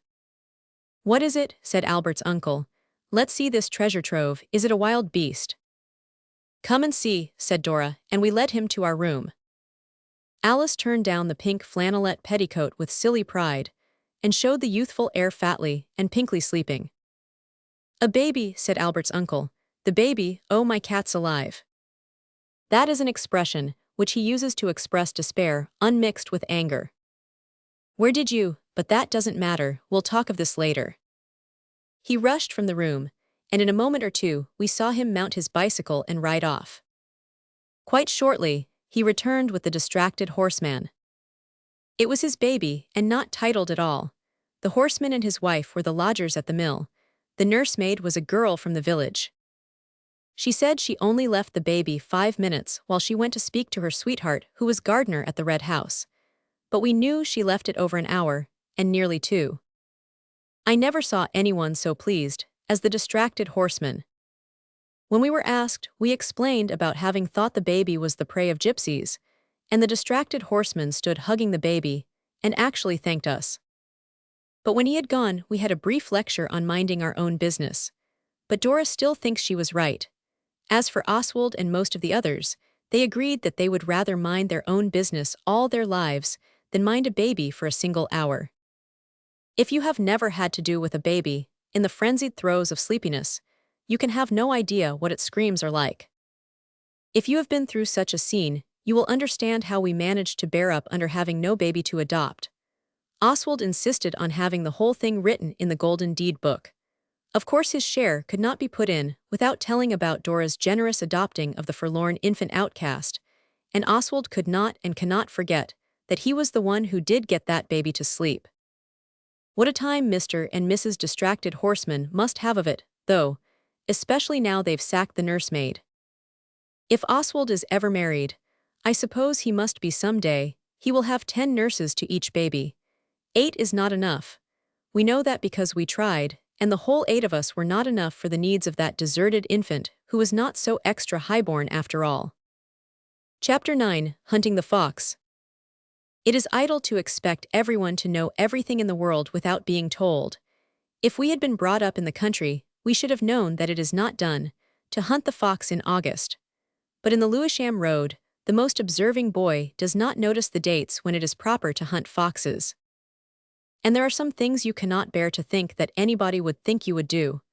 That is why I wish to say plainly at the very beginning that none of us would have shot a fox on purpose, even to save our skins. Of course, if a man were at bay in a cave and had to defend girls from the simultaneous attack of a herd of savage foxes, it would be different. A man is bound to protect girls and take care of them.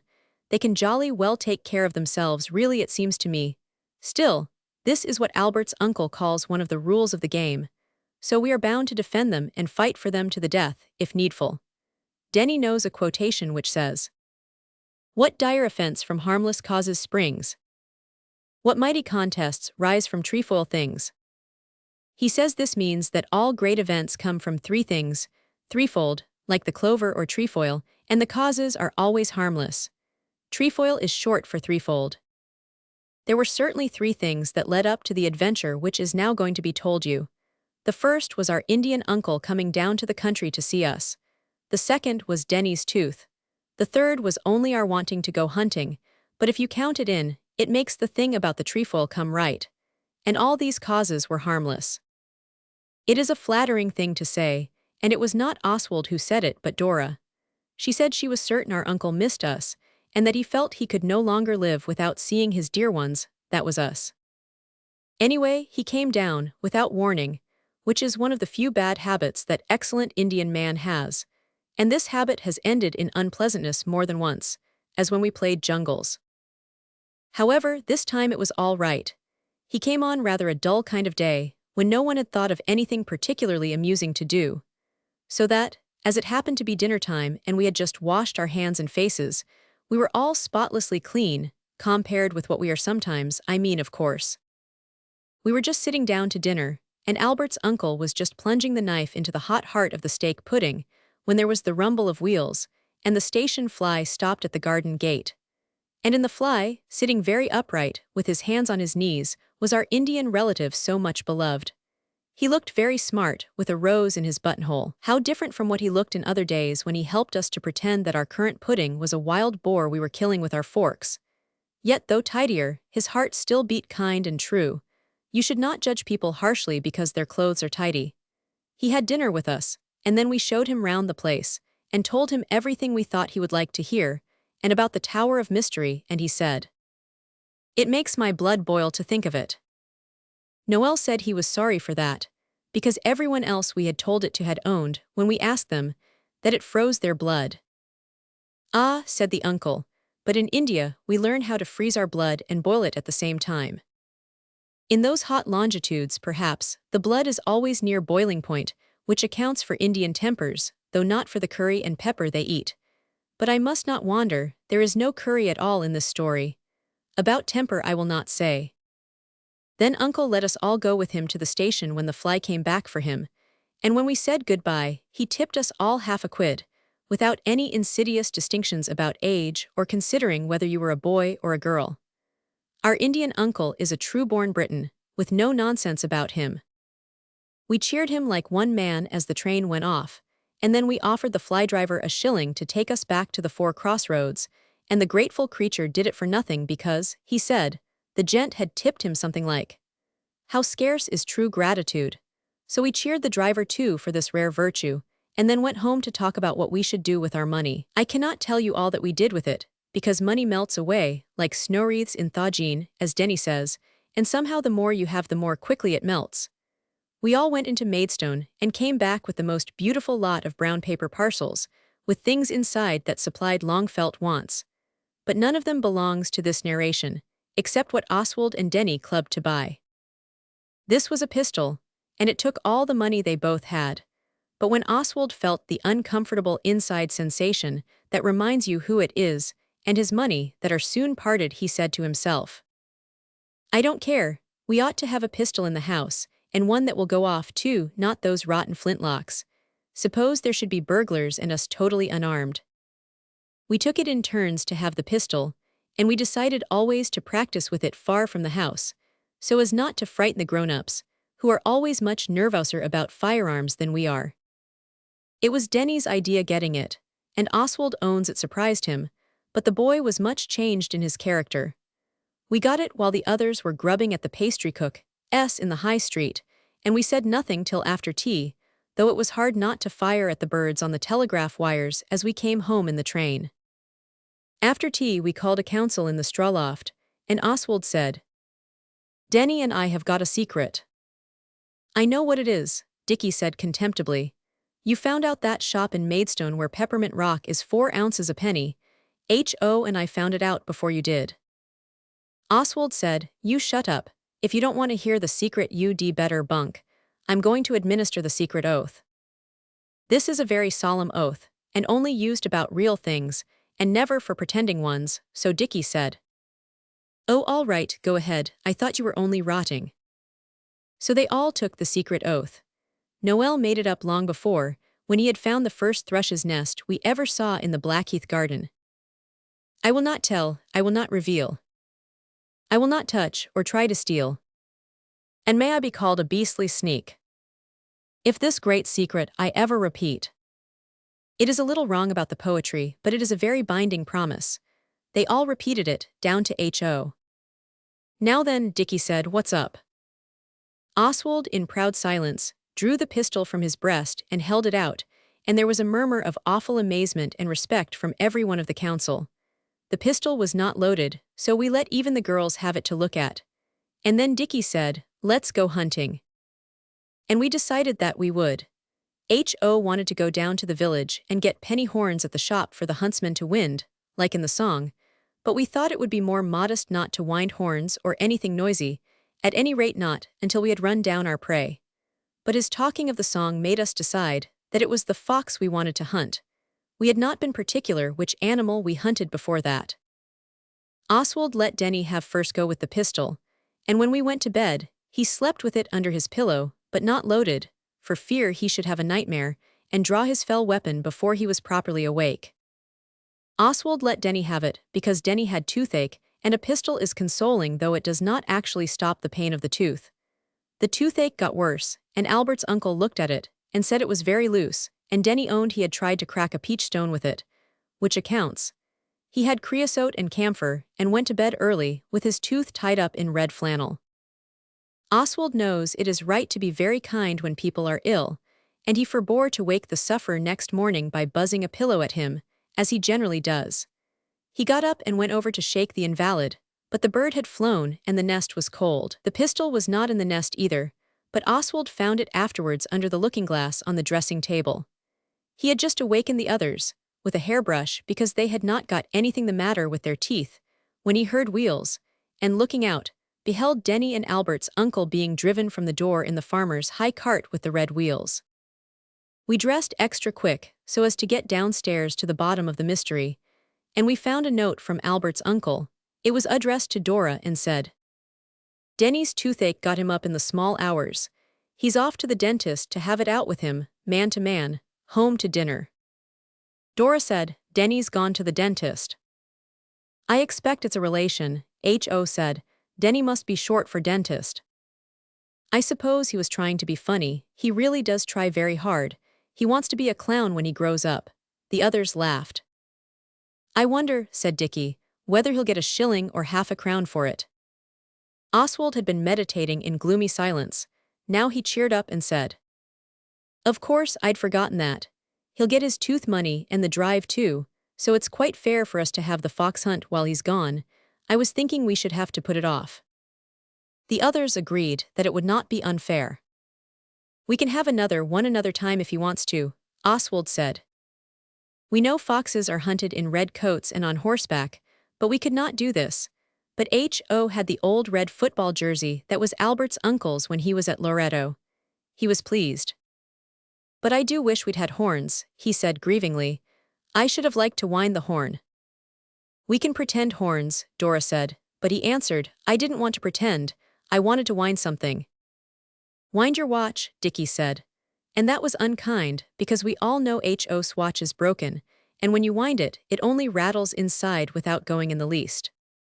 We did not bother to dress up much for the hunting expedition, just cocked hats and lath swords, and we tied a card onto H.O.'s chest with Moat House Fox Hunters on it, and we tied red flannel round all the dogs' necks to show they were foxhounds.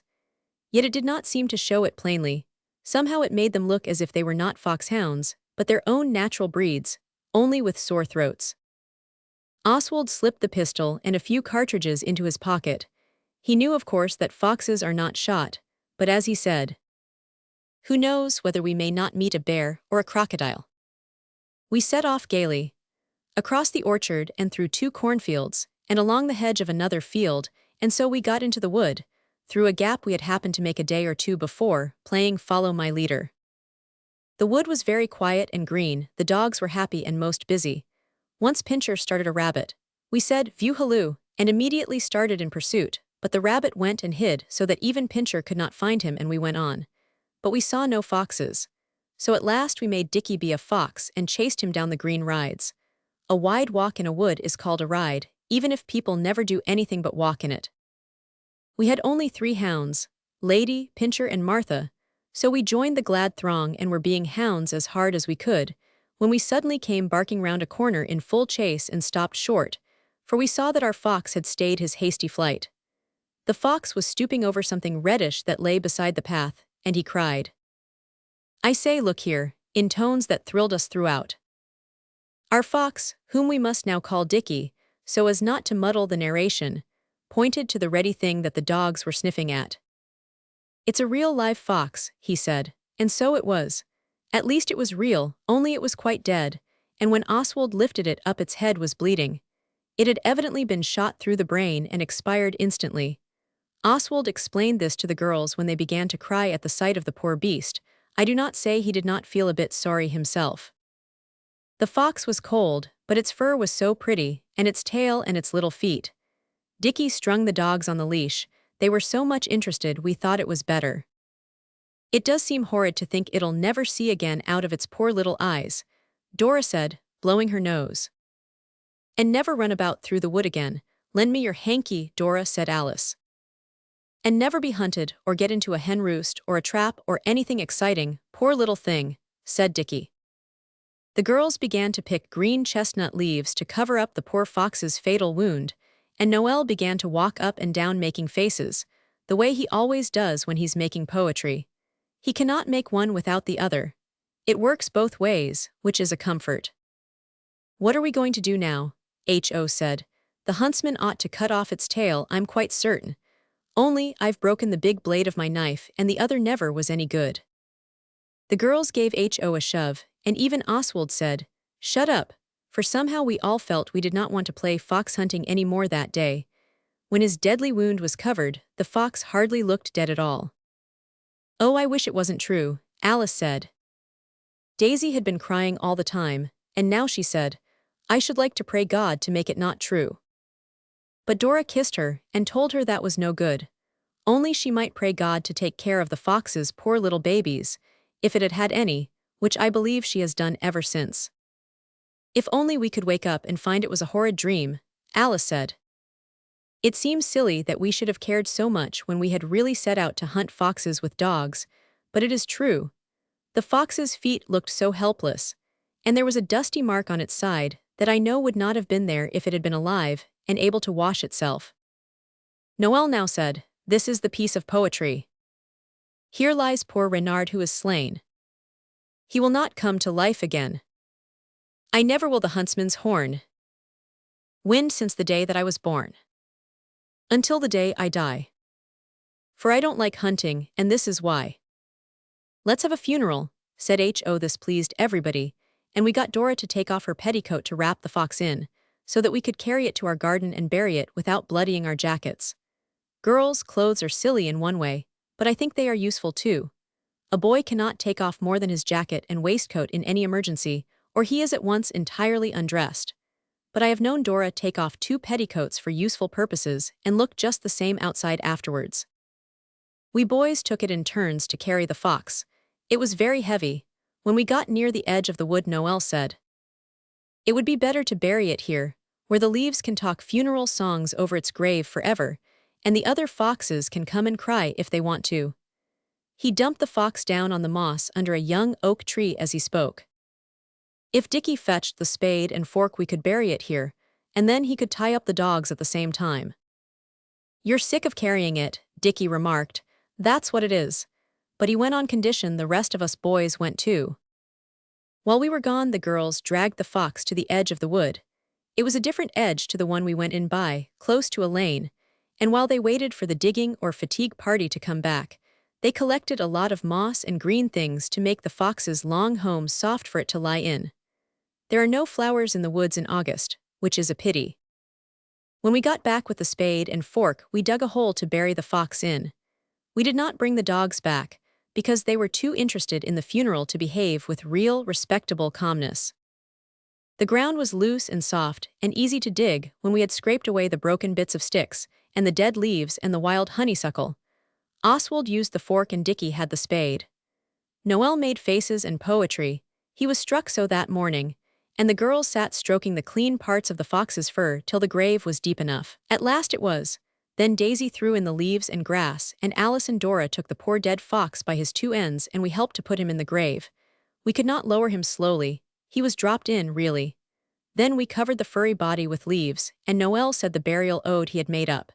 He says this was it, but it sounds better now than it did then, so I think he must have done something to it since. The Fox's Burial Ode. Dear fox, sleep here and do not wake. We picked these leaves for your sake. You must not try to rise or move. We give you this with our love. Close by the wood where once you grew. Your mourning friends have buried you. If you had lived, you'd not have been proper friends with us, I mean. But now you're laid upon the shelf. Poor fox, you cannot help yourself. So as I say, we're your loving friends. And here yours. Burial ode, dear foxy, ends. P.S. When in the moonlight bright the foxes wander of a night, they'll pass your grave and fondly think of you. Exactly like we mean to always do. So now, dear fox, adieu. Your friends are few, but true to you. Adieu. When this had been said, we filled in the grave and covered the top of it with dry leaves and sticks to make it look like the rest of the wood. People might think it was a treasure and dig it up if they thought there was anything buried there, and we wished the poor fox to sleep sound and not to be disturbed. The interring was over. We folded up Dora's blood-stained pink cotton petticoat and turned to leave the sad spot. We had not gone a dozen yards down the lane when we heard footsteps and a whistle behind us, and a scrabbling and whining, and a gentleman with 2 fox terriers had called a halt just by the place where we had laid low the little red rover. The gentleman stood in the lane, but the dogs were digging. We could see their tails wagging and see the dust fly, and we saw where. We ran back. Oh, please do stop your dogs digging there, Alice said. The gentleman said, why? Because we've just had a funeral, and that's the grave. The gentleman whistled, but the fox terriers were not trained like Pincher, who was brought up by Oswald. The gentleman took a stride through the hedge gap. What have you been burying, pet Dicky bird, eh? Said the gentleman kindly. He had riding breeches and white whiskers. We did not answer, because now, for the first time, it came over all of us, in a rush of blushes and uncomfortableness, that burying a fox is a suspicious act. I don't know why we felt this, but we did. Noel said dreamily. We found his murdered body in the wood, and dug a grave by which the mourners stood. But no one heard him except Oswald, because Alice and Dora and Daisy were all jumping about with the jumps of unrestrained anguish, and saying, oh, call them off, do, oh, don't let them dig. Alas, Oswald was, as usual, right. The ground of the grave had not been trampled down hard enough, and he had said so plainly at the time, but his prudent counsels had been overruled. Now these busybodying, meddling, mischief-making fox terriers, how different from Pincher, who minds his own business unless told otherwise, had scratched away the earth and laid bare the reddish tip of the poor corpse's tail. We all turned to go without a word. It seemed to be no use staying any longer. But in a moment, the gentleman with the whiskers had got Noel and Dicky each by an ear. They were nearest him. H.O. hid in the hedge. Oswald, to whose noble breast sneakishness is, I am thankful to say, a stranger, would have scorned to escape, but he ordered his sisters to bunk in a tone of command which made refusal impossible. And bunk sharp too, he added sternly, cut along home. So they cut. The white-whiskered gentleman now encouraged his angry fox terriers, by every means at his command, to continue their vile and degrading occupation, holding on all the time to the ears of Dicky and Noel, who scorned to ask for mercy. Dicky got purple and Noel got white. It was Oswald who said, don't hang on to them, sir. We won't cut. I give you my word of honor. Your word of honor, said the gentleman, in tones for which, in happier days, when people drew their bright blades and fought duels, I would have had his heart's dearest blood. But now Oswald remained calm and polite as ever. Yes, on my honor, he said, and the gentleman dropped the ears of Oswald's brothers at the sound of his firm, unswerving tones. He dropped the ears and pulled out the body of the fox and held it up. The dogs jumped up and yelled. Now, he said, you talk very big about words of honor. Can you speak the truth? Dicky said, if you think we shot it, you're wrong. We know better than that. The white-whiskered one turned suddenly to H.O. and pulled him out of the hedge. "And what does that mean?" he said, and he was pink with fury to the ends of his large ears, as he pointed to the card on H.O.'s breast which said, Moat House Fox Hunters. Then Oswald said, "We were playing at fox hunting, but we couldn't find anything but a rabbit that hid, so my brother was being the fox. And then we found the fox shot dead, and I don't know who did it. And we were sorry for it and we buried it and that's all." "Not quite," said the riding breeches gentleman, with what I think you call a bitter smile, "not quite. This is my land and I'll have you up for trespass and damage. Come along now, no nonsense. I'm a magistrate and I'm master of the hounds. A vixen too, what did you shoot her with? You're too young to have a gun. Sneaked your father's revolver, I suppose." Oswald thought it was better to be goldenly silent. But it was vain. The master of the hounds made him empty his pockets, and there was the pistol and the cartridges. The magistrate laughed a harsh laugh of successful disagreeableness. "All right," said he, "where's your license? You come with me, a week or two in prison." I don't believe now he could have done it, but we all thought then he could and would, what's more. So H.O. began to cry, but Noel spoke up. His teeth were chattering, yet he spoke up like a man. He said, "You don't know us. You've no right not to believe us till you've found us out in a lie. We don't tell lies. You ask Albert's uncle if we do." "Hold your tongue," said the white-whiskered, but Noel's blood was up. "If you do put us in prison without being sure," he said, trembling more and more, "you are a horrible tyrant like Caligula and Herod or Nero and the Spanish Inquisition, and I will write a poem about it in prison, and people will curse you forever." "Upon my word," said White Whiskers. "We'll see about that," and he turned up the lane with the fox hanging from one hand and Noel's ear once more reposing in the other. I thought Noel would cry or faint, but he bore up nobly, exactly like an early Christian martyr. The rest of us came along too. I carried the spade and Dickie had the fork. H.O. had the card and Noel had the magistrate. At the end of the lane there was Alice. She had bunked home, obeying the orders of her thoughtful brother, but she had bottled back again like a shot, so as not to be out of the scrape. She is almost worthy to be a boy for some things. She spoke to Mr. Magistrate and said, "Where are you taking him?" The outraged majesty of the magistrate said, "To prison, you naughty little girl." Alice said, "Noel will faint. Somebody once tried to take him to prison before about a dog. Do please come to our house and see our uncle, at least he's not, but it's the same thing. We didn't kill the fox, if that's what you think, indeed we didn't. Oh dear, I do wish you'd think of your own little boys and girls if you've got any, or else about when you were little. You wouldn't be so horrid if you did."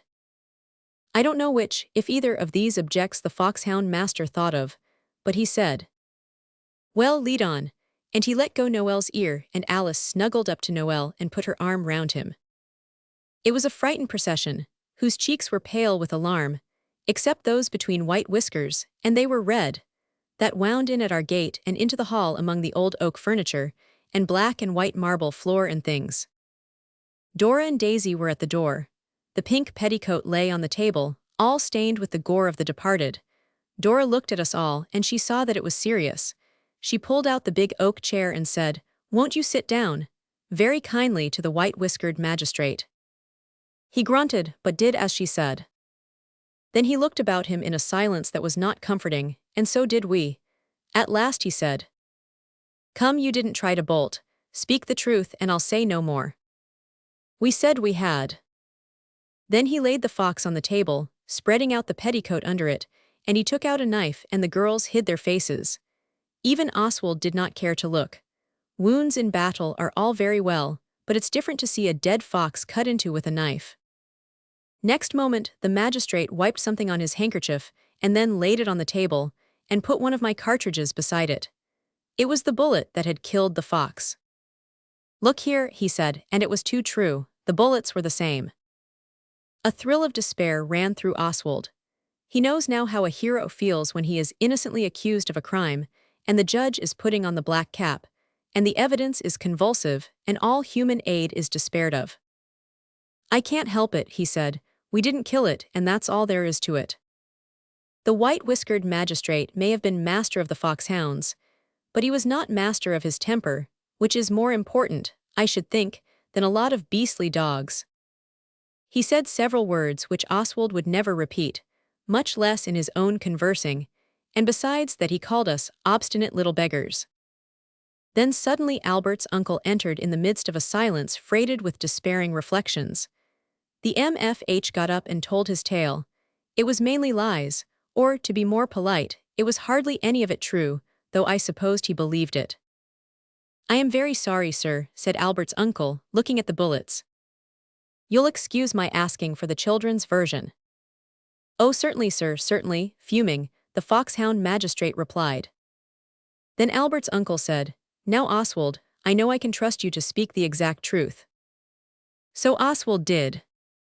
Then the white-whiskered foxmaster laid the bullets before Albert's uncle, and I felt this would be a trial to his faith, far worse than the rack, or the thumbscrew in the days of the Armada. And then Denny came in. He looked at the fox on the table. "You found it then," he said. The MFH would have spoken, but Albert's uncle said, "One moment, Denny, you've seen this fox before." "Rather," said Denny, "I." But Albert's uncle said, "Take time, think before you speak and say the exact truth. No, don't whisper to Oswald. This boy," he said to the injured foxmaster, "has been with me since 7 this morning. His tale, whatever it is, will be independent evidence." But Denny would not speak, though again and again Albert's uncle told him to. "I can't till I've asked Oswald something," he said at last. White Whiskers said, "That looks bad, eh?" But Oswald said, "Don't whisper, old chap, ask me whatever you like but speak up." So Denny said, "I can't without breaking the secret oath." So then Oswald began to see, and he said, "Break away for all you're worth, it's all right." And Denny said, drawing relief's deepest breath, "Well then, Oswald and I have got a pistol shares, and I had it last night.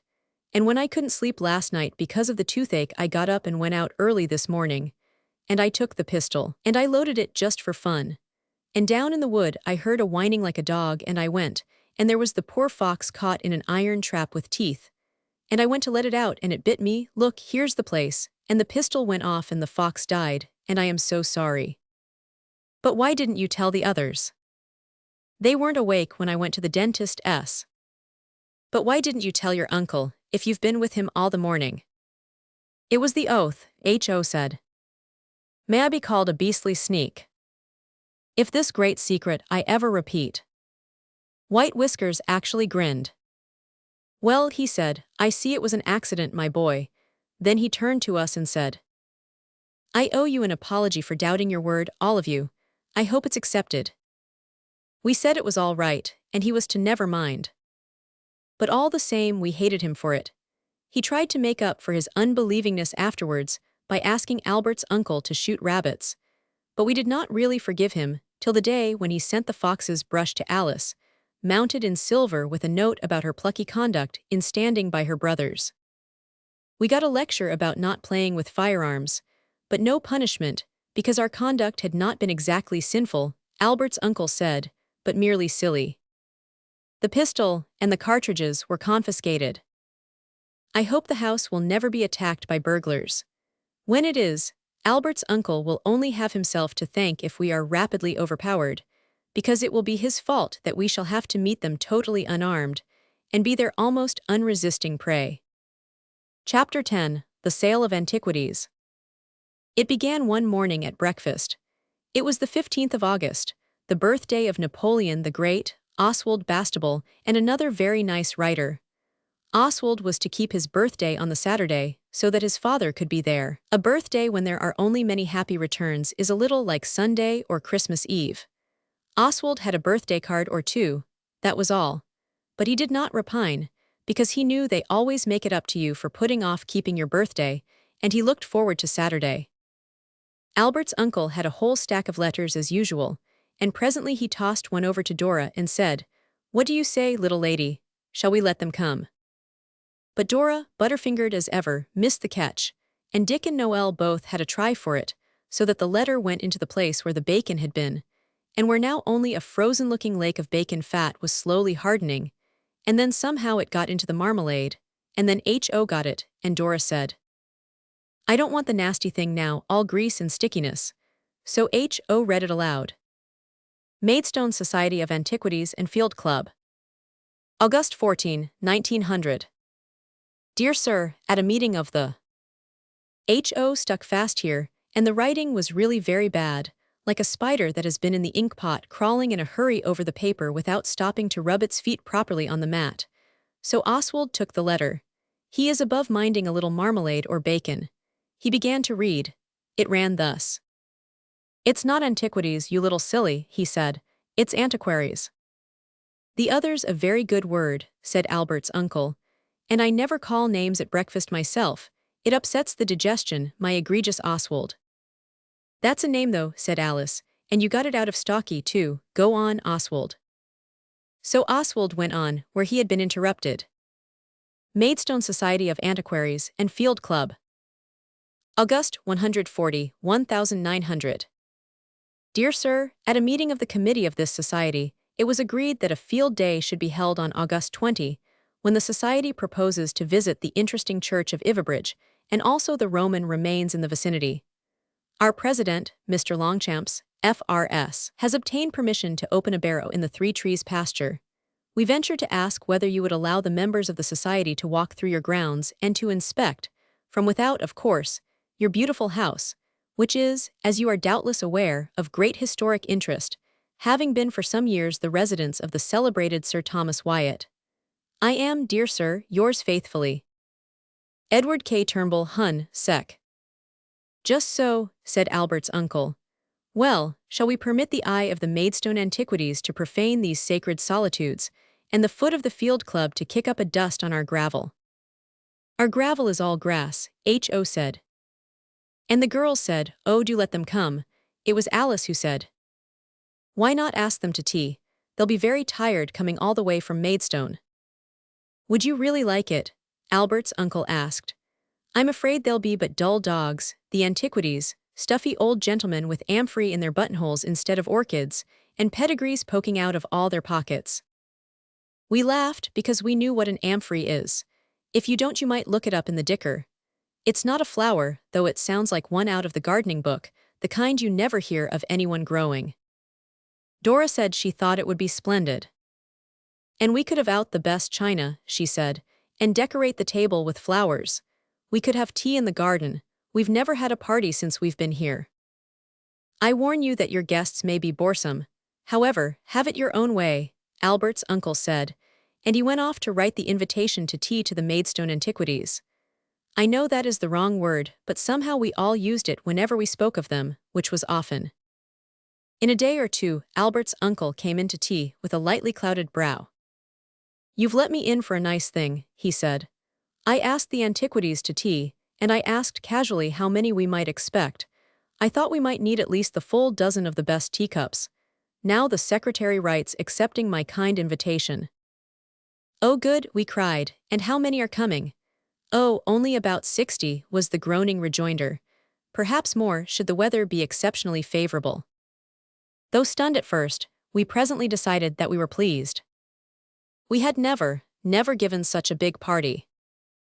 The girls were allowed to help in the kitchen, where Mrs. Pettigrew made cakes all day long without stopping. They did not let us boys be there, though I cannot see any harm in putting your finger in a cake before it is baked, and then licking your finger, if you are careful to put a different finger in the cake next time. Cake before it is baked is delicious, like a sort of cream. Albert's uncle said he was the prey of despair. He drove in to Maidstone one day.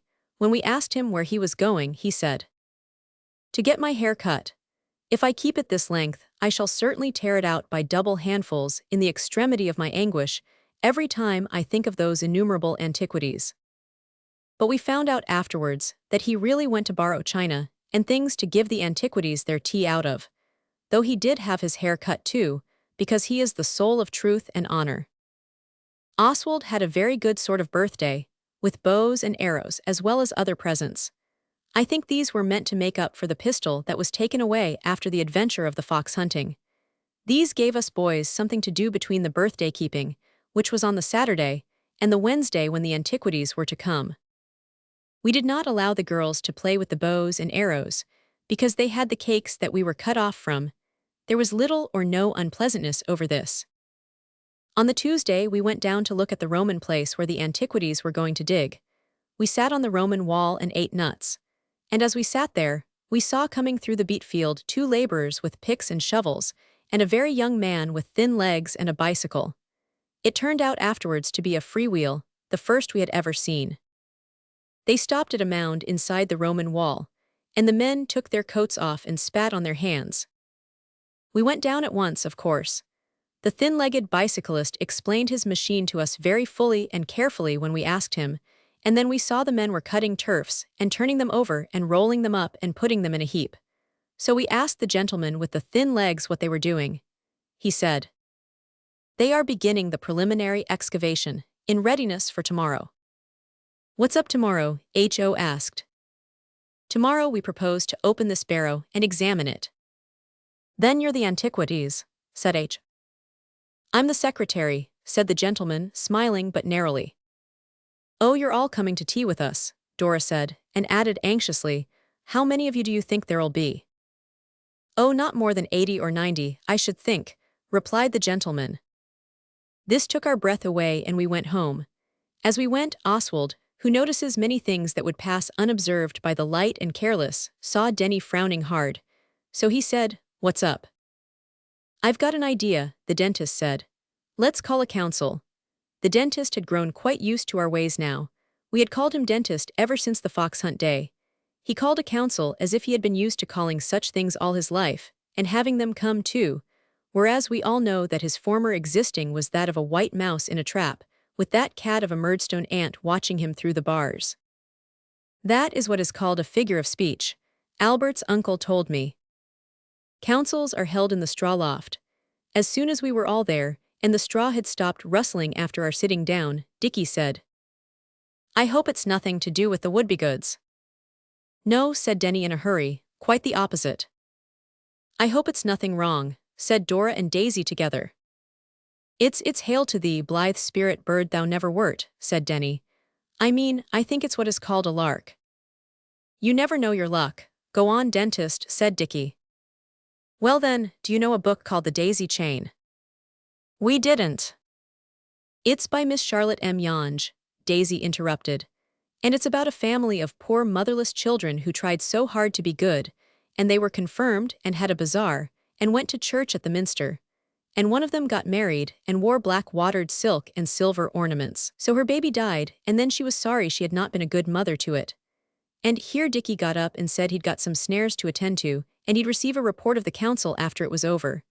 But he only got as far as the trapdoor, and then Oswald, the fleet of foot, closed with him, and they rolled together on the floor while all the others called out, come back, like guinea hens on a fence." Through the rustle and bustle and hustle of the struggle with Dickie, Oswald heard the voice of Denny murmuring one of his everlasting quotations. Come back," he cried in Greek. "Across the stormy water. And I'll forgive your Highland cheek. My daughter, oh my daughter." When quiet was restored, and Dickie had agreed to go through with the council, Denny said, "The Daisy Chain is not a bit like that really. It's a ripping book. One of the boys dresses up like a lady and comes to call, and another tries to hit his little sister with a hoe. It's jolly fine, I tell you." Denny is learning to say what he thinks, just like other boys.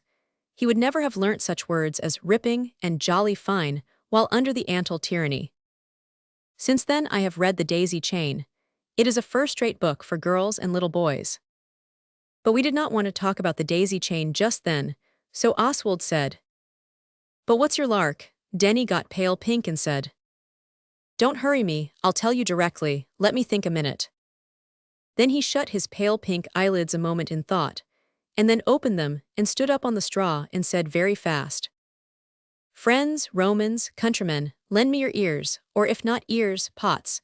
You know Albert's uncle said they were going to open the barrow to look for Roman remains tomorrow. Don't you think it seems a pity they shouldn't find any?" "Perhaps they will," Dora said. But Oswald saw, and he said, "Primus, go ahead, old man." The dentist went ahead. "In the Daisy Chain," he said, "they dug in a Roman encampment and the children went first and put some pottery there they'd made themselves, and Harry's old medal of the Duke of Wellington. The doctor helped them to some stuff to partly efface the inscription, and all the grown-ups were sold. I thought we might You may break, you may shatter the vase if you will, but the scent of the Romans will cling round it still. Denny sat down amid applause. It really was a great idea, at least for him. It seemed to add just what was wanted to the visit of the Maidstone antiquities. To sell the antiquities thoroughly would be indeed splendiferous. Of course Dora made haste to point out that we had not got an old medal of the Duke of Wellington, and that we hadn't any doctor who would help us to stuff to a face, and etc., but we sternly bade her stow it. We weren't going to do exactly like those daisy-chain kids. The pottery was easy. We had made a lot of it by the stream, which was the Nile when we discovered its source, and dried it in the sun, and then baked it under a bonfire like in foul play. And most of the things were such queer shapes that they should have done for almost anything, Roman or Greek, or even Egyptian or antediluvian, or household milk jugs of the cavemen, Albert's uncle said. The pots were, fortunately, quite ready and dirty, because we had already buried them in mixed sand and river mud to improve the color, and not remembered to wash it off. So the council at once collected it all, and some rusty hinges and some brass buttons and a file without a handle, and the girl councillors carried it all concealed in their pinafores, while the men members carried digging tools. H.O. and Daisy were sent on ahead as scouts to see if the coast was clear. We have learned the true usefulness of scouts from reading about the Transvaal War, but all was still in the hush of evening sunset on the Roman ruin. We posted sentries, who were to lie on their stomachs on the walls and give a long, low, signifying whistle if aught approached. Then we dug a tunnel, like the one we once did after treasure when we happened to bury a boy. It took some time, but never shall it be said that a Bastable grudged time or trouble when a lark was at stake. We put the things in as naturally as we could and shoved the dirt back till everything looked just as before. Then we went home, late for tea. But it was in a good cause, and there was no hot toast, only bread and butter, which does not get cold with waiting. That night Alice whispered to Oswald on the stairs, as we went up to bed. "Meet me outside your door when the others are asleep." Hissed, not a word. Oswald said, "No kid," and she replied in the affirmation. So he kept awake by biting his tongue and pulling his hair, for he shrinks from no pain if it is needful and right. And when the others all slept the sleep of innocent youth, he got up and went out, and there was Alice dressed. She said, "I've found some broken things that look ever so much more Roman. They were on top of the cupboard in the library. If you'll come with me, we'll bury them just to see how surprised the others will be." It was a wild and daring act, but Oswald did not mind. He said, "Wait half a shake," and he put on his knickerbockers and jacket, and slipped a few peppermints into his pocket in case of catching cold. It is these thoughtful expedients which mark the born explorer and adventurer. It was a little cold, but the white moonlight was very fair to see, and we decided we'd do some other daring moonlight act some other day. We got out of the front door, which is never locked till Albert's uncle goes to bed at 12 or 1, and we ran swiftly and silently across the bridge and through the fields to the Roman ruin. Alice told me afterwards she should have been afraid if it had been dark, but the moonlight made it as bright as day is in your dreams. Oswald had taken the spade and a sheet of newspaper. We did not take all the pots Alice had found, but just the 2 that weren't broken, 2 crooked jugs, made of stuff like flower pots are made of. We made 2 long cuts with the spade and lifted the turf up and scratched the earth under, and took it out very carefully in handfuls onto the newspaper, till the hole was deepish. Then we put in the jugs, and filled it up with earth and flattened the turf over. Turf stretches like elastic. This we did a couple of yards from the place where the mound was dug into by the men, and we had been so careful with the newspaper that there was no loose earth about. Then we went home in the wet moonlight. At least the grass was very wet, chuckling through the peppermint, and got up to bed without anyone knowing a single thing about it. The next day the antiquities came. It was a jolly hot day, and the tables were spread under the trees on the lawn, like a large and very grand Sunday school treat. There were dozens of different kinds of cake, and bread and butter, both white and brown, and gooseberries and plums and jam sandwiches. And the girls decorated the tables with flowers, blue larkspur and white Canterbury bells. And at about 3 there was a noise of people walking in the road.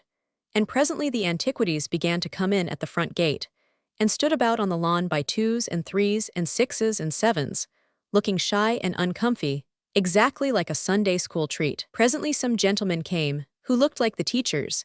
They were not shy, and they came right up to the door.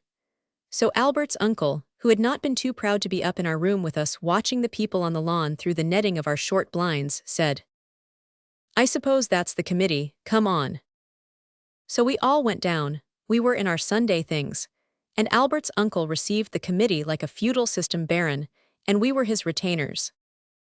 He talked about dates, and king posts and gables and mullions and foundations and records, and Sir Thomas Wyatt and poetry and Julius Caesar and Roman remains, and lich gates and churches, and dog's tooth molding till the brain of Oswald reeled.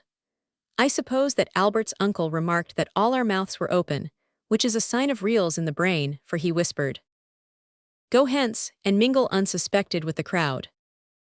So we went out onto the lawn, which was now crowded with men and women and one child. This was a girl, she was fat, and we tried to talk to her, though we did not like her. She was covered in red velvet like an armchair. But she wouldn't. We thought at first she was from a deaf and dumb asylum, where her kind teachers had only managed to teach the afflicted to say yes and no. But afterwards we knew better, for Noel heard her say to her mother, "I wish you hadn't brought me, Mama. I didn't have a pretty teacup, and I haven't enjoyed my tea one bit." And she had had 5 pieces of cake, besides little cakes and nearly a whole plate of plums, and there were only 12 pretty teacups altogether. Several grown-ups talked to us in a most uninterested way, and then the president read a paper about the moat house, which we couldn't understand, and other people made speeches we couldn't understand either, except the part about kind hospitality, which made us not know where to look. Then Dora and Alice and Daisy and Mrs. Pettigrew poured out the tea, and we handed cups and plates. Albert's uncle took me behind a bush to see him tear what was left of his hair, when he found there were 123 antiquities present, and I heard the president say to the secretary that tea always fetched them. Then it was time for the Roman ruin, and our hearts beat high as we took our hats. It was exactly like Sunday, and joined the crowded procession of eager antiquities. Many of them had umbrellas and overcoats, though the weather was fiery and without a cloud. That is the sort of people they were.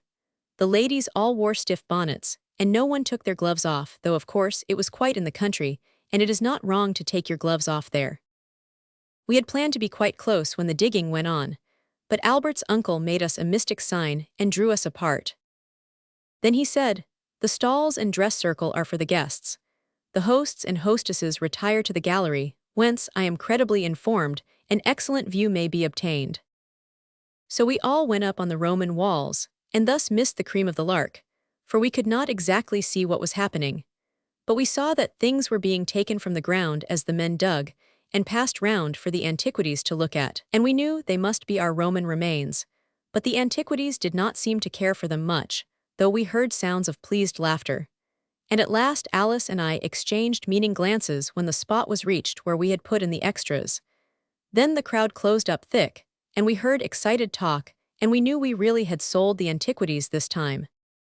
Presently the bonnets and coats began to spread out and trickle towards the house, and we were aware that all would soon be over. So we cut home the back way, just in time to hear the president saying to Albert's uncle, "A genuine find, most interesting. Oh really, you ought to have one.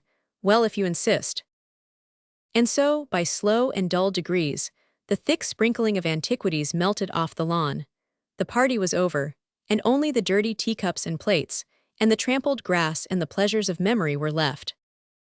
We had a very beautiful supper, out of doors, too, with jam sandwiches and cakes and things that were over, and as we watched the setting monarch of the skies, I mean the sun, Alice said, "Let's tell." We let the dentist tell, because it was he who hatched the lark, but we helped him a little in the narrating of the fell plot, because he has yet to learn how to tell a story straight from the beginning. When he had done, and we had done, Albert's uncle said, "Well, it amused you, and you'll be glad to learn that it amused your friends the antiquities." "Didn't they think they were Roman?" Daisy said. "They did in the daisy chain." "Not in the least," said Albert's uncle, "but the treasurer and secretary were charmed by your ingenious preparations for their reception." "We didn't want them to be disappointed," said Dora. "They weren't," said Albert's uncle. "Steady on with those plums. A little way beyond the treasure you had prepared for them, they found 2 specimens of real Roman pottery, which sent every man jack of them home thanking his stars he had been born a happy little antiquary child." "Those were our jugs," said Alice, "and we really have sold the antiquities." She unfolded the tale about our getting the jugs and burying them in the moonlight and the mound, and the others listened with deeply respectful interest. "We really have done it this time, haven't we?" she added in tones of well-deserved triumph.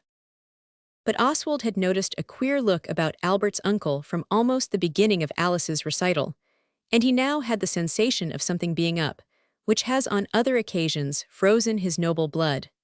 The silence of Albert's uncle now froze it yet more arctically. "Haven't we?" repeated Alice, unconscious of what her sensitive brother's delicate feelings had already got hold of. "We have done it this time, haven't we?" "Since you ask me thus pointedly," answered Albert's uncle at last, "I cannot but confess that I think you have indeed done it. Those pots on the top of the library cupboard are Roman pottery. The amphorae which you hid in the mound are probably, I can't say for certain, mind priceless. They are the property of the owner of this house. You have taken them out and buried them. The president of the Maidstone Antiquarian Society has taken them away in his bag. Now what are you going to do?" Alice and I did not know what to say, or where to look. The others added to our pained position by some ungenerous murmurs about our not being so jolly clever as we thought ourselves. There was a very far from pleasing silence. Then Oswald got up. He said, "Alice, come here a sec, I want to speak to you." As Albert's uncle had offered no advice, Oswald disdained to ask him for any. Alice got up too, and she and Oswald went into the garden and sat down on the bench under the quince tree and wished they had never tried to have a private lark of their very own with the antiquities. A private sale, Albert's uncle called it afterwards. But regrets, as nearly always happens, were vain. Something had to be done. But what? Oswald and Alice sat in silent desperateness, and the voices of the gay and careless others came to them from the lawn, where, heartless in their youngness, they were playing tag. I don't know how they could. Oswald would not like to play tag when his brother and sister were in a hole, but Oswald is an exception to some boys. But Dickie told me afterwards, he thought it was only a joke of Albert's Uncle S. The dusk grew dusker, till you could hardly tell the quinces from the leaves, and Alice and Oswald still sat exhausted with hard thinking, but they could not think of anything, and it grew so dark that the moonlight began to show. Then Alice jumped up, just as Oswald was opening his mouth to say the same thing, and said, "Of course, how silly, I know, come on in, Oswald." And they went on in. Oswald was still far too proud to consult anyone else, but he just asked carelessly if Alice and he might go into Maidstone the next day to buy some wire netting for a rabbit hutch, and to see after one or two things. Albert's uncle said certainly, and they went by train with the bailiff from the farm, who was going in about some sheep dip and to buy pigs. At any other time, Oswald would not have been able to bear to leave the bailiff without seeing the pigs bought. But now it was different, for he and Alice had the weight on their bosoms of being thieves without having meant it, and nothing, not even pigs, had power to charm the young but honorable Oswald till that stain had been wiped away. So he took Alice to the secretary of the Maidstone Antiquities house, and Mr. Turnbull was out, but the maid-servant kindly told us where the president lived, and ere long the trembling feet of the unfortunate brother and sister vibrated on the spotless gravel of Camperdown Villa. When they asked, they were told that Mr. Longchamps was at home. Then they waited, paralyzed with undescribed emotions, in a large room with books and swords and glass bookcases with rotten-looking odds and ends in them. Mr. Longchamps was a collector. That means he stuck to anything, no matter how ugly and silly, if only it was old. He came in rubbing his hands, and very kind. He remembered us very well, he said, and asked what he could do for us. Oswald for once was dumb. He could not find words in which to own himself the ass he had been. But Alice was less delicately molded. She said, "Oh, if you please, we are most awfully sorry, and we hope you'll forgive us. But we thought it would be such a pity for you, and all the other poor dear antiquities to come all that way, and then find nothing Roman. So we put some pots and things in the barrow for you to find." "So I perceived," said the president, stroking his white beard and smiling most agreeably at us. "A harmless joke, my dear. Youth's the season for jesting. There's no harm done, pray think no more about it. It's very honorable of you to come and apologize, I'm sure." His brow began to wear the furrowed, anxious look of one who would fain be rid of his guests, and get back to what he was doing before they interrupted him. Alice said, "We didn't come for that, it's much worse. Those were two real true Roman jugs you took away. We put them there, they aren't ours. We didn't know they were real Roman. We wanted to sell the antiquities, I mean antiquaries, and we were sold ourselves." "This is serious," said the gentleman. "I suppose you'd know the jugs if you saw them again." "Anywhere," said Oswald, with the confidential rashness of one who does not know what he is talking about. Mr. Longchamps opened the door of a little room leading out of the one we were in, and beckoned us to follow. We found ourselves amid shelves and shelves of pottery of all sorts, and two whole shelves, small ones, were filled with the sort of jug we wanted. "Well," said the president, with a veiled menacing sort of smile like a wicked cardinal, "which is it?" Oswald said, "I don't know." Alice said, "I should know if I had it in my hand." The president patiently took the jugs down one after another, and Alice tried to look inside them, and one after another she shook her head and gave them back. At last she said, "You didn't wash them." Mr. Longchamps shuddered and said no. "Then," said Alice, "there is something written with lead pencil inside both the jugs. I wish I hadn't. I would rather you didn't read it. I didn't know it would be a nice old gentleman like you would find it. I thought it would be the younger gentleman with the thin legs and the narrow smile." "Mr. Turnbull." The president seemed to recognize the description unerringly. Well, boys will be boys, girls, I mean, I won't be angry. Look at all the jugs and see if you can find yours." Alice did, and the next one she looked at she said, "This is one, and two jugs further on she said, "This is the other." "Well," the president said, "these are certainly the specimens which I obtained yesterday. If your uncle will call on me, I will return them to him. But it's a disappointment. Yes, I think you must let me look inside." He did, and at the first one he said nothing. At the second he laughed. Well, he said, "we can't expect old heads on young shoulders. You're not the first who went forth to shear and returned shorn. Nor, it appears, am I next time you have a sale of antiquities. Take care that you yourself are not sold. Good day to you, my dear. Don't let the incident prey on your mind," he said to Alice. "Bless your heart, I was a boy once myself, unlikely as you may think it. Goodbye." We were in time to see the pigs bought after all. I asked Alice what on earth it was she'd scribbled inside the beastly jugs, and she owned that just to make the lark complete she had written "sucks" in one of the jugs, and "sold again, silly" in the other. But we know well enough who it was that was sold. And if ever we have any antiquities to tea again, they shan't find so much as a Greek waistcoat button if we can help it. Unless it's the president, for he did not behave at all badly.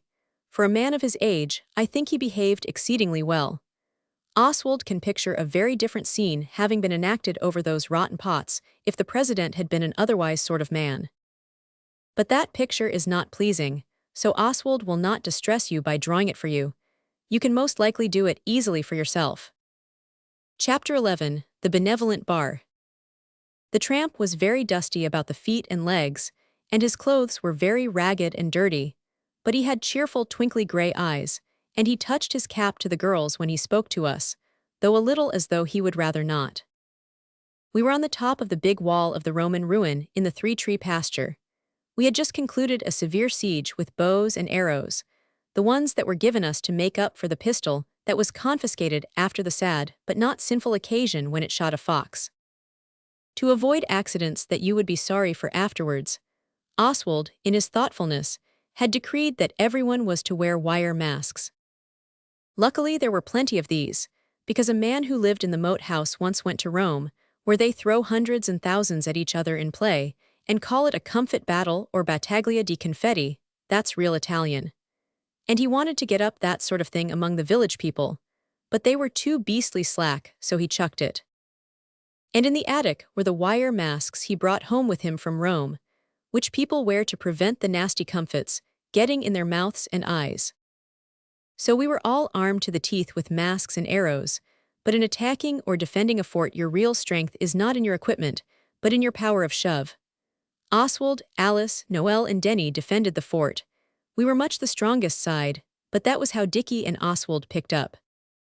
The others got in, it is true, but that was only because an arrow hit Dickie on the nose, and it bled quarts as usual, though hit only through the wire mask.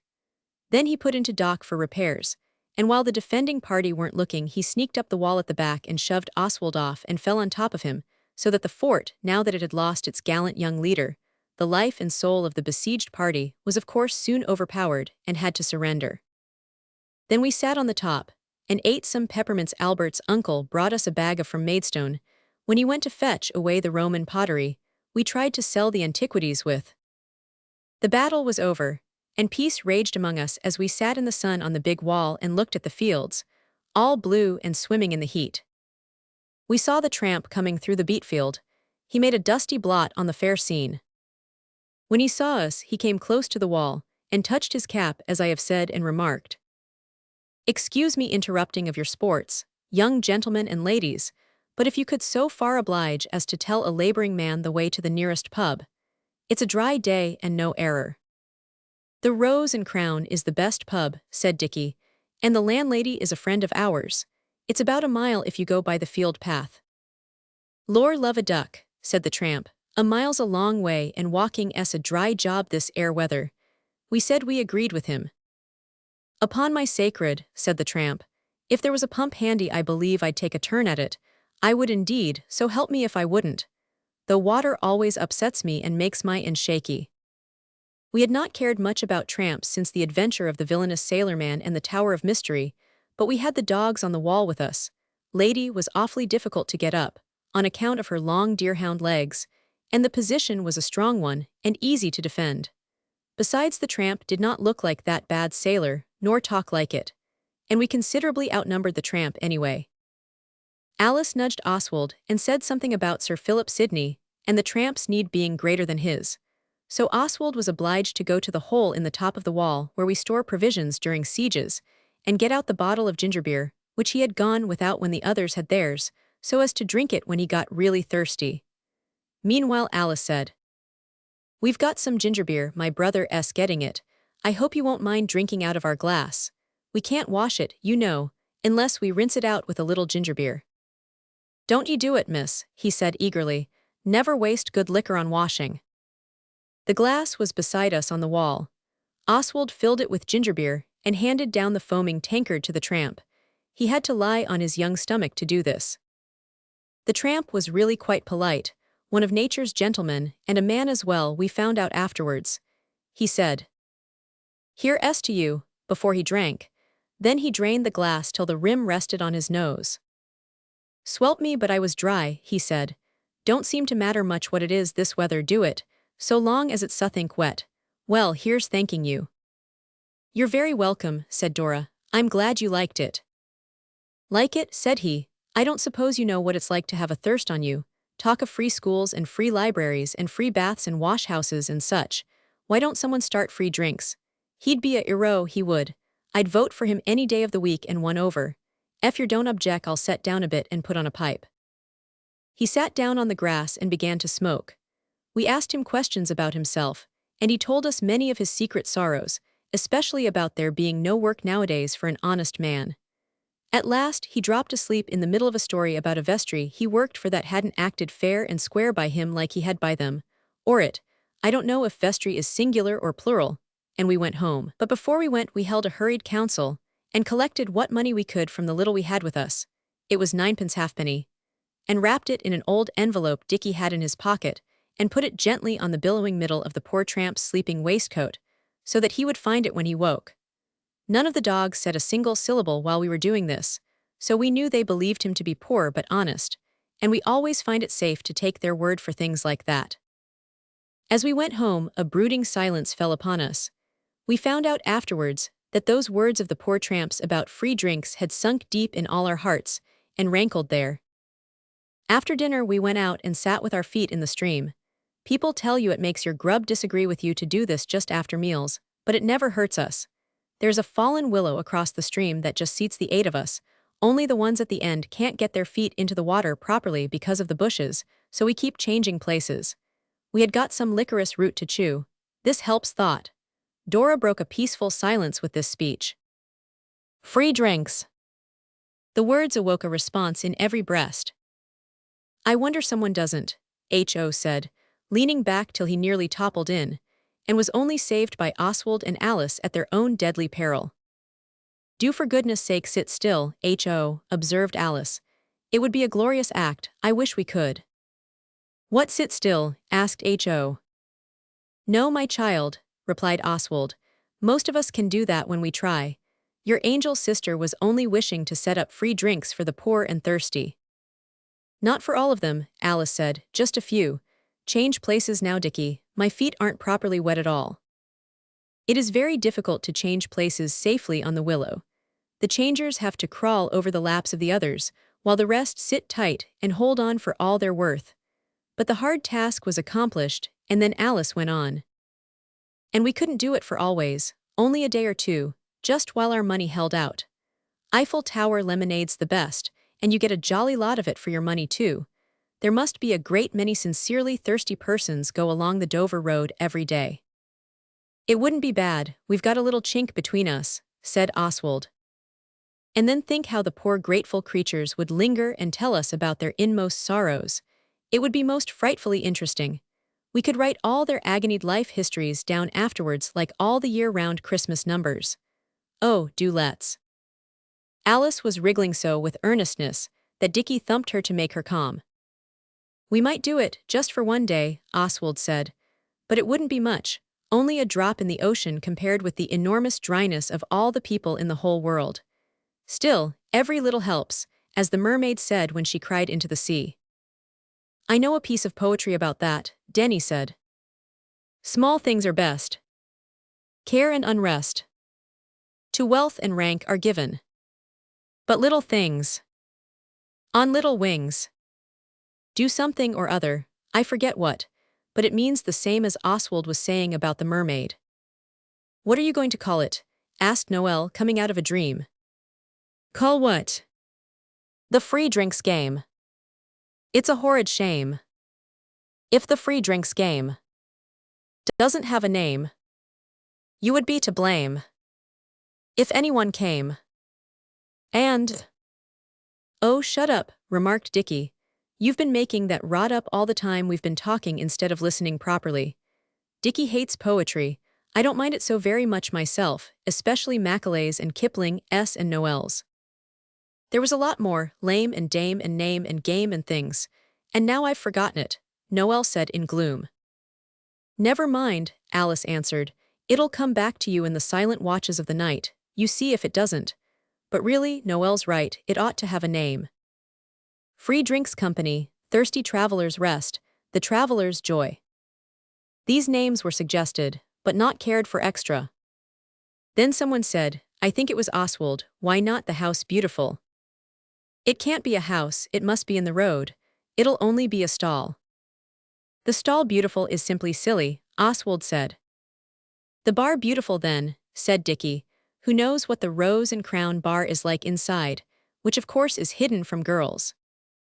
Oh, wait a minute, cried the dentist, snapping his fingers like he always does when he is trying to remember things.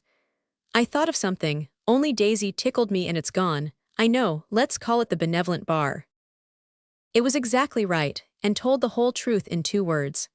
Benevolent showed it was free and bar showed what was free, e.g. things to drink. The Benevolent Bar it was.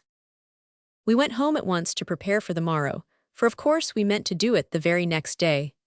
Procrastination is you know what, and delays are dangerous. If we had waited long, we might have happened to spend our money on something else. The utmost secrecy had to be observed, because Mrs. Pettigrew hates tramps. Most people do who keep fowls. Albert's uncle was in London till the next evening, so we could not consult him, but we know he is always chock full of intelligent sympathy with the poor and needy. Acting with the deepest disguise, we made an awning to cover the benevolent barkeepers from the searching rays of the monarch of the skies. We found some old striped sunblinds in the attic, and the girls sewed them together. They were not very big when they were done, so we added the girls' striped petticoats. I am sorry their petticoats turn up so constantly in my narrative, but they really are very useful, especially when the band is cut off. The girls borrowed Mrs. Pettigrew's sewing machine. They could not ask her leave without explanations, which we did not wish to give just then, and she had lent it to them before.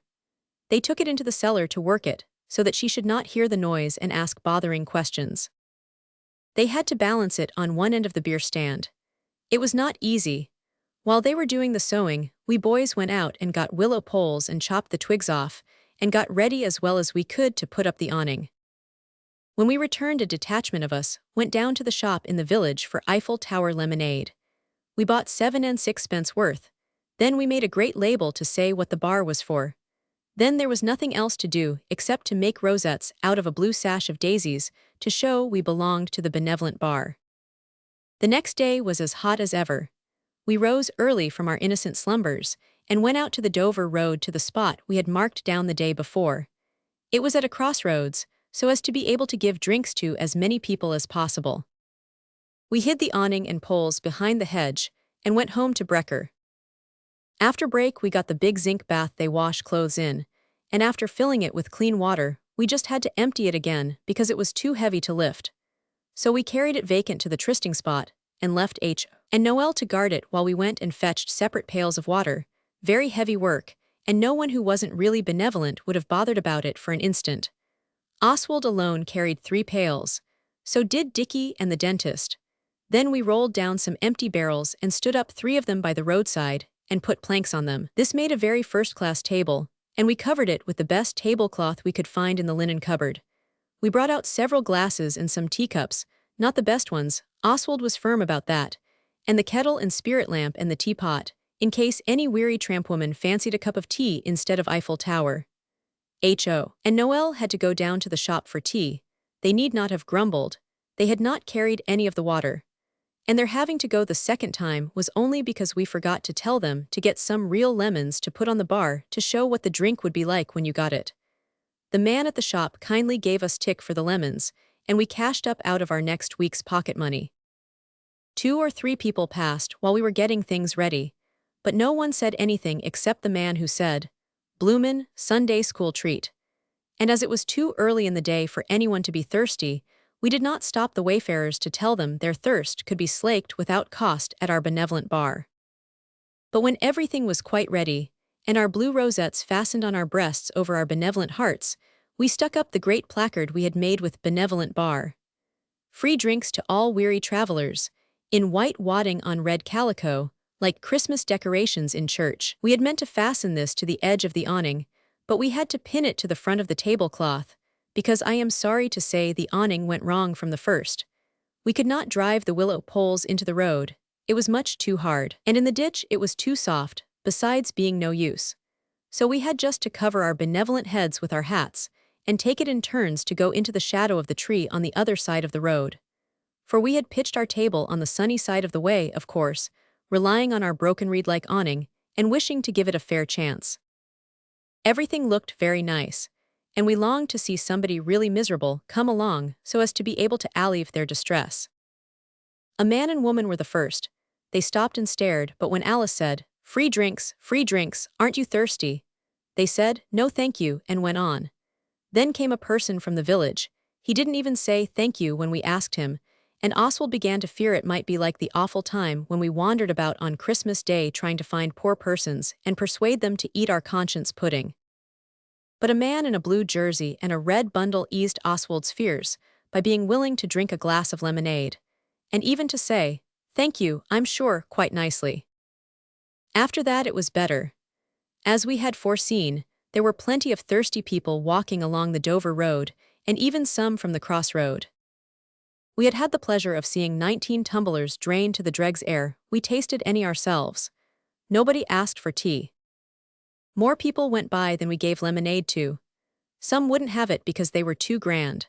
One man told us he could pay for his own liquor when he was dry, which, praise be, he wasn't over and above at present, and others asked if we hadn't any beer, and when we said no, they said it showed what sort we were, as if the sort was not a good one, which it is. And another man said, "Slops again, you never get nothing for nothing, not this side of heaven you don't. Look at the bloomin' blue ribbon on M. Oh, lor," and went on quite sadly without having a drink.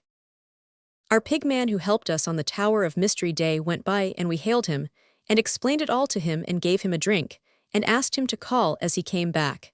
He liked it all, and said we were a real good sort. How different from the man who wanted the beer. Then he went on. One thing I didn't like, and that was the way boys began to gather. Of course we could not refuse to give drinks to any traveler who was old enough to ask for it, but when one boy had had 3 glasses of lemonade and asked for another, Oswald said, "I think you've had jolly well enough. You can't be really thirsty after all that lot." The boy said, "Oh, can't I? You'll just see if I can't," and went away. Presently he came back with 4 other boys, all bigger than Oswald, and they all asked for lemonade.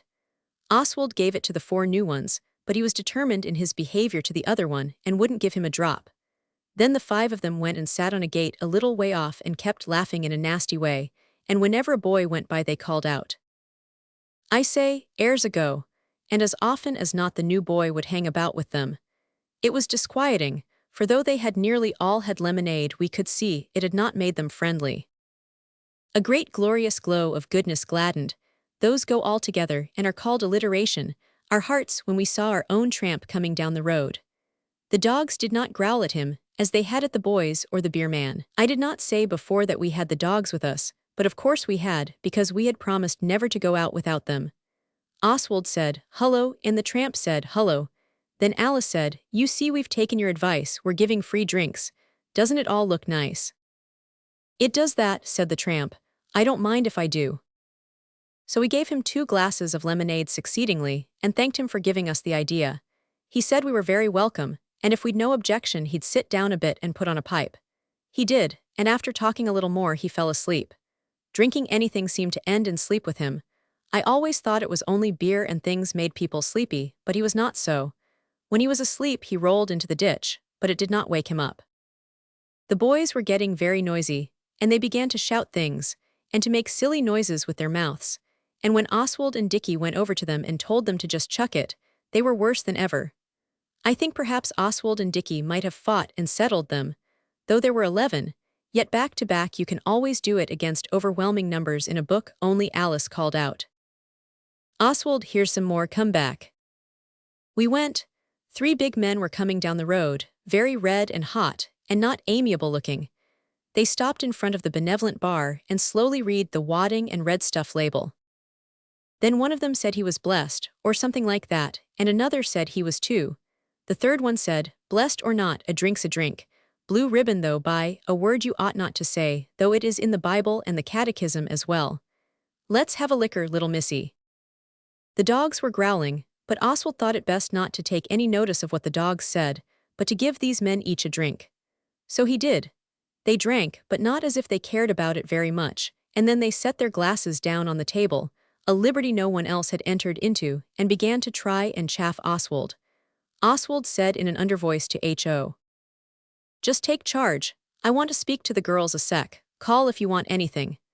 And then he drew the others away, to say he thought there'd been enough of it, and considering the boys and new 3 men, perhaps we'd better chuck it and go home. We'd been benevolent nearly 4 hours anyway. While this conversation and the objections of the others were going on, H.O. perpetuated an act which nearly wrecked the benevolent bar. Of course Oswald was not an eye or ear witness of what happened, but from what H.O. said in the calmer moments of later life, I think this was about what happened. One of the big disagreeable men said to H.O., "Ain't got such a thing as a drop o' spirit, ave yer." H.O. said no, we hadn't, only lemonade and tea. "Lemonade and tea, blank, bad word I told you about, and blazes," replied the bad character, for such he afterwards proved to be. "What's that then?" He pointed to a bottle labeled Dewar's whiskey, which stood on the table near the spirit kettle. "Oh, is that what you want?" said H.O. kindly. The man is understood to have said he should bloomin', well think so, but H.O. is not sure about the bloomin'. He held out his glass with about half the lemonade in it, and H.O. generously filled up the tumbler out of the bottle labeled Dewar's whiskey. The man took a great drink, and then suddenly he spat out what happened to be left in his mouth just then, and began to swear. It was then that Oswald and Dickie rushed upon the scene. The man was shaking his fist in H.O.'s face, and H.O. was still holding on to the bottle we had brought out the methylated spirit in for the lamp, in case of anyone wanting tea, which they hadn't. "If I was Jim," said the second ruffian, for such indeed they were, when he had snatched the bottle from H.O. and smelt it, "I'd chuck the whole show over the hedge, so I would, and you young gutter snipes after it, so I wouldn't." Oswald saw in a moment that in point of strength, If not numbers, he and his party were outmatched, and the unfriendly boys were drawing gladly near. It is no shame to signal for help when in distress. The best ships do it every day. Oswald shouted, "Help, help!"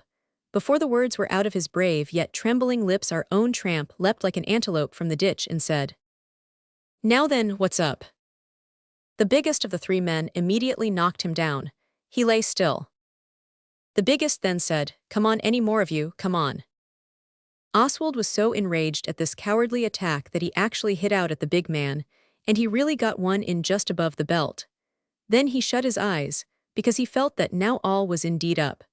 There was a shout and a scuffle, and Oswald opened his eyes in astonishment at finding himself still whole and unimpaired. Our own tramp had artfully simulated insensibleness to get the men off their guard, and then had suddenly got his arms round a leg each of two of the men, and pulled them to the ground, helped by Dickie, who saw his game and rushed in at the same time, exactly like Oswald would have done if he had not had his eyes shut ready to meet his doom.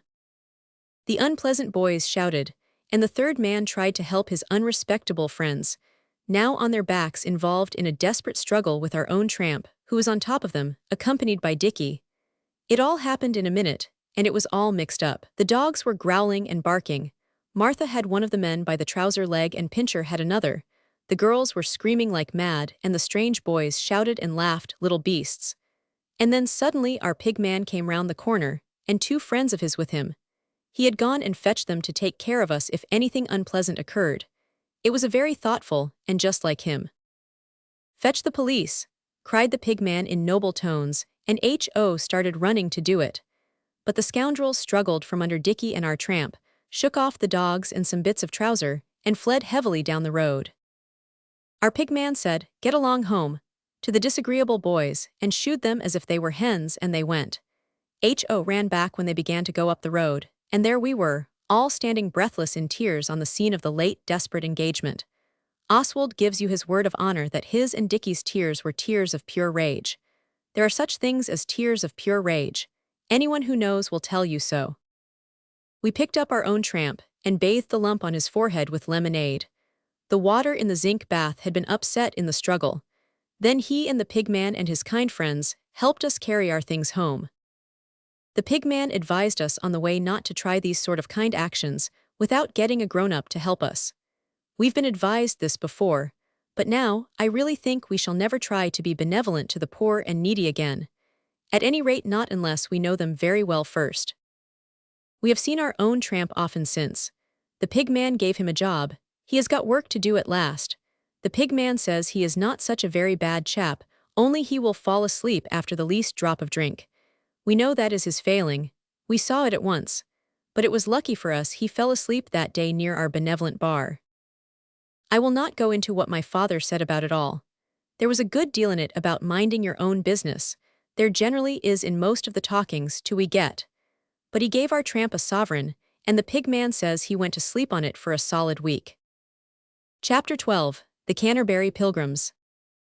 The author of these few lines really does hope to goodness that no one will be such an owl as to think from the number of things we did when we were in the country, that we were wretched, neglected little children, whose grown-up relations sparkled in the bright haunts of pleasure, and whirled in the giddy what's its name of fashion, while we were left to weep forsaken at home. It was nothing of the kind, and I wish you to know that my father was with us a good deal, and Albert's uncle, who is really no uncle of ours, but only of Albert next door when we lived in Lewisham, gave up a good many of his valuable hours to us, and the father of Denny and Daisy came now and then, and other people, quite as many as we wished to see. And we had some very decent times with them, and enjoyed ourselves very much indeed, thank you. In some ways the good times you have with grown-ups are better than the ones you have by yourselves. At any rate they are safer. It is almost impossible then, to do anything fatal without being pulled up short by a grown-up heir, yet the deed is done. And, if you are careful, anything that goes wrong can be looked on as the grown-up's fault. But these secure pleasures are not so interesting to tell about as the things you do when there is no one to stop you on the edge of the rash act. It is curious, too, that many of our most interesting games happened when grown-ups were far away. For instance, when we were pilgrims. It was just after the business of the benevolent bar, and it was a wet day. It is not easy to amuse yourself indoors on a wet day as older people seem to think, especially when you are far removed from your own home and haven't got all your own books and things. The girls were playing Halma, which is a beastly game. Noel was writing poetry, H.O. was singing, I don't know what to do to the tune of Canaan's happy shore. It goes like this, and is very tiresome to listen to. I don't know what to do, ooh, ooh, zoo. I don't know what to do, ooh, zoo. It is a beastly rainy day. And I don't know what to do. The rest of us were trying to make him shut up. We put a carpet bag over his head, but he went on inside it. And then we sat on him, but he sang under us.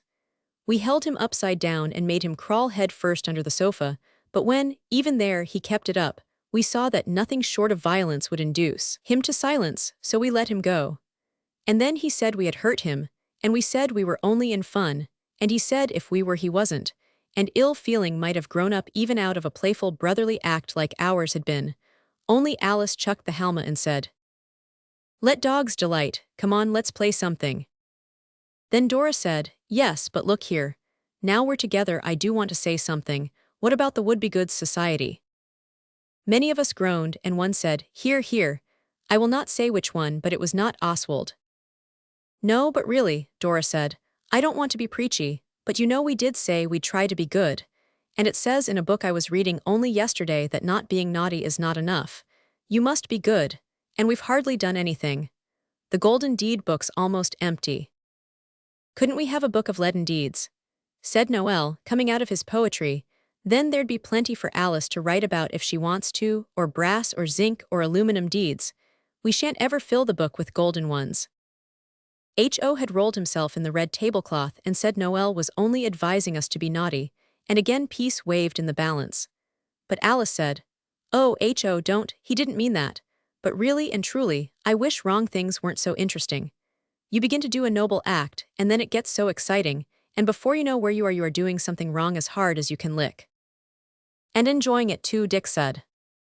It's very curious, Denny said, but you don't seem to be able to be certain inside yourself whether what you're doing is right if you happen to like doing it, but if you don't like doing it you know quite well. I only thought of that just now. I wish Noel would make a poem about it. I am, Noel said. It began about a crocodile but it is finishing itself up quite different from what I meant it to at first. Just wait a minute. He wrote very hard while his kind brothers and sisters and his little friends waited the minute he had said. And then he read. The crocodile is very wise. He lives in the Nile with little eyes. He eats the hippopotamus too. And if he could he would eat up you. The lovely woods and starry skies. He looks upon with glad surprise. He sees the riches of the East. And the tiger and lion, kings of beast. So let all be good and beware. Of saying shan't and won't and don't care. For doing wrong is easier far than any of the right things I know about are. And I couldn't make it king of beasts because of it not rhyming with east, so I put the S off beasts onto king. It comes even in the end. We all said it was a very nice piece of poetry. Noel gets really ill if you don't like what he writes, and then he said, if it's trying that's wanted, I don't care how hard we try to be good, but we may as well do it some nice way. Let's be Pilgrim's Progress, like I wanted to at first. And we were all beginning to say we didn't want to, when suddenly Dora said, Oh, look here, I know, we'll be the Canterbury Pilgrims. People used to go pilgrimages to make themselves good. With peas in their shoes, the dentist said, It's in a piece of poetry, only the man boiled his peas, which is quite unfair. Oh yes, said H.O., in cocked hats. Not cocked, cockled, it was Alice who said this. And they had staffs and scrips, and they told each other tales, we might as well. Oswald and Dora had been reading about the Canterbury Pilgrims in a book called A Short History of the English People. It is not at all short really, 3 fat volumes, but it has jolly good pictures. It was written by a gentleman named Green. So Oswald said, All right, I'll be the knight. I'll be the wife of Bath, Dora said. What will you be, Dickie?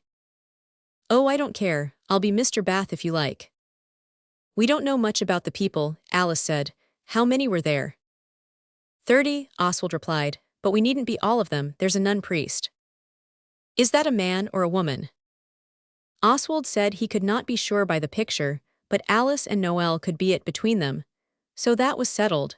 Then we got the book and looked at the dresses to see if we could make up dresses for the parts. At first we thought we would, because it would be something to do, and it was a very wet day, but they looked difficult, especially the Millers. Denny wanted to be the miller, but in the end he was the doctor, because it was next door to dentist, which is what we call him for short. Daisy was to be the prioress, because she is good and has a soft little red mouth, and H.O. would be the manciple. I don't know what that is, because the picture of him is bigger than most of the others, and he said manciple was a nice portmanteau word, half Mandarin and half disciple. Let's get the easiest parts of the dresses ready first, Alice said, the pilgrims' staffs and hats and the cockles. So Oswald and Dickie braved the fury of the elements and went into the wood beyond the orchard to cut ash sticks. We got 8 jolly good long ones. Then we took them home, and the girls bothered till we changed our clothes, which were indeed sopping with the elements we had faced. Then we peeled the sticks. They were nice and white at first, but they soon got dirty when we carried them. It is a curious thing, however often you wash your hands they always seem to come off on anything white, and we nailed paper rosettes to the tops of them. That was the nearest we could get to cockle shells. And we may as well have them there as on our hats, Alice said. And let's call each other by our right names today, just to get into it. Don't you think so, Knight? Yea, nun-priest, Oswald was replying, but Noel said she was only half the nun-priest, and again a thread of unpleasantness darkened the air. But Alice said, "Don't be a piggy-wiggy, Noel dear, you can have it all, I don't want it.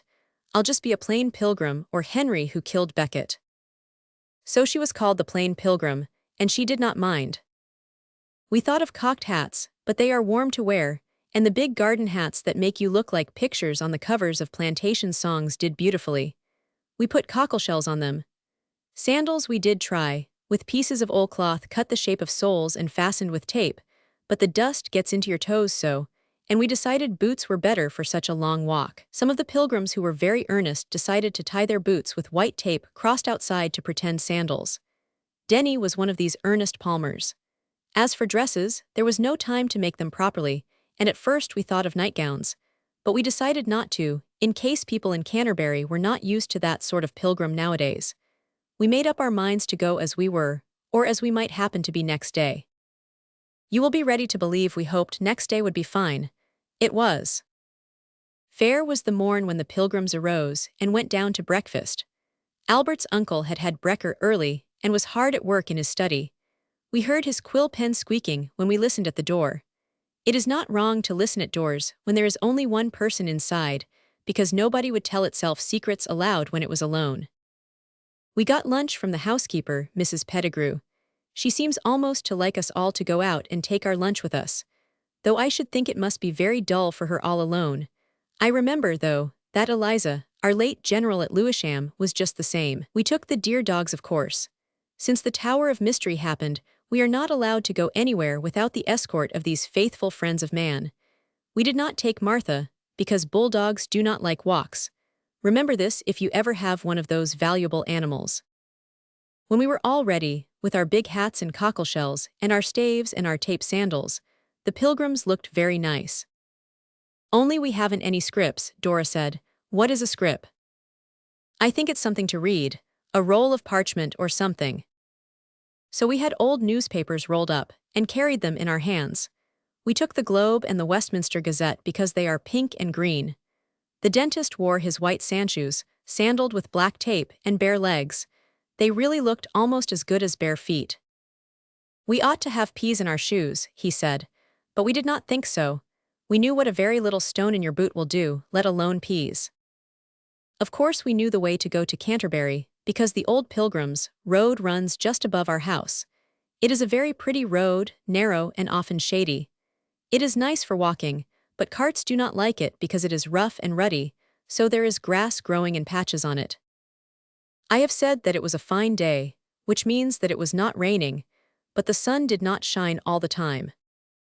"'Tis well, O night," said Alice, "that the orb of day shines not in undie what's its name, splendor." "Thou sayest sooth, plain pilgrim," replied Oswald. "'Tis jolly warm even as it is." "I wish I wasn't two people," Noel said. "It seems to make me hotter. I think I'll be a reeve or something." But we would not let him.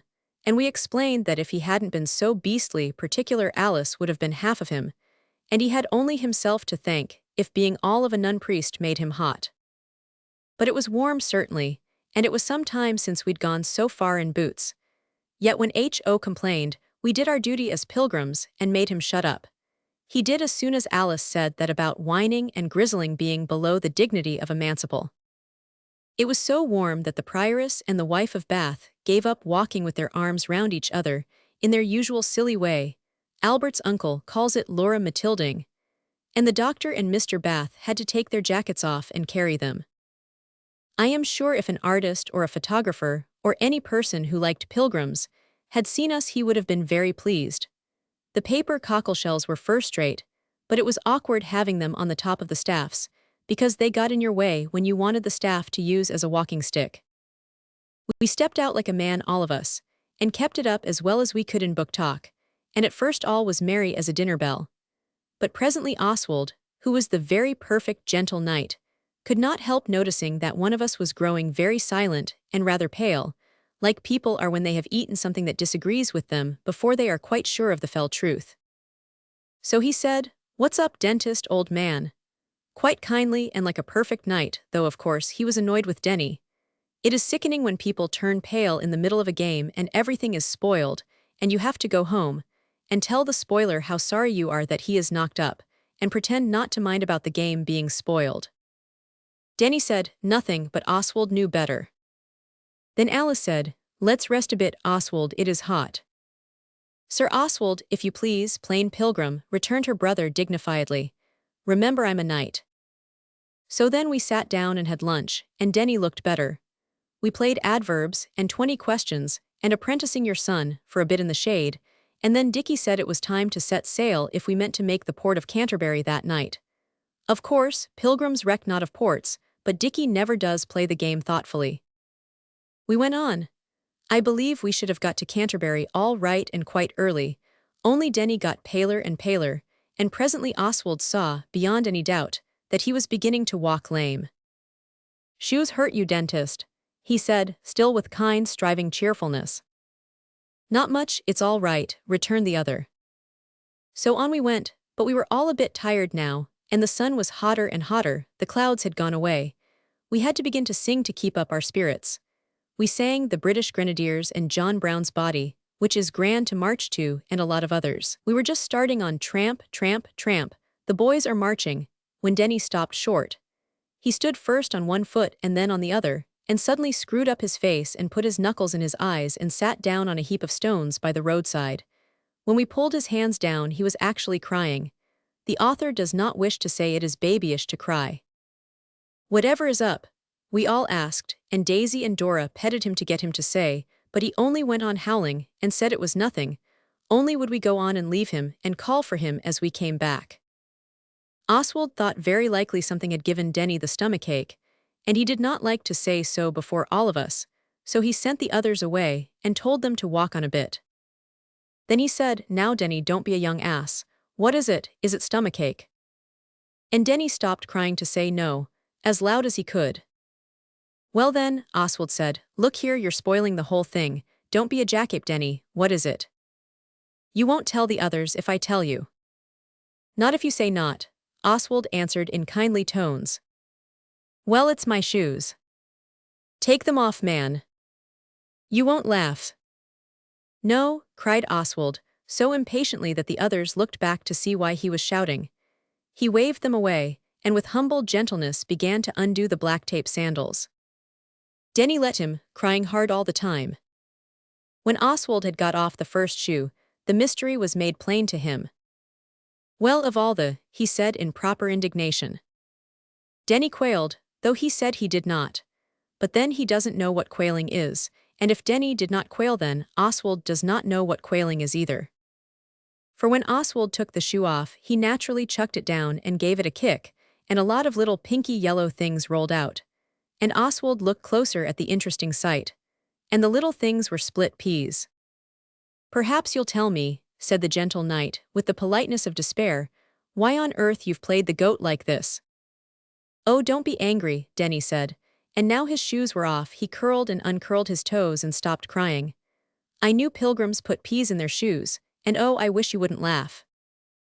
I'm not, said Oswald, still with bitter politeness. I didn't want to tell you I was going to, because I wanted to be better than all of you, and I thought if you knew I was going to you'd want to too, and you wouldn't when I said it first. So I just put some peas in my pocket, and dropped one or two at a time into my shoes when you weren't looking.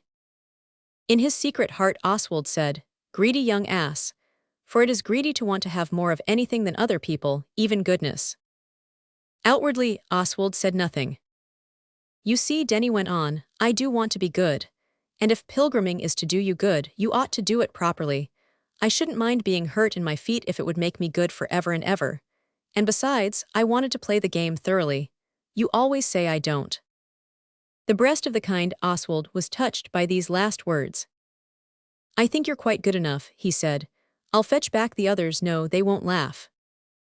And we all went back to Denny, and the girls made a fuss with him. But Oswald and Dickie were grave and stood aloof. They were old enough to see that being good was all very well, but after all you had to get the boy home somehow. When they said this, as agreeably as they could, Denny said, It's all right, someone will give me a lift. You think everything in the world can be put right with a lift, Dickie said, and he did not speak lovingly. So it can, said Denny, when it's your feet, I shall easily get a lift home. Not here you won't, said Alice. No one goes down this road, but the high road's just round the corner where you see the telegraph wires. Dickie and Oswald made a sedan chair and carried Denny to the high road, and we sat down in a ditch to wait. For a long time nothing went by but a brewer's dray. We hailed it, of course, but the man was so sound asleep that our hails were vain, and none of us thought soon enough about springing like a flash to the horses' heads, though we all thought of it directly the dray was out of sight. So we had to keep on sitting there by the dusty road, and more than one pilgrim was heard to say it wished we had never come. Oswald was not one of those who uttered this useless wish. At last, just when despair was beginning to eat into the vital parts of even Oswald, there was a quick tap-tapping of horses' feet on the road, and a dog-cart came in sight with a lady in it all alone. We hailed her like the desperate shipwrecked mariners, in the longboat hail the passing sail. She pulled up. She was not a very old lady, 25 we found out afterwards her age was, and she looked jolly. Well, she said, what's the matter? It's this poor little boy, Dora said, pointing to the dentist, who had gone to sleep in the dry ditch with his mouth open as usual. His feet hurt him so, and will you give him a lift? But why are you all rigged out like this? Asked the lady, looking at our cockleshells and sandals and things. We told her. And how has he hurt his feet? She asked, and we told her that. She looked very kind. Poor little chap, she said, where do you want to go? We told her that too. We had no concealments from this lady. Well, she said, I have to go on to what is its name? Canterbury, said H.O. Well, yes, Canterbury, she said. It's only about half a mile. I'll take the poor little pilgrim, and yes, the 3 girls, you boys must walk. Then we'll have tea and see the sights, and I'll drive you home, at least some of you. How will that do? We thanked her very much indeed, and said it would do very nicely. Then we helped Denny into the cart, and the girls got up, and the red wheels of the cart spun away through the dust. I wish it had been an omnibus the lady was driving, said H.O. Then we could all have had a ride. Don't you be so discontented, Dickie said, and Noel said. You ought to be jolly thankful you haven't got to carry Denny all the way home on your back. You'd have had to if you'd been out alone with him. When we got to Canterbury, it was much smaller than we expected, and the cathedral not much bigger than the church that is next to the moat house. There seemed to be only one big street, but we supposed the rest of the city was hidden away somewhere. There was a large inn with a green before it, and the red-wheeled dog-cart was standing in the stable-yard, and the lady, with Denny and the others, sitting on the benches in the porch, looking out for us. The inn was called the George and Dragon, and it made me think of the days when there were coaches and highwaymen and footpads and jolly landlords, and adventures at country inns, like you read about. We've ordered tea, said the lady. Would you like to wash your hands? We saw that she wished us to, so we said yes, we would. The girls and Denny were already much cleaner than when we parted from them. There was a courtyard to the inn and a wooden staircase outside the house. We were taken up this, and washed our hands in a big room with a four-post wooden bed and dark red hangings, just the sort of hangings that would not show the stains of gore in the dear old adventurous times. Then we had tea in a great big room with wooden chairs and tables, very polished and old. It was a very nice tea, with lettuces and cold meat, and 3 kinds of jam, as well as cake and new bread, which we are not allowed at home. While tea was being had, the lady talked to us. She was very kind. There are 2 sorts of people in the world, besides others. One sort understand what you're driving at, and the other don't. This lady was the one sort. After everyone had had as much to eat as they could possibly want, the lady said, "What was it you particularly wanted to see at Canterbury?" "The cathedral," Alice said, "and the place where Thomas A. Becket was murdered." "And the donjon," said Dickie. Oswald wanted to see the walls, because he likes the story of St. Alphege and the Danes. "Well, well," said the lady, and she put on her hat. It was a really sensible one, not a blob of fluffy stuff and feathers put on sideways and stuck on with long pins, and no shade to your face, but almost as big as ours, with a big brim and red flowers, and black strings to tie under your chin to keep it from blowing off. Then we went out all together to see Canterbury.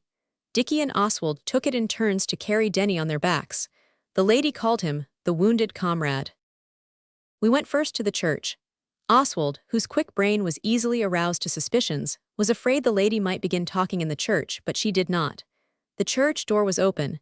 I remember Mother telling us once it was right and good for churches to be left open all day, so that tired people could go in and be quiet, and say their prayers if they wanted to. But it does not seem respectful to talk out loud in church.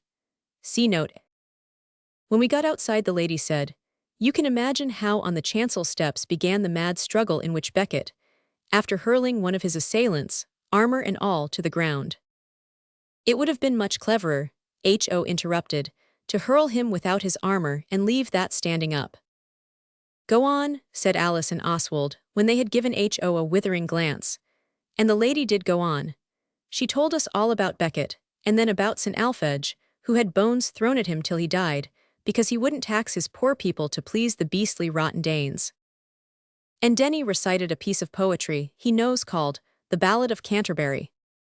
It begins about Danish worship snake-shaped and ends about doing as you'd be done by. It is long, but it has all the beef bones in it, and all about St. Alphege. Then the lady showed us the donjon, and it was like an oast house. And Canterbury walls that Alphege defied the Danes from looked down on a quite common farmyard. The hospital was like a barn, and other things were like other things, but we went all about and enjoyed it very much. The lady was quite amusing, besides sometimes talking like a real cathedral guide I met afterwards. See note B. When at last we said we thought Canterbury was very small considering, the lady said, "Well, it seemed a pity to come so far, and not at least hear something about Canterbury." And then at once we knew the worst, and Alice said, "What a horrid sell," but Oswald with immediate courteousness said, "I don't care, you did it awfully well." And he did not say, though he owns he thought of it. I knew it all the time, though it was a great temptation, because really it was more than half true. He had felt from the first that this was too small for Canterbury. See note C. The real name of the place was Hazelbridge, and not Canterbury at all. We went to Canterbury another time. See note D. We were not angry with the lady for selling us about it being Canterbury, because she had really kept it up first-rate. And she asked us if we minded, very handsomely, and we said we liked it. But now we did not care how soon we got home. The lady saw this and said, "Come, our chariots are ready, and our horses caparisoned." That is a first-rate word out of a book. It cheered Oswald up, and he liked her for using it, though he wondered why she said chariots. When we got back to the inn, I saw her dogcart was there, and a grocer's cart too, with B. Grocer, Hazelbridge on it. She took the girls in her cart and the boys went with the grocer. His horse was a very good one to go, only you had to hit it with the wrong end of the whip. But the cart was very bumpety.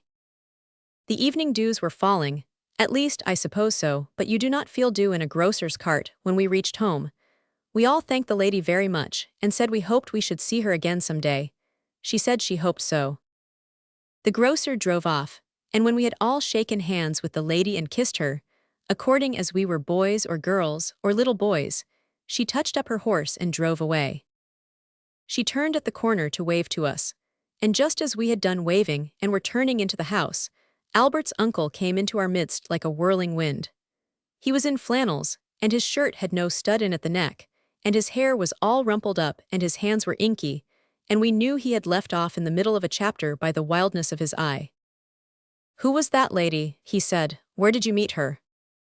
Mindful, as ever, of what he was told, Oswald began to tell the story from the beginning. "The other day, protector of the poor," he began, "Dora and I were reading about the Canterbury Pilgrims." Oswald thought Albert's uncle would be pleased to find his instructions about beginning at the beginning had borne fruit, but instead he interrupted. "Stow it, you young duffer, where did you meet her?" Oswald answered briefly in wounded accents, "Hazelbridge." Then Albert's uncle rushed upstairs 3 at a time, and as he went he called out to Oswald, "Get out my bike, old man, and blow up the back tire." I am sure Oswald was as quick as anyone could have been, but long ere the tire was thoroughly blowed Albert's uncle appeared, with a collar stud and tie and blazer, and his hair tidy, and wrenching the unoffending machine from Oswald's surprised fingers. Albert's uncle finished pumping up the tire, and then flinging himself into the saddle he set off, scorching down the road at a pace not surpassed by any highwayman, however black and high-mettled his steed. We were left looking at each other. "He must have recognized her," Dickie said. "Perhaps," Noel said. "She is the old nurse who alone knows the dark secret of his highborn birth." "Not old enough by chalks," Oswald said. "I shouldn't wonder," said Alice, "if she holds the secret of the will that will make him rolling in long-lost wealth."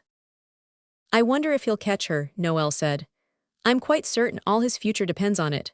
Perhaps she's his long-lost sister, and the estate was left to them equally, only she couldn't be found, so it couldn't be shared up." "Perhaps he's only in love with her," Dora said. "Parted by cruel fate at an early age, he has ranged the wide world ever since trying to find her." "I hope to goodness he hasn't. Anyway, he's not ranged since we knew him, never further than Hastings," Oswald said. "We don't want any of that rot." "What rot?" Daisy asked, and Oswald said, "Getting married, and all that sort of rubbish." And Daisy and Dora were the only ones that didn't agree with him. Even Alice owned that being bridesmaids must be fairly good fun. "It's no good. You may treat girls as well as you like, and give them every comfort and luxury, and play fair just as if they were boys, but there is something unmanly about the best of girls. They go silly, like milk goes sour, without any warning." When Albert's uncle returned, he was very hot, with a beaded brow, but pale as the dentist when the peas were at their worst. "Did you catch her?" H.O. asked. Albert's uncle's brow looked black as the cloud that thunder will presently break from. "No," he said. "Is she your long-lost nurse?" H.O. went on before we could stop him. "Long-lost grandmother. I knew the lady long ago in India," said Albert's uncle, as he left the room, slamming the door in a way we should be forbidden to. And that was the end of the Canterbury pilgrimage. As for the lady, we did not then know whether she was his long-lost grandmother that he had known in India or not, though we thought she seemed youngish for the part. We found out afterwards whether she was or not, but that comes in another part. His manner was not the one that makes you go on asking questions. The Canterbury pilgriming did not exactly make us good, but then, as Dora said, we had not done anything wrong that day, so we were 24 hours to the good. Note A. Afterwards we went and saw real Canterbury. It is very large. A disagreeable man showed us round the cathedral and jawed. All the time quite loud as if it wasn't a church. I remember one thing. He said it was this. "This is the Dean's Chapel. It was the Lady Chapel in the wicked days, when people used to worship the Virgin Mary." And H.O. said, "I suppose they worship the Dean now." Some strange people who were there laughed out loud. "I think this is worse in church than not taking your cap off when you come in," as H.O. forgot to do, because the cathedral was so big he didn't think it was a church. Note B, see Note C.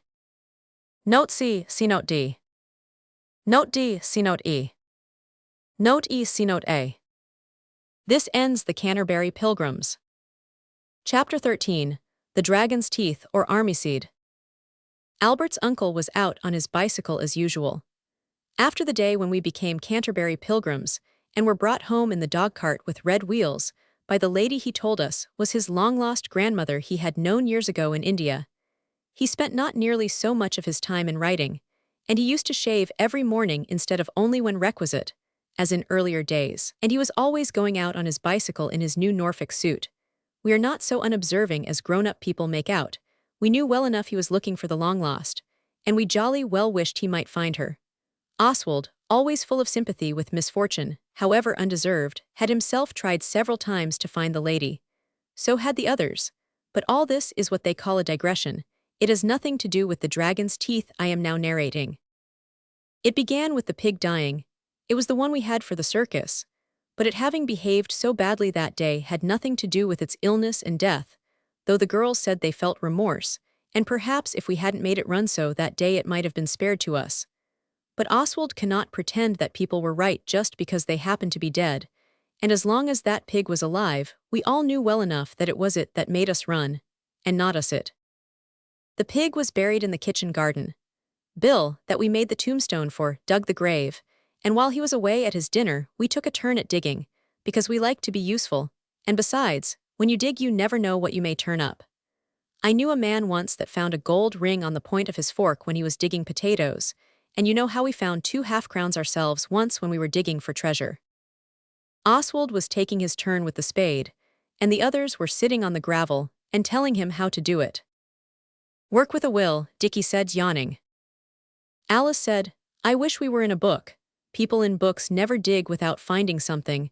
I think I'd rather it was a secret passage than anything." Oswald stopped to wipe his honest brow ere replying. "A secret's nothing when you've found it out. Look at the secret staircase. It's no good, not even for hide-and-seek because of its squeaking. I'd rather have the pot of gold we used to dig for when we were little. It was really only last year, but you seem to grow old very quickly after you have once passed the prime of your youth, which is at 10, I believe.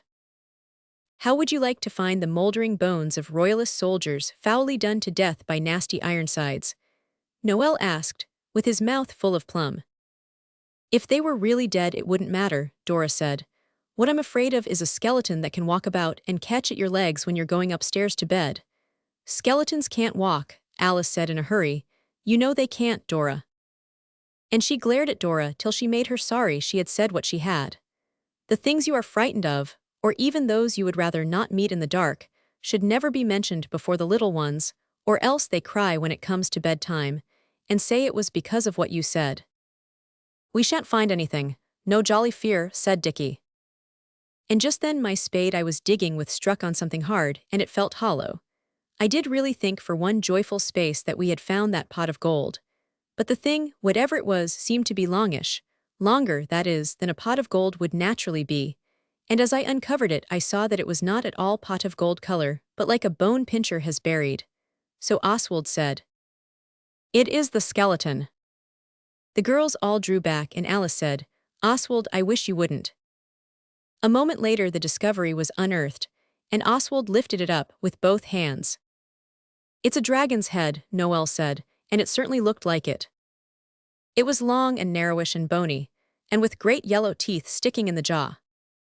Bill came back just then, and said it was a horse's head, but H.O. and Noel would not believe it, and Oswald owns that no horse he has ever seen had a head at all that shape. But Oswald did not stop to argue, because he saw a keeper who showed me how to set snares going by, and he wanted to talk to him about ferrets, so he went off and Dickie and Denny and Alice with him. Also Daisy and Dora went off to finish reading Ministering Children. So H.O. and Noel were left with the bony head. They took it away. The incident had quite faded from the mind of Oswald next day. But just before breakfast, Noel and H.O. came in, looking hot and anxious. They had got up early and had not washed at all, not even their hands and faces. Noel made Oswald a secret signal. All the others saw it, and with proper delicate feeling pretended not to have. When Oswald had gone out with Noel, and H.O. in obedience to the secret signal, Noel said, "You know that dragon's head yesterday?"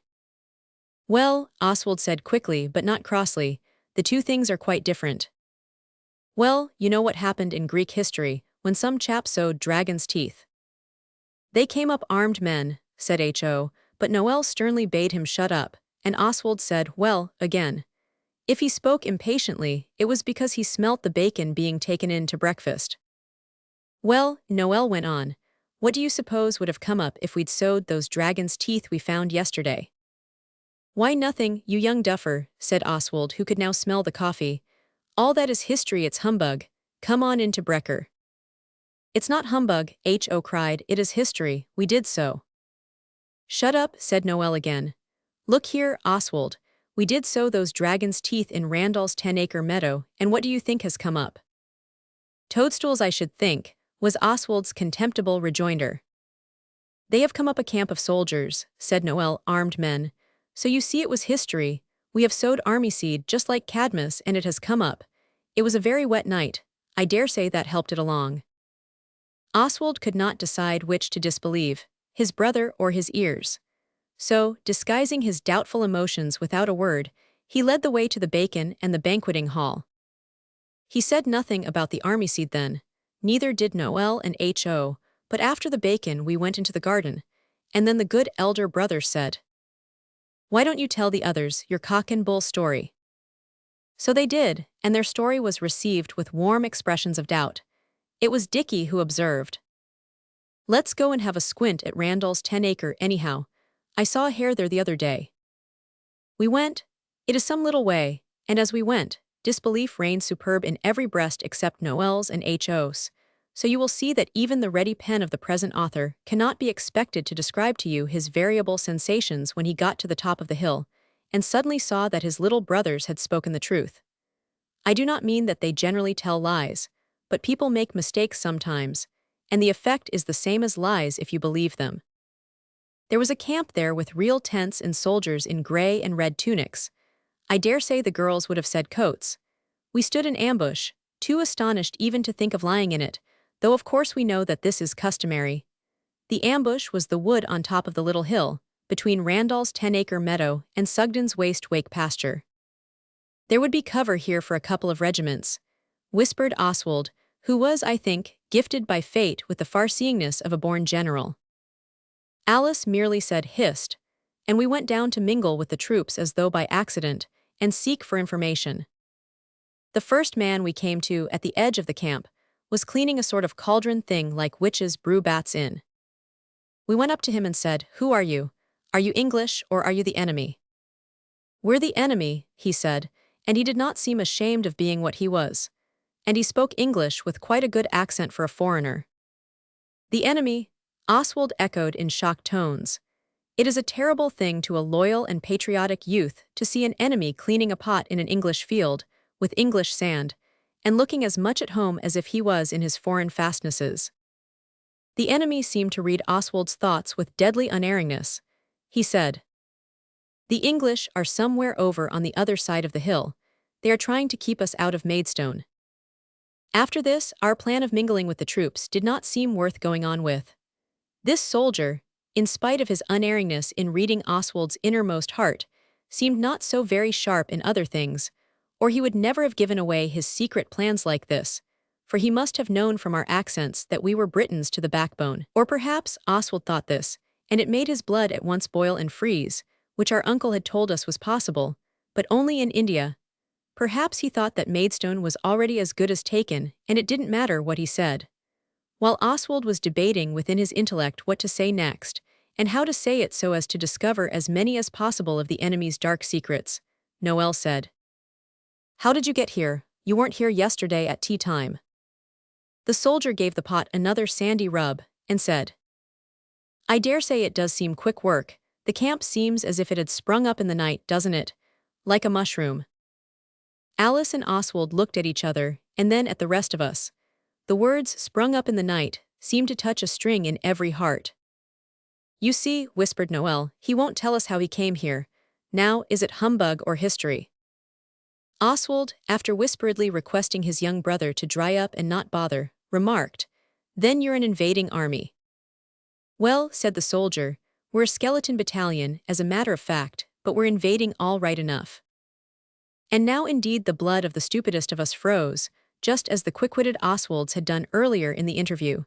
Even H.O. opened his mouth and went the color of mottled soap. He is so fat that this is the nearest he can go to turning pale. Denny said, But you don't look like skeletons."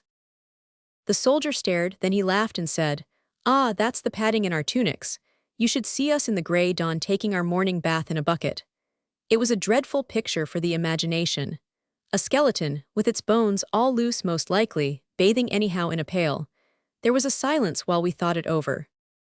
Now, ever since the cleaning cauldron soldier had said that about taking Maidstone, Alice had kept on pulling at Oswald's jacket behind, and he had kept on not taking any notice. But now he could not stand it any longer, so he said, "Well, what is it?" Alice drew him aside, or rather she pulled at his jacket so that he nearly fell over backwards, and then she whispered, "Come along, don't stay parleying with the foe. He's only talking to you to gain time." "What for?" said Oswald. "Why, so that we shouldn't warn the other army, you silly," Alice said, and Oswald was so upset by what she said that he forgot to be properly angry with her for the wrong word she used. "But we ought to warn them at home," she said. "Suppose the moat house was burned down and all the supplies commandeered for the foe." Alice turned boldly to the soldier. "Do you burn down farms?" she asked. "Well, not as a rule," he said, and he had the cheek to wink at Oswald, but Oswald would not look at him. "We've not burned a farm since, oh, not for years." "A farm in Greek history it was, I expect," Denny murmured. "Civilized warriors do not burn farms nowadays," Alice said sternly. "Whatever they did in Greek times, you ought to know that."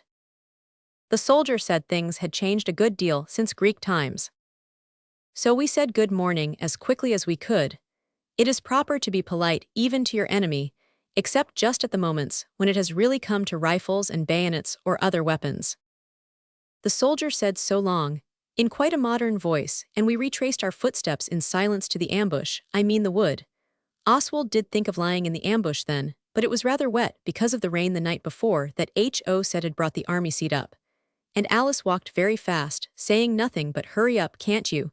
and dragging H.O. by one hand and Noel by the other. So we got into the road. Then Alice faced round and said, "This is all our fault. If we hadn't sowed those dragons' teeth, there wouldn't have been any invading army." "I am sorry to say," Daisy said. "Never mind, Alice dear. We didn't sow the nasty things, did we, Dora?" But Denny told her it was just the same. It was we had done it, so long as it was any of us, especially if it got any of us into trouble. Oswald was very pleased to see that the dentist was beginning to understand the meaning of true manliness, and about the honor of the house of Bastable, though of course he is only a Fawkes. Yet it is something to know he does his best to learn. If you are very grown up, or very clever, I dare say you will now have thought of a great many things. If you have, you need not say anything, especially if you're reading this aloud to anybody. It's no good putting in what you think in this part, because none of us thought anything of the kind at the time. We simply stood in the road without any of your clever thoughts, filled with shame and distress to think of what might happen owing to the dragon's teeth being sown. It was a lesson to us never to sow seed without being quite sure what sort it is. This is particularly true of the penny packets, which sometimes do not come up at all, quite unlike dragon's teeth. Of course H.O. and Noel were more unhappy than the rest of us. This was only fair. "How can we possibly prevent their getting to Maidstone?" Dickie said. "Did you notice the red cuffs on their uniforms? Taken from the bodies of dead English soldiers, I shouldn't wonder. If they're the old Greek kind of dragon's teeth soldiers, they ought to fight each other to death," Noel said. "At least, if we had a helmet to throw among them." But none of us had, and it was decided that it would be of no use for H.O. to go back and throw his straw hat at them, though he wanted to. Denny said suddenly, "Couldn't we alter the signposts, so that they wouldn't know the way to Maidstone?" Oswald saw that this was the time for true generalship to be shown. He said, "Fetch all the tools out of your chest, Dickie go too, there's a good chap, and don't let him cut his legs with the saw." He did once, tumbling over it. "Meet us at the crossroads, you know, where we had the benevolent bar. Courage and dispatch, and look sharp about it." When they had gone we hastened to the crossroads, and there a great idea occurred to Oswald. He used the forces at his command so ably that in a very short time the board in the field which says "No thoroughfare. Trespassers will be prosecuted" was set up in the middle of the road to Maidstone. We put stones, from a heap by the road, behind it to make it stand up. Then Dickie and Denny came back, and Dickie shinned up the signpost and sawed off the two arms, and we nailed them up wrong, so that it said to Maidstone on the Dover Road, and to Dover on the road to Maidstone. We decided to leave the trespassers board on the real Maidstone Road, as an extra guard. Then we settled to start at once to warn Maidstone. Some of us did not want the girls to go, but it would have been unkind to say so. However, there was at least one breast that felt a pang of joy when Dora and Daisy gave out that they would rather stay where they were and tell anybody who came by which was the real road.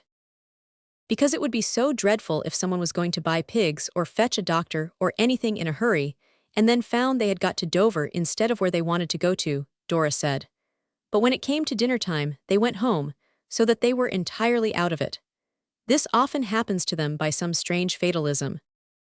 We left Martha to take care of the two girls, and Lady and Pincher went with us. It was getting late in the day, but I am bound to remember no one said anything about their dinners, whatever they may have thought. We cannot always help our thoughts. We happened to know it was roast rabbits and currant jelly that day. We walked two and two, and sang the British Grenadiers and Soldiers of the Queen, so as to be as much part of the British Army as possible. The Cauldron Man had said the English were the other side of the hill, but we could not see any scarlet anywhere, though we looked for it as carefully as if we had been fierce bulls. But suddenly we went round a turn in the road and came plump into a lot of soldiers. Only they were not red coats. They were dressed in grey and silver, and it was a sort of furzy commonplace, and 3 roads branching out. The men were lying about, with some of their belts undone, smoking pipes and cigarettes. "It's not British soldiers," Alice said. Oh dear, I'm afraid it's more enemy. You didn't sow the army seed anywhere else, did you, H.O. dear?" H.O. was positive he hadn't. "But perhaps lots more came up where we did sow them," he said. "They're all over England by now very likely. I don't know how many men can grow out of one dragon's tooth." Then Noel said, "It was my doing anyhow, and I'm not afraid." And he walked straight up to the nearest soldier, who was cleaning his pipe with a piece of grass, and said, "Please, are you the enemy?" The man said. "No, young Commander-in-Chief, we're the English." Then Oswald took command. "Where is the general?" he said. "We're out of generals just now, Field Marshal," the man said, and his voice was a gentleman's voice. "Not a single one in stock. We might suit you in majors now, and captains are quite cheap. Competent corporals going for a song, and we have a very nice colonel, too quiet to ride or drive." Oswald does not mind chaff at proper times, but this was not one. "You seem to be taking it very easy," he said with disdainful expression. "This isn't easy," said the grey soldier, sucking at his pipe to see if it would draw. "I suppose you don't care if the enemy gets into Maidstone or not," exclaimed Oswald bitterly. "If I were a soldier, I'd rather die than be beat." The soldier saluted. "Good old patriotic sentiment," he said, smiling at the heartfelt boy. But Oswald could bear no more. "Which is the colonel?" he asked. "Over there, near the grey horse." "The one lighting a cigarette?" H.O. asked. "Yes, but I say, Kitty, he won't stand any jaw. There's not an ounce of vice about him, but he's peppery. He might kick out. You'd better bunk." "Better what?" asked H.O. "Bunk, bottle, scoot, skip, vanish, exit," said the soldier. "That's what you do when the fighting begins," said H.O. "He is often rude like that. But it was what we all thought, all the same." The soldier only laughed. A spirited but hasty altercation among ourselves in whispers ended in our allowing Alice to be the one to speak to the colonel. It was she who wanted to. "However peppery he is, he won't kick a girl," she said, and perhaps this was true. But of course we all went with her. So there were 6 of us to stand in front of the colonel. And as we went along, we agreed that we would salute him on the word 3. So when we got near, Dick said, 1, 2, 3, and we all saluted very well, except H.O., who chose that minute to trip over a rifle a soldier had left lying about, and was only saved from falling by a man in a cocked hat who caught him deftly by the back of his jacket and stood him on his legs. "Let go, can't you?" said H.O. "Are you the general?" Before the cocked hat had time to frame a reply, Alice spoke to the colonel. I knew what she meant to say, because she had told me as we threaded our way among the resting soldiery. What she really said was, "Oh, how can you?" "How can I what?" said the colonel rather crossly. "Why smoke," said Alice. My good children, if you're an infant band of hope, let me recommend you to play in some other backyard, said the cock-hatted man. Ho said, Band of hope yourself, but no one noticed it. We're not a band of hope, said Noel. We're British, and the man over there told us you are, and Maidstone's in danger, and the enemy not a mile off, and you stand smoking. Noel was standing crying himself, or something very like it. It's quite true, Alice said. The Colonel said, Fiddle-dee-dee. But the cocked-hatted man said, What was the enemy like? We told him exactly, and even the Colonel then owned there might be something in it. Can you show me the place where they are on the map? He asked. Not on the map we can't, said Dickie. At least, I don't think so, but on the ground we could. We could take you there in a quarter of an hour. The cocked-hatted one looked at the Colonel, who returned his scrutiny, then he shrugged his shoulders. Well, we've got to do something, he said, as if to himself. Lead on, Macduff. The Colonel roused his soldiery from their stupor of pipes, by words of command, which the present author is sorry he can't remember. Then he bade us boys lead the way. I tell you it felt fine, marching at the head of a regiment. Alice got a lift on the cocked-hatted one's horse. It was a red-roan steed of might, exactly as if it had been in a ballad. They call a grey roan a blue in South Africa, the cocked-hatted one said. We led the British army by unfrequented lanes till we got to the gate of Sugden's waste-wake pasture. Then the Colonel called a whispered halt, and choosing 2 of us to guide him, the dauntless and discerning commander went on foot with an orderly. He chose Dickie and Oswald as guides. So we led him to the ambush, and we went through it as quietly as we could. But twigs do crackle and snap so when you are reconnoitering, or anxious to escape detection for whatever reason. Our Colonel's orderly crackled most. If you're not near enough to tell a colonel by the crown and stars on his shoulder strap, you can tell him by the orderly behind him, like, follow my leader. Look out, said Oswald in a low but commanding whisper. The camp's down in that field. You can see if you take a squint through this gap. The speaker took a squint himself as he spoke, and drew back, baffled beyond the power of speech. While he was struggling with his baffledness, the British colonel had his squint. He also drew back, and said a word that he must have known was not right, at least when he was a boy. I don't care, said Oswald. They were there this morning. White tents like mushrooms and an enemy cleaning a cauldron. With sand, said Dickie. That's most convincing, said the colonel, and I did not like the way he said it. I say, Oswald said, let's get to the top corner of the ambush, the wood I mean. You can see the crossroads from there. We did, and quickly, for the crackling of branches no longer dismayed our almost despairing spirits. We came to the edge of the wood, and Oswald's patriotic heart really did give a jump, and he cried, There they are on the Dover Road. Our miscellaneous signboard had done its work. By Jove, young un, you're right, and in quarter column too, we've got him on toast, egad. I never heard anyone not in a book say egad before, so I saw something really out of the way was indeed up. The colonel was a man of prompt and decisive action. He sent the orderly to tell the major to advance 2 companies on the left flank and take cover. Then we led him back through the wood the nearest way, because he said he must rejoin the main body at once. We found the main body very friendly with Noel and Ho and the others, and Alice was talking to the cocked-hatted one as if she had known him all her life. I think he's a general in disguise, Noel said. He's been giving us chocolate out of a pocket in his saddle. Oswald thought about the roast rabbit then, and he is not ashamed to own it, yet he did not say a word. But Alice is really not a bad sort. She had saved 2 bars of chocolate for him and Dickie. Even in war, girls can sometimes be useful in their humble way. The colonel fussed about and said, Take cover there. And everybody hid in the ditch, and the horses and the cocked hat with Alice retreated down the road out of sight. We were in the ditch too. It was muddy, but nobody thought of their boots in that perilous moment. It seemed a long time we were crouching there. Oswald began to feel the water squelching in his boots, so we held our breath and listened. Oswald laid his ear to the road like a red Indian. You would not do this in time of peace, but when your country is in danger you care but little about keeping your ears clean. His backwoods strategy was successful. He rose and dusted himself and said, They're coming. It was true. The footsteps of the approaching foe were now to be heard quite audibly, even by ears in their natural position. The wicked enemy approached.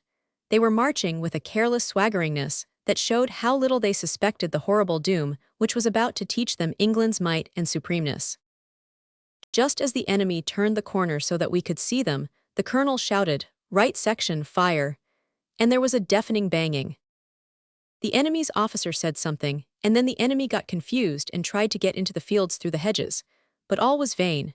There was firing now from our men on the left as well as the right.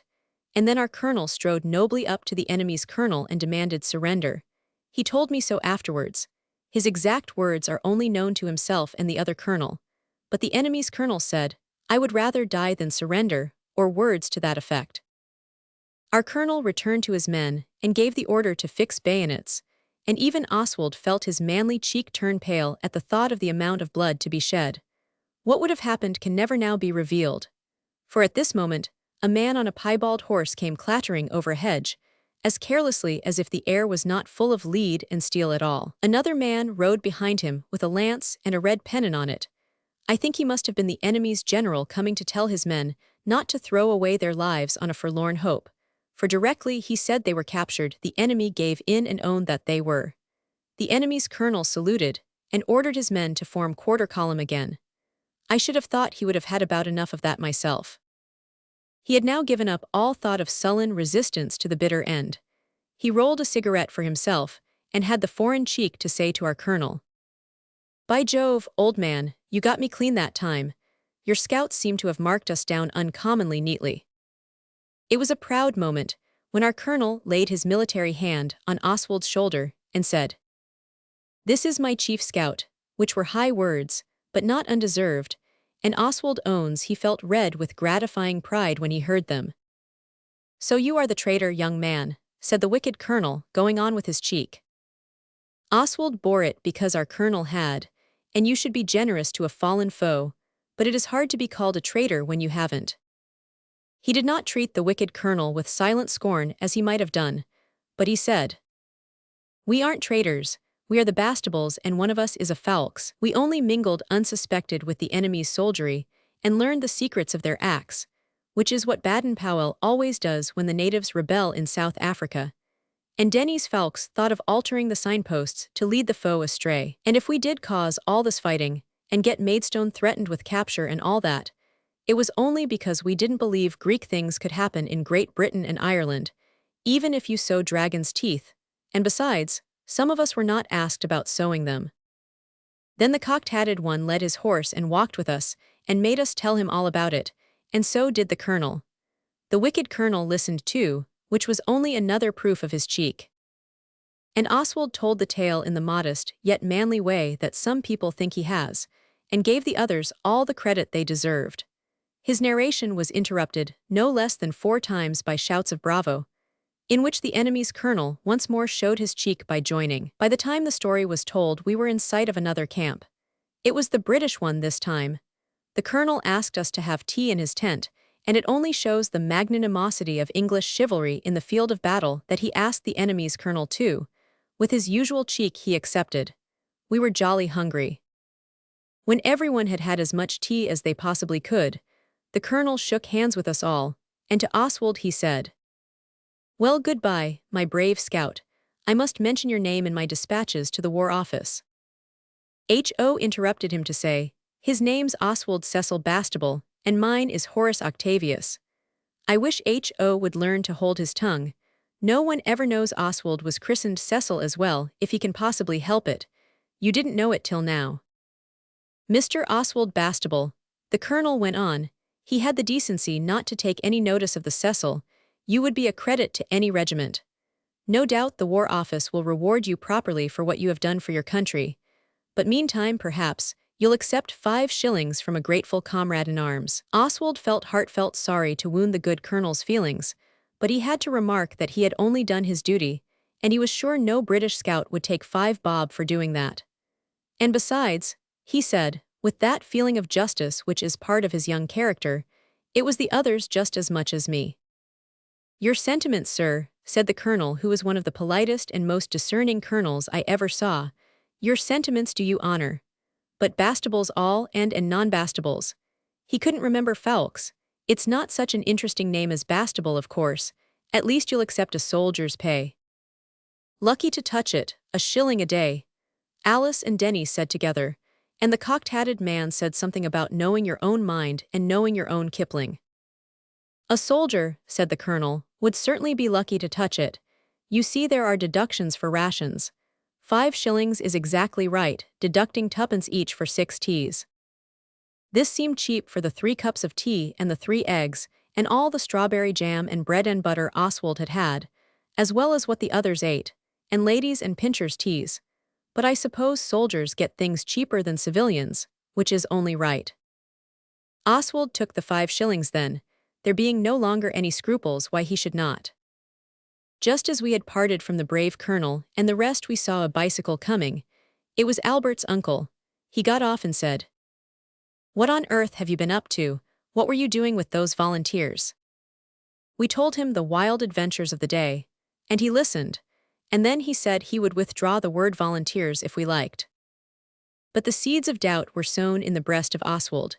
He was now almost sure that we had made jolly fools of ourselves without a moment's pause throughout the whole of this eventful day. He said nothing at the time, but after supper, he headed out with Albert's uncle about the word which had been withdrawn. Albert's uncle said, of course, no one could be sure that the dragon's teeth hadn't come up in the good old-fashioned way, but that, on the other hand, it was barely possible that both the British and the enemy were only volunteers having a field day or sham fight, and he rather thought the cocked-hatted man was not a general, but a doctor, and the man with a red pennon carried behind him might have been the umpire. Oswald never told the others a word of this. Their young breasts were all panting with joy because they had saved their country, and it would have been but heartless unkindness to show them how silly they had been. Besides, Oswald felt he was much too old to have been so taken in if he had been. Besides, Albert's uncle did say that no one could be sure about the dragon's teeth. The thing that makes Oswald feel most that perhaps the whole thing was a beastly sell was that we didn't see any wounded. But he tries not to think of this, and if he goes into the army when he grows up, he will not go quite green. He has had experience of the arts of war and the tented field, and a real colonel has called him comrade in arms, which is exactly what Lord Roberts called his own soldiers when he wrote home about them. Chapter 14. Albert's uncle's grandmother or the long-lost. The shadow of the termination now descended in sable thunderclouds upon our devoted knobs.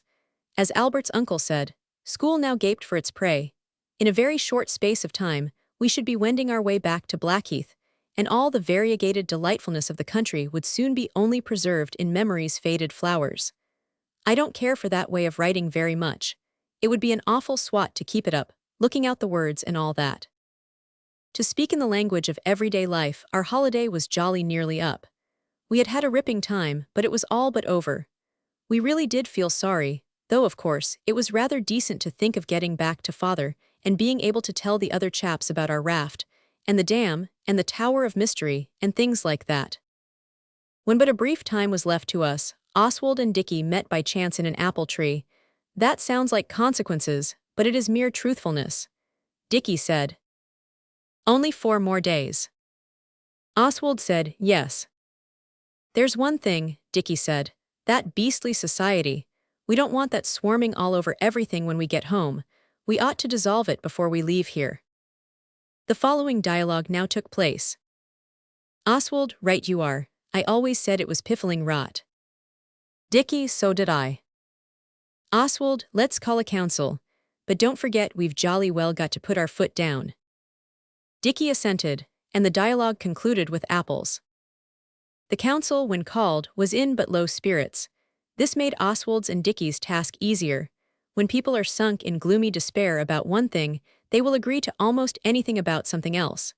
Remarks like this are called philosophically generalizations, Albert's uncle says. Oswald began by saying, "We've tried the society for being good in, and perhaps it's done us good.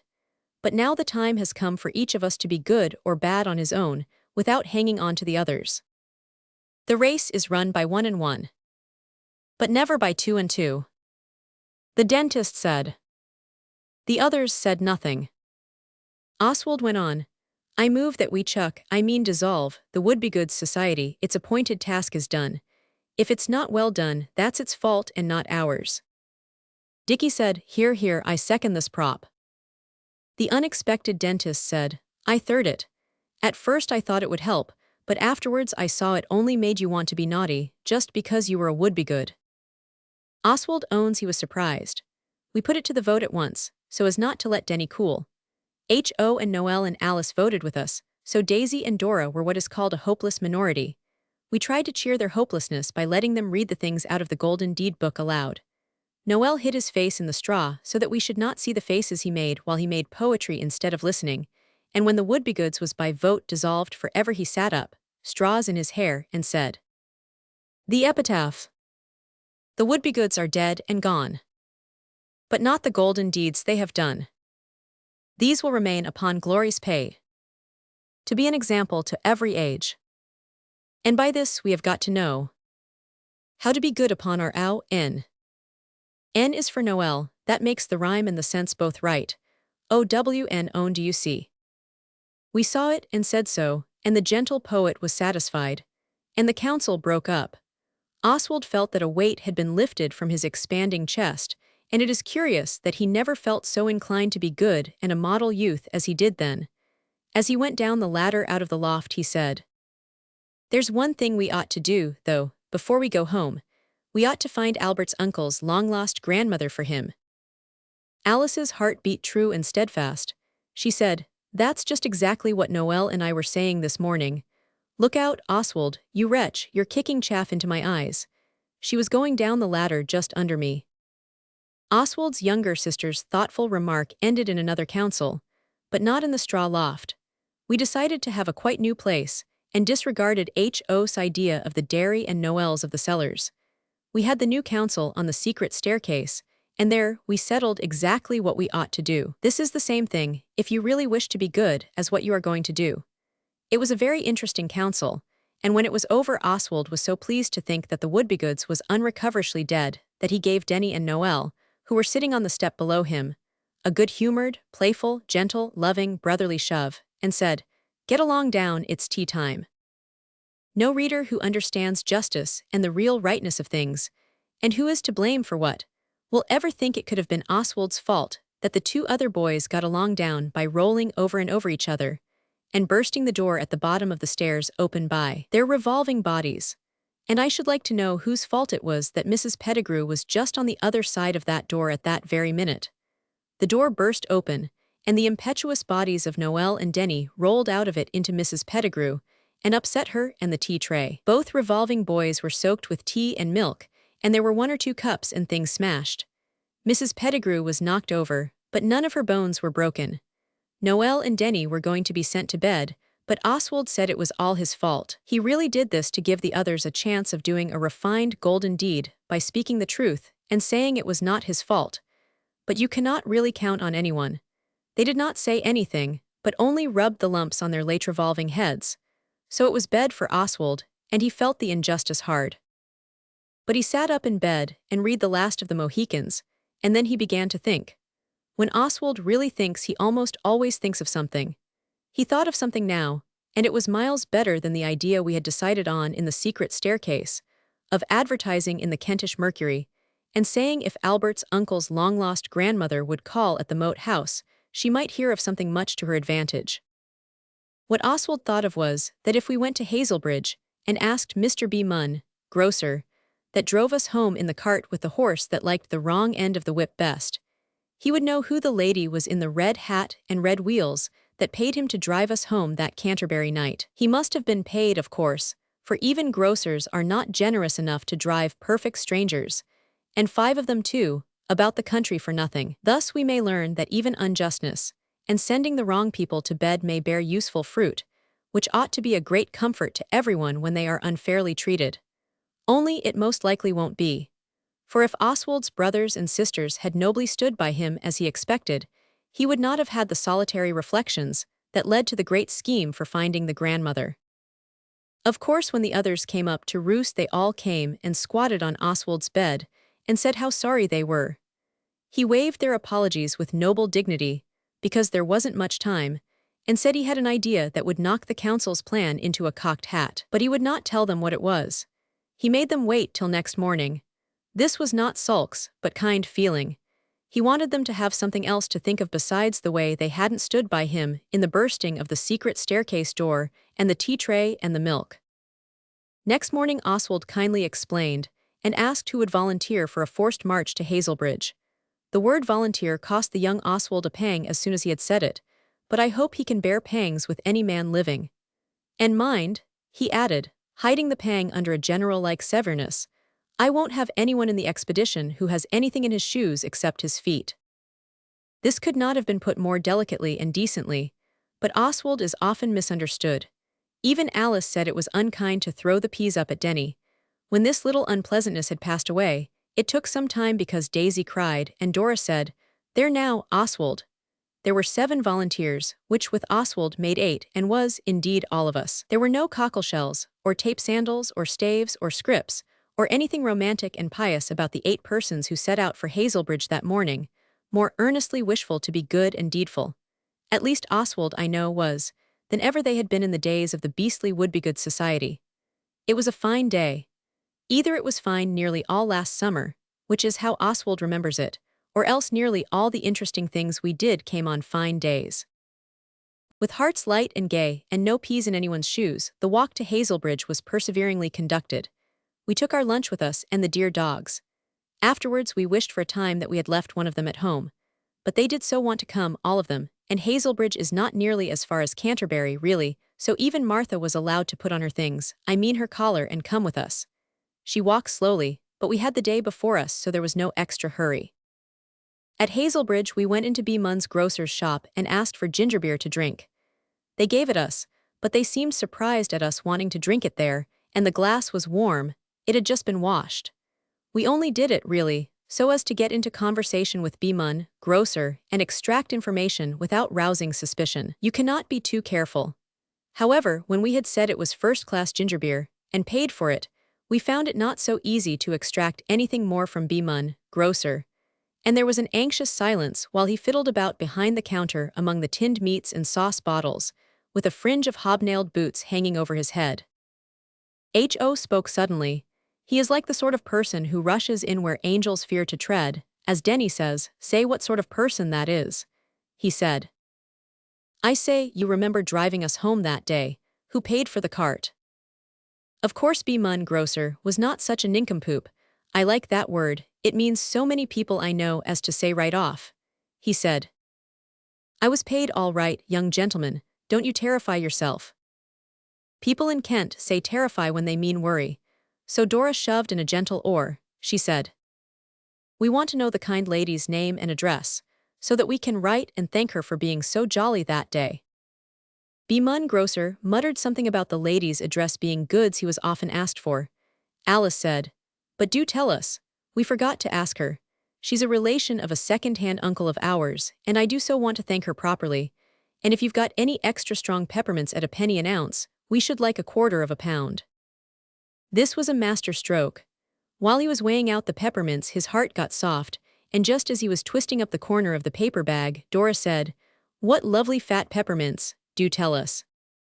And B. Munn's heart was now quite melted, he said. It's Miss Ashley, and she lives at the Cedars, about a mile down the Maidstone Road. We thanked him, and Alice paid for the peppermints.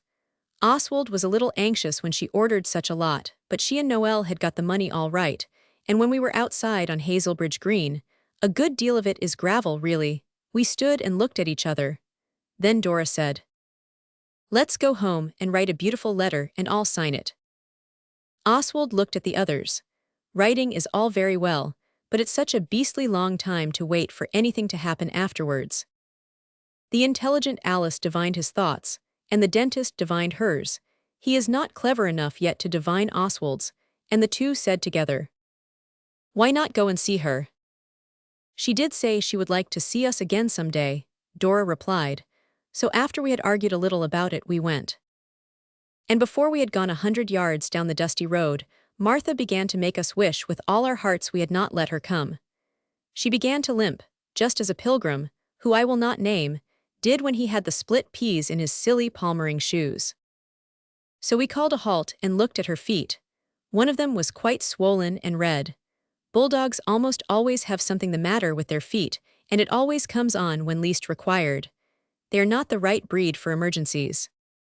There was nothing for it but to take it in turns to carry her. She is very stout, and you have no idea how heavy she is. A half-hearted, unadventurous person, I name no names, but Oswald, Alice, Noel, Dickie, Daisy, and Denny will understand me, said, "Why not go straight home and come another day without Martha?" But the rest agreed with Oswald when he said it was only a mile, and perhaps we might get a lift home with the poor invalid. Martha was very grateful to us for our kindness. She put her fat white arms round the person's neck who happened to be carrying her. She is very affectionate, but by holding her very close to you, you can keep her from kissing your face all the time. As Alice said, bulldogs do give you such large, wet, pink kisses. A mile is a good way when you have to take your turn at carrying Martha. At last we came to a hedge with a ditch in front of it, and chains swinging from posts to keep people off the grass and out of the ditch, and a gate with the cedars on it in gold letters. All very neat and tidy, and showing plainly that more than one gardener was kept. There we stopped. Alice put Martha down, grunting with exhaustedness, and said, "Look here, Dora and Daisy, I don't believe a bit that it's his grandmother. I'm sure Dora was right, and it's only his horrid sweetheart. I feel it in my bones. Now, don't you really think we'd better chuck it? We're sure to catch it for interfering. We always do." "The cross of true love never did come smooth," said the dentist. "We ought to help him to bear his cross.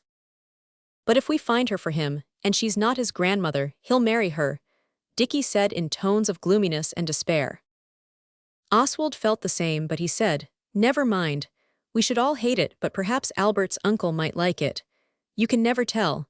If you want to do a really unselfish action and no kid, now's your time, my late Wouldbegoods." No one had the face to say right out that they didn't want to be unselfish. But it was with sad hearts that the unselfish seekers opened the long gate and went up the gravel drive between the rhododendrons and other shrubberies towards the house. I think I have explained to you before that the eldest son of anybody is called the representative of the family if his father isn't there. This was why Oswald now took the lead. When we got to the last turn of the drive, it was settled that the others were to noiselessly ambush in the rhododendrons, and Oswald was to go on alone and ask at the house for the grandmother from India. I mean Miss Ashley. So he did, but when he got to the front of the house and saw how neat the flower beds were with red geraniums, and the windows all bright and speckless with muslin blinds and brass rods, and a green parrot in a cage in the porch, and the doorstep newly whited, lying clean and untrodden in the sunshine, he stood still and thought of his boots and how dusty the roads were, and wished he had not gone into the farmyard after eggs before starting that morning. As he stood there in anxious uncertainness, he heard a low voice among the bushes.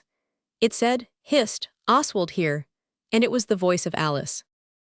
So he went back to the others among the shrubs, and they all crowded round their leader full of importable news. "She's not in the house, she's here," Alice said in a low whisper that seemed nearly all S's. "Close by, she went by just this minute with a gentleman. And they're sitting on a seat under a tree on a little lawn, and she's got her head on his shoulder, and he's holding her hand. I never saw anyone look so silly in all my born," Dickie said. "It's sickening," Denny said, trying to look very manly with his legs wide apart. "I don't know," Oswald whispered. "I suppose it was Albert's uncle." "Not much," Dickie briefly replied. "Then don't you see it's all right? If she's going on like that with this fellow, she'll want to marry him, and Albert's uncle is safe. And we've really done an unselfish action without having to suffer for it afterwards." With a stealthy movement, Oswald rubbed his hands as he spoke in real joyfulness. "We decided that we had better bunk unnoticed, but we had reckoned without Martha. She had strolled off limping to look about her a bit in the shrubbery." "Where's Martha?" Dora suddenly said. "She went that way," pointingly remarked H.O. "Then fetch her back, you young duffer. What did you let her go for?" Oswald said. "And look sharp, don't make a row." He went. A minute later we heard a hoarse squeak from Martha, the one she always gives when suddenly collared from behind, and a little squeal in a ladylike voice, and a man say, "Hallo." And then we knew that H.O. had once more rushed in where angels might have thought twice about it. We hurried to the fatal spot, but it was too late. We were just in time to hear H.O. say, "I'm sorry if she frightened you, but we've been looking for you. Are you Albert's uncle's long-lost grandmother?" "No," said Our Lady unhesitatingly. It seemed vain to add 7 more agitated actors to the scene now going on. We stood still. The man was standing up. He was a clergyman, and I found out afterwards he was the nicest we ever knew except our own Mr. Briston at Lewisham, who is now a canon or a dean, or something grand that no one ever sees. At present I did not like him. He said, "No, this lady is nobody's grandmother. May I ask in return how long it is since you escaped from the lunatic asylum, my poor child, and whence your keeper is?" H.O. took no notice of this at all, except to say, "I think you are very rude, and not at all funny, if you think you are." The lady said, "My dear, I remember you now perfectly. How are all the others, and are you pilgrims again today?" H.O. does not always answer questions. He turned to the man and said, "Are you going to marry the lady?" "Margaret," said the clergyman, "I never thought it would come to this. He asks me my intentions." "If you are," said H.O., "it's all right, because if you do, Albert's uncle can't, at least, not till you're dead. And we don't want him to." "Flattering, upon my word," said the clergyman, putting on a deep frown. "Shall I call him out, Margaret, for his poor opinion of you, or shall I send for the police?" Alice now saw that H.O., though firm, was getting muddled and rather scared. She broke cover and sprang into the middle of the scene. "Don't let him rag H.O. any more," she said. "It's all our faults. You see, Albert's uncle was so anxious to find you. We thought perhaps you were his long-lost heiress sister, or his old nurse who alone knew the secret of his birth, or something, and we asked him, and he said you were his long-lost grandmother he had known in India. And we thought that must be a mistake, and that really you were his long-lost sweetheart. And we tried to do a really unselfish act and find you for him, because we don't want him to be married at all." "It isn't because we don't like you," Oswald cut in, now emerging from the bushes, "and if he must marry, we'd sooner it was you than anyone. Really we would." "A generous concession, Margaret," the strange clergyman uttered, "most generous, but the plot thickens. It's almost pea soup-like now. 1 or 2 points clamor for explanation.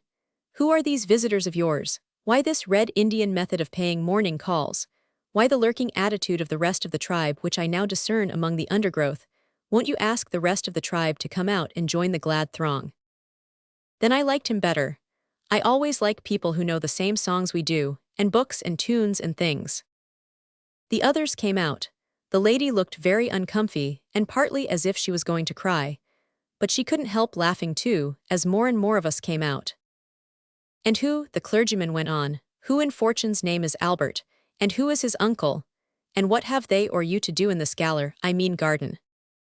We all felt rather silly, and I don't think I ever felt more than then what an awful lot there were of us.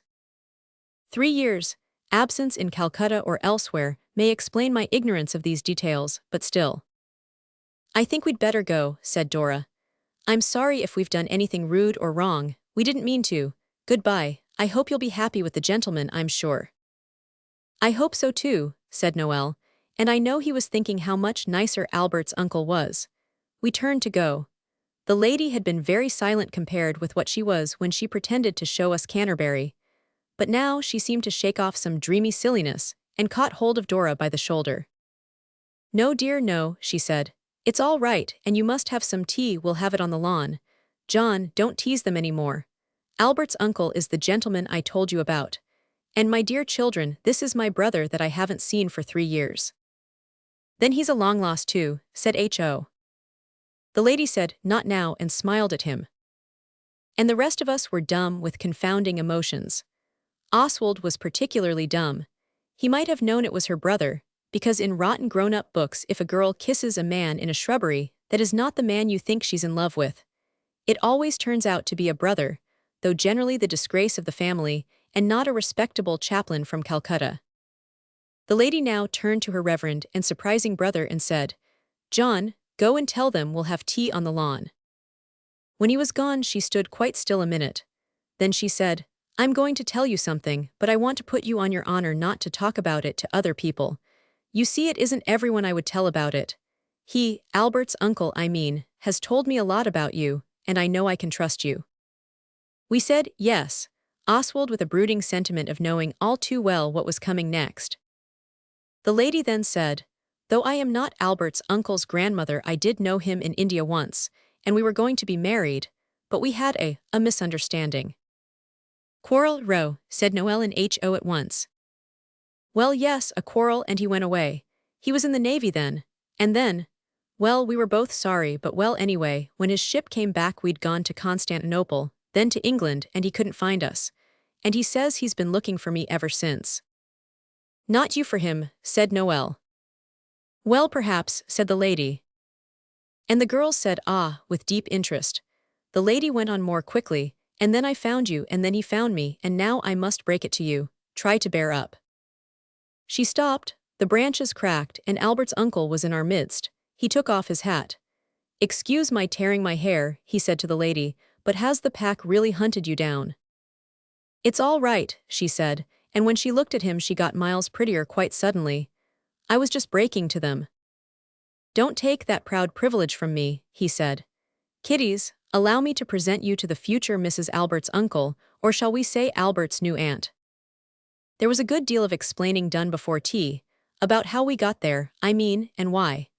But after the first bitterness of disappointment, we felt not nearly so sorry as we had expected to, for Albert's uncle's lady was very jolly to us, and her brother was awfully decent, and showed us a lot of first-class native curiosities and things, unpacking them on purpose, skins of beasts and beads and brass things, and shells from different savage lands besides India. And the lady told the girls that she hoped they would like her as much as she liked them, and if they wanted a new aunt, she would do her best to give satisfaction in the new situation.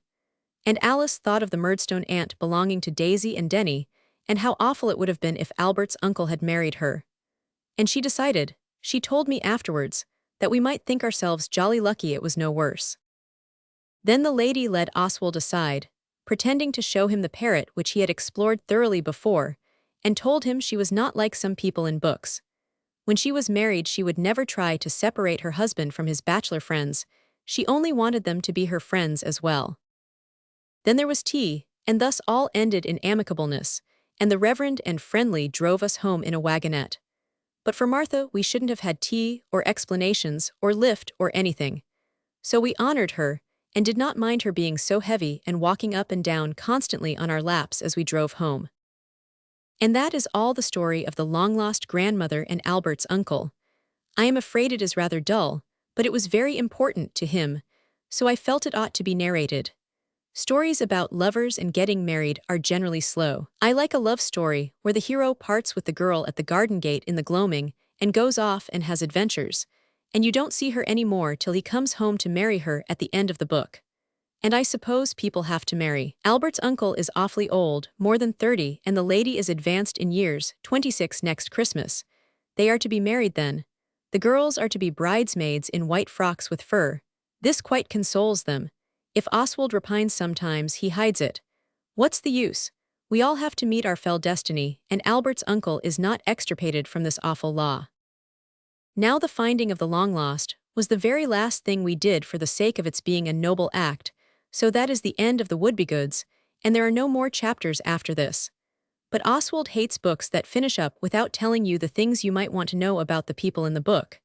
So here goes. We went home to the beautiful Blackheath house. It seemed very stately and mansion-like after the moat house, and everyone was most frightfully pleased to see us. Mrs. Pettigrew cried when we went away.